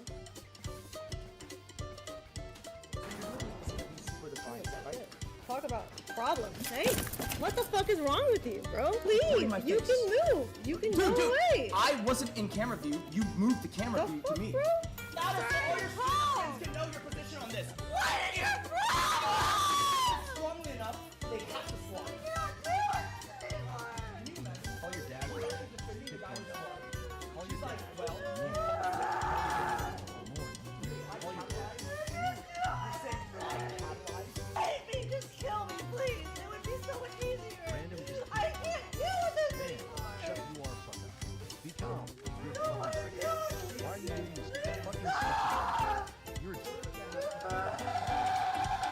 she literally just did that because she wanted to. Like, I keep trying to think of a reason why she would do this, and I can't think of one. Because all it really did was make her look bad.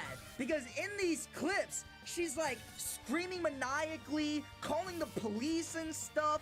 You know, all these crazy allegations are being thrown at her, saying that she gave a hand job to Sean from the Fresh and Fit podcast. Like, it's insane. Like, why is she yelling, bro? She popped ult for no reason. That is all your friends can know your position on this. What is your problem? I'm still questioning why she even streamed this argument, man. What was the stream gonna do? Yeah, hey, yo, what was chat, it gonna if you do? donate 5 subs right now, I'll divorce this motherfucker. Like, yo, chat, can someone give me some recommendations on some good couples therapists? Like, hey, chat, I'm gonna start a poll. Who do you think is winning this argument right now? Like, what the fuck? Like, it's not funny. But it kind of is. Like, could you imagine the It's scenario? not funny, but it They're is. arguing right now, and this chick Amaranth is literally like, all right, hold up. I see what you're saying. Let me pull up. Let me start a stream real quick. Like, bro, what? All of this could have been prevented, by the way, if she literally just didn't press start stream. Like, it's really not that hard. I don't understand. Now, everyone's clowning on her and making fun of her. What were you trying to accomplish with this, man? Content creators in general, And she makes money from it. Are just so If you get a big weird, enough man. audience for Like, the that, things that these get at least guys profit do off of for it. content and Might as well clout are monetize just your pain. So bizarre. That's why I love Ryan Gosling and Eva Mendes. Both extremely, very uber popular actors. Nothing. They don't reveal anything about their relationship. It's all kept in between themselves. And that's great. In a world full of amaranths, be a Ryan Gosling and Eva Mendes guy. Because, like, here's how I feel about publicizing everything about your relationship. I feel like when you prioritize, you know, telling everybody about how awesome your relationship is, the focal point isn't really about your relationship. Boost or about your parasocial partner. activity too. It's about how people view your relationship or your partner. Because, like, to me, you're not posting this for them. You're posting it for how others perceive you. Because, like, you could easily just tell your girlfriend in private, like, hey, I love you, and you're awesome, and you're the best girlfriend I've ever had in my entire life.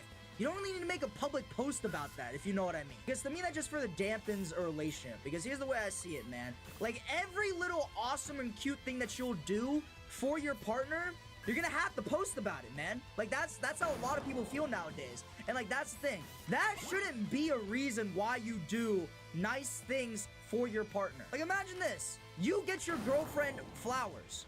But the reason why you got her the flowers was because you love her, but also so you could post about it on social media. Or let's say you take your girlfriend out on a nice dinner date. You took her out on a date because you wanted to treat her and you wanted to be a good boyfriend. But then you also did it because you wanted to post about it on social media. Like, that's the thing. That's how I view it. That shouldn't be a reason if you post why it, you get a things. And I tax know that's write-off, not, right? Like a prime reason. You That's, can like, tax the write main off your reason why they're dinner. doing it. But it eventually ends up becoming a reason why a lot of these people do nice things for their It's partner. big The way brain. that I see it, that Tax shouldn't even be write-off a of reason. it. You should just do it because you If you're want gonna to. spend it You shouldn't anyways, do spend it the money so that you can anyways. post about it on Might as well social make it a media tax and be write-off. like, hey guys, look how much of a cute couple we are, which, you know, you can do and it's fine. But to me, my And partner here's is the the thing, focus. right? It's not how You other still people have view to us. pay 'Cause, for like, it. again, the bench warmers. It's the thing is, right? Tax write-off is just the way it works, right? Is let's say you made, let's say, $100,000, and you spent $20,000 to make the $100,000, right? Normally you would be taxed as if you made $100,000, but what the write-offs do is it makes it so that it goes against your tax rate, right? So if you spend $20,000 to make $100,000, you're only gonna get taxed on $80,000 once you factor in the write-offs. It's not that you didn't spend the money. It's just that so you don't get taxed even further on earnings made off of money you spent. So to some extent, if you are doing food reviews and you can prove it, and you can legally prove all the stuff in there, and it's important to what's making you money, and it's crucial to that, and to some extent you can claim it as a tax write-off when filing for taxes. You can. But you need to be in that type of position to actually be eligible for that. So, like, for a lot of things, for, like, IRL streamers, they can actually tax write off a decent amount of things. But they need to be careful with how they do it, and they need to know what they're doing. No, it doesn't, that does not solve anything. It doesn't solve world hunger. Just do mukbang? No, because you still have to pay for the food. It just means that any money you've made from the content from it, you won't get taxed on your earnings until it covers the cost of what you spent. Basically. That's basically what it is. And this applies to under industries and other businesses too. It's all the same type of logic here. Right? If you had to spend money to earn more money, you won't get taxed for the amount that you spent. Whatever you spend gets deducted. So you get taxed as if you earned less. That's all. Not really. It's not a rich get richer scheme. It's not. It's not exactly a rich get richer. Because here's the thing, right? You still have to pay the taxes on whatever there. I don't exactly have the greatest mic set up here. Part of it is on here. It's peaking a bit. But yeah. Yeah, nah. Surely I'm a smoker. Surely, nah.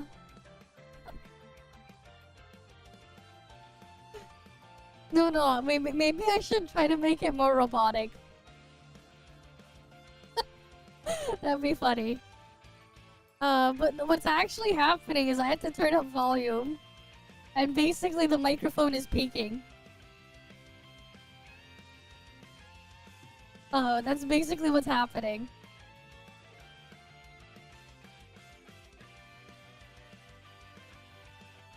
But like, yeah. I might also be too close to my mic. But yeah, the thing is there, right? With write-offs, it's basically just a deduction from what you're being taxed for. One of a kind, yeah. Fair enough. Fair enough. It's got nothing to do with the starting lineup. It's you and them. You are the main team. So yeah, guys, the next time that you're thinking about, posting about your relationship online or telling everybody on the internet about a situation going on in your relationship, I would advise you to just double think it. Like, why are you actually posting this video? Or why are you posting these pictures? What is the actual reason why you are doing this? Is it for how others perceive you, or it's because you want to show people how much you love your partner? It's really important to remember that you should love somebody to love them, not because you love them, because of the image it makes around you. I guess for me, I have a girlfriend, and I want to make sure that it's not a public relationship, okay? She has social media, but I've had this conversation with her, and we both mutually agreed that we probably shouldn't publicize our relationship as much because there just really is no point. We both love each other a lot. We both know that, and we don't need cameras to tell people that. But anyways, guys, if you like this video, please like, comment, subscribe. Please join the Discord down below. We do a lot of fun stuff down there. We need more active members because of some stuff that is going on the Discord server, but please join the Discord down below. You can also follow me on TikTok and Instagram at TheAngryAsian69. And I hope you guys all have an amazing day. Stay strong. Okay, we got that one off the list of reacts. That's another one off the list. I mean, for me, I'd rather hide as much personal stuff as possible. Even if I was in a relationship, I would hide it for other reasons too. But like, I already also just hide myself, already. So like, it would make sense that I would obviously hide that too. Right? It is what it is, but yeah. How much more do we have left? We've been like slowly pushing through all of these reacts. What's this free-to-play friendly game that delivered on its promises? What is this? What is this shit?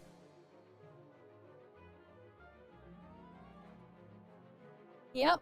No 50-50, no RNG substats, Okay. craftable 5-star weapons, a usually free-to-play friendly game. Oh, this is Duet Night Abyss. Okay. Duet Night Abyss just released its latest trailer, and the improvements on display are staggering. Okay. It's only been a little over 3 months since its first closed beta test ended, and the visuals have already gone from this to this. Yeah. But we'll get more into the comparisons later. The visuals were by far the weakest Definitely an aspect upgrade. of this game, leading to the devs' promise to greatly improve the graphics along with a slew of other features. Even so, did the devs actually manage to make good on their promises? Huge thank you to Duet Night Abyss for sponsoring this video. Consider clicking my links in the description if you want to pre-register and help out the channel at the same time. I was fortunate enough to get to play CBT1 a few months ago, so I have a lot of things to say about the changes. But first, what exactly makes this game so free-to-play friendly? In DNA, the characters you can obtain are demons called Charons, second-class citizens who are oppressed by regular— I mean, we don't know exactly the whole resource and economy system of Duet Night Abyss. So, like, it's hard to really say when we don't have enough context behind everything. Right? It's just weird when people toss that stuff around when we don't have enough context to thing. Oh yeah. Humans. They're defined by their horns and alien-like features, such as exposed spines, glowing parts, and other strange appendages. This means that you have incredible character designs like Sybil, the first villain you meet, who you'll be pleased to know is playable. Not only just playable, but surprisingly easy to obtain. Duet Night Abyss features a rather unique gacha system that guarantees players will obtain the first copy of any character they pull for. That's right, this game has a 100% rate up. No 50-50 to contend with here. At least, not the first time you get a character. Not the first time. Any subsequent copies of a character will, unfortunately, require you to gamble with the 50-50 rates. Even so, this is huge for any modern gacha game, especially one as expansive as this. And it's a positive— I mean, I don't move really towards player care respect in the genre. if it Meanwhile, has the the weapon 50-50 banner or also not. guarantees you the— Because what's more important is the relative acquisition rate of everything, not whether or not it's guaranteed. The whole economics behind everything make a bigger difference. 5-star weapon you're targeting. If you don't feel like spending your precious currency on weapons, you can craft these very same 5-star weapons and even completely max them out just by playing for long enough. If that wasn't enough, characters can equip any weapon in the game, 2 at a time in fact, so they can swap between melee and ranged weapons at a moment's notice. Since characters can share weapons, you'll be under less pressure to pull every single one, especially since you can just craft them anyway. One of my favorite features is that Demon Wedges, the game's equipment system, is not RNG hell. They have There's still stats, RNG. and you can save equipment loadouts. Incredible. Yep. I love it when a game respects my time. Speaking of characters, I love them. And not just the playable characters like Hellfire, Psyche, and Fushu. Even the NPCs can look pretty incredible. Take Camilla, for example. She's introduced in the story pretty early on, and I am in love with her. She's way too cool to be locked in NPC jail forever, so I hope she gets out one day. I desperately need to see her CBT2 glow up. What strikes me as somewhat unusual in this genre is the varied outfits of the playable ladies. Many games limit female characters' outfits to no sleeves and tiny skirts. And while those show up sometimes here too, DNA fully utilizes long dresses and pants to create a sense of variety that I find to be an absolute breath of fresh air. Hemline diversity is underrated. And if you're fashion conscious like me, you'll be happy to know that weapons are dyeable. In addition, you can equip a range of accessories to each character, and in some cases, you can even remove elements of a character's outfit, such as Berenica's cape.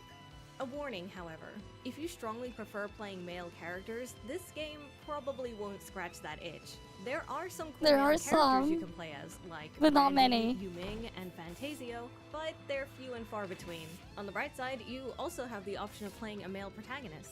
Luckily for me, I prefer playing as beautiful adult ladies, and Sybil is right there. The voice acting in this game is Wait, he's doing incredible, he's in as China is the now? Oh dark yeah. story. The soundtrack When is Mr. K? reminiscent of the new Wait, we'll games, see. which is always a plus in my book. But I mentioned earlier that players were unhappy with certain aspects of CBT1, Well, and we'll I was right briefly there pop with them. in. The game was fun, but something was missing. However, once CBT1 ended, the devs posted a massive list of changes they intended to implement. I'll show them on screen Let me now get that because help there are just region. way too many to list. A few things But mentioned yeah, here adding include this streamlining freaking the survivor beatable thing quests to it respect players' time, definitely being able helps to this spend thing more breeze through. synergy for multiplied rewards, Helps adding React controller segments breeze support, through more and quickly. enhancing the story and voice acting in various ways. While it's too soon to say whether CBT2 will completely deliver on We'll every see. single promise the devs made, we I can still get need an to sign the idea of their NDA for progress from the new CBT2. CBT2 trailer. Based on the trailer, we can confirm that the They following sent it to me promises earlier. were absolutely delivered on. Enhanced character model details, refined environments with improved detail and shadow rendering, improved It looks story cool though, animations but with yeah. better lip sync and facial expressions, polished voice acting, and refined I character mean- animations in combat, such as this more dynamic ultimate. What's funny though is like everything they're talking about are things that I put like as like a minor things that would be nice to improve. But like this isn't really anything that I'm actually looking for. It's just nice to haves. We'll see how CBT2 ends up. But basically all I hear is the nice to haves and that's it. But yeah. Cause like, I mean you can find my VODs on when I play DNA on stream. You can kind of figure out why I barely played it outside of the story there, because there really wasn't anything else. There actually wasn't. And that's something they're gonna have to like figure out how to like actually give reasons to do stuff in there, because there's a lot of weird things that are like holding it back. Move for Sybil. Given all of that, I think it's safe to say that the devs are committed to their promises, which gives me a lot of hope for the future of the game. We'll know for sure when the second closed beta begins. Back in CBT1, the visuals of DNA were very flat and uninspired. Now, I mean, I think just they're 3 months fine. later, They're okay. They have been improved so drastically that I need to show But you it some does look better, the side-by-side new one. comparisons. They were One of my fine. favorite side-by-sides is this cutscene where the female main character and Berenica join powers. In CBT1, they pose back-to-back and glow so brightly they look as though they're blending together. In this new trailer, the camera is focused much closer to the characters' faces. Their poses are different and their expressions are more determined. The effect is much more intense, and the rim lights make the characters look much fiercer. Rebecca's hair is more visible through her jellyfish veil now. The background of her ultimate animation features more details, and the lighting on Rebecca now makes her look like she's actually underwater. Sybil here shows off how much the glows have improved. Not only that, she has much more realistic shadows, and it seems as though her model has been adjusted as well. Lynn's arm and guns are on fire, and her eyes are more detailed. And that's to say nothing of the environments. The DNA X account showed off some comparisons between CBT1 and CBT2 environments, and they are just gorgeous now. Yep. There are far more details. They such definitely as do trees, look really and the nice. lighting is vastly improved. Fog has been included to add depth. Some areas have been changed to be almost unrecognizable. But I think there's still such something as the missing. shot of ruins of the past. Before, the characters and environments clashed with one another. Now, the characters actually feel like part of the world. It's a huge improvement. Did you get to experience the first closed beta? And are you impressed by the changes so far? If you're interested in checking out Duet Night Abyss, you can pre-register Yeah, and it'll be sign up for funny, the second man. closed beta with the links in the description. Seriously, they need to make Camilla playable.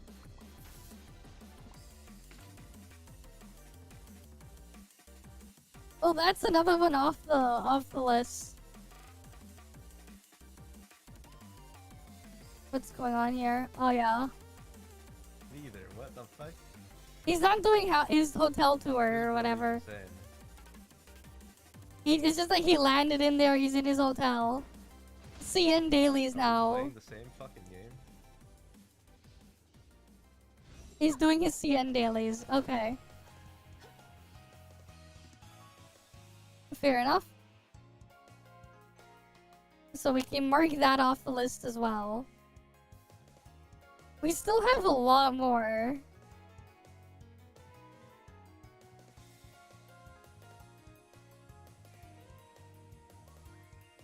Right.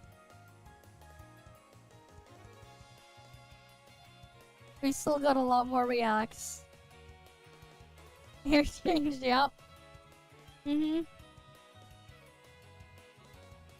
think what we'll do though is like, I need to get some rest too.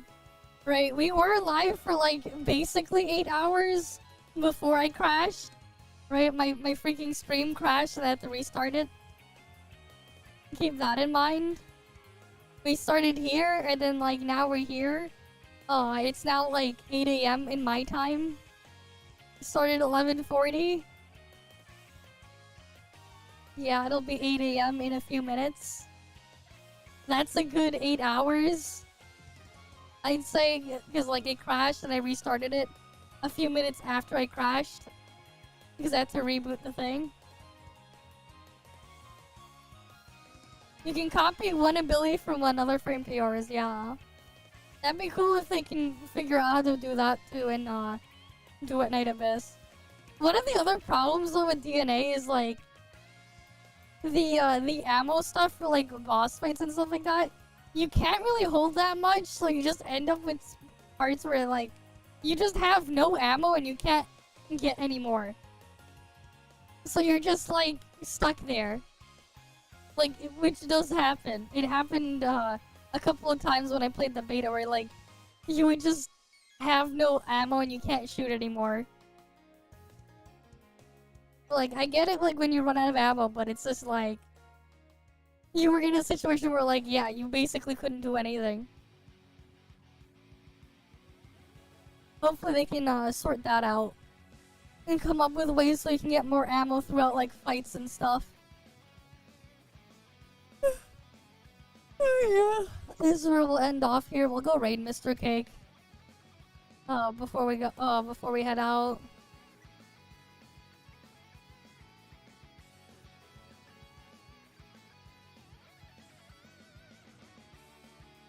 But yeah, as usual though, thank you guys all for stopping by.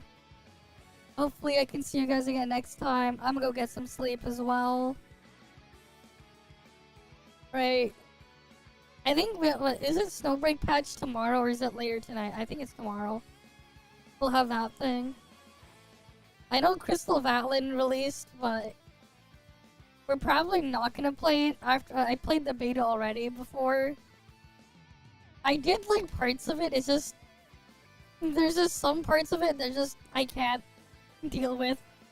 I don't want to, but yeah. I'll see you guys.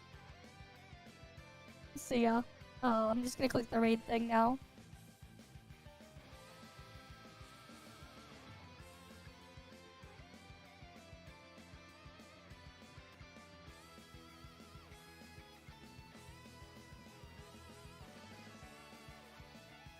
Reinx with a gigantic fucking raid of 25 million. Hello.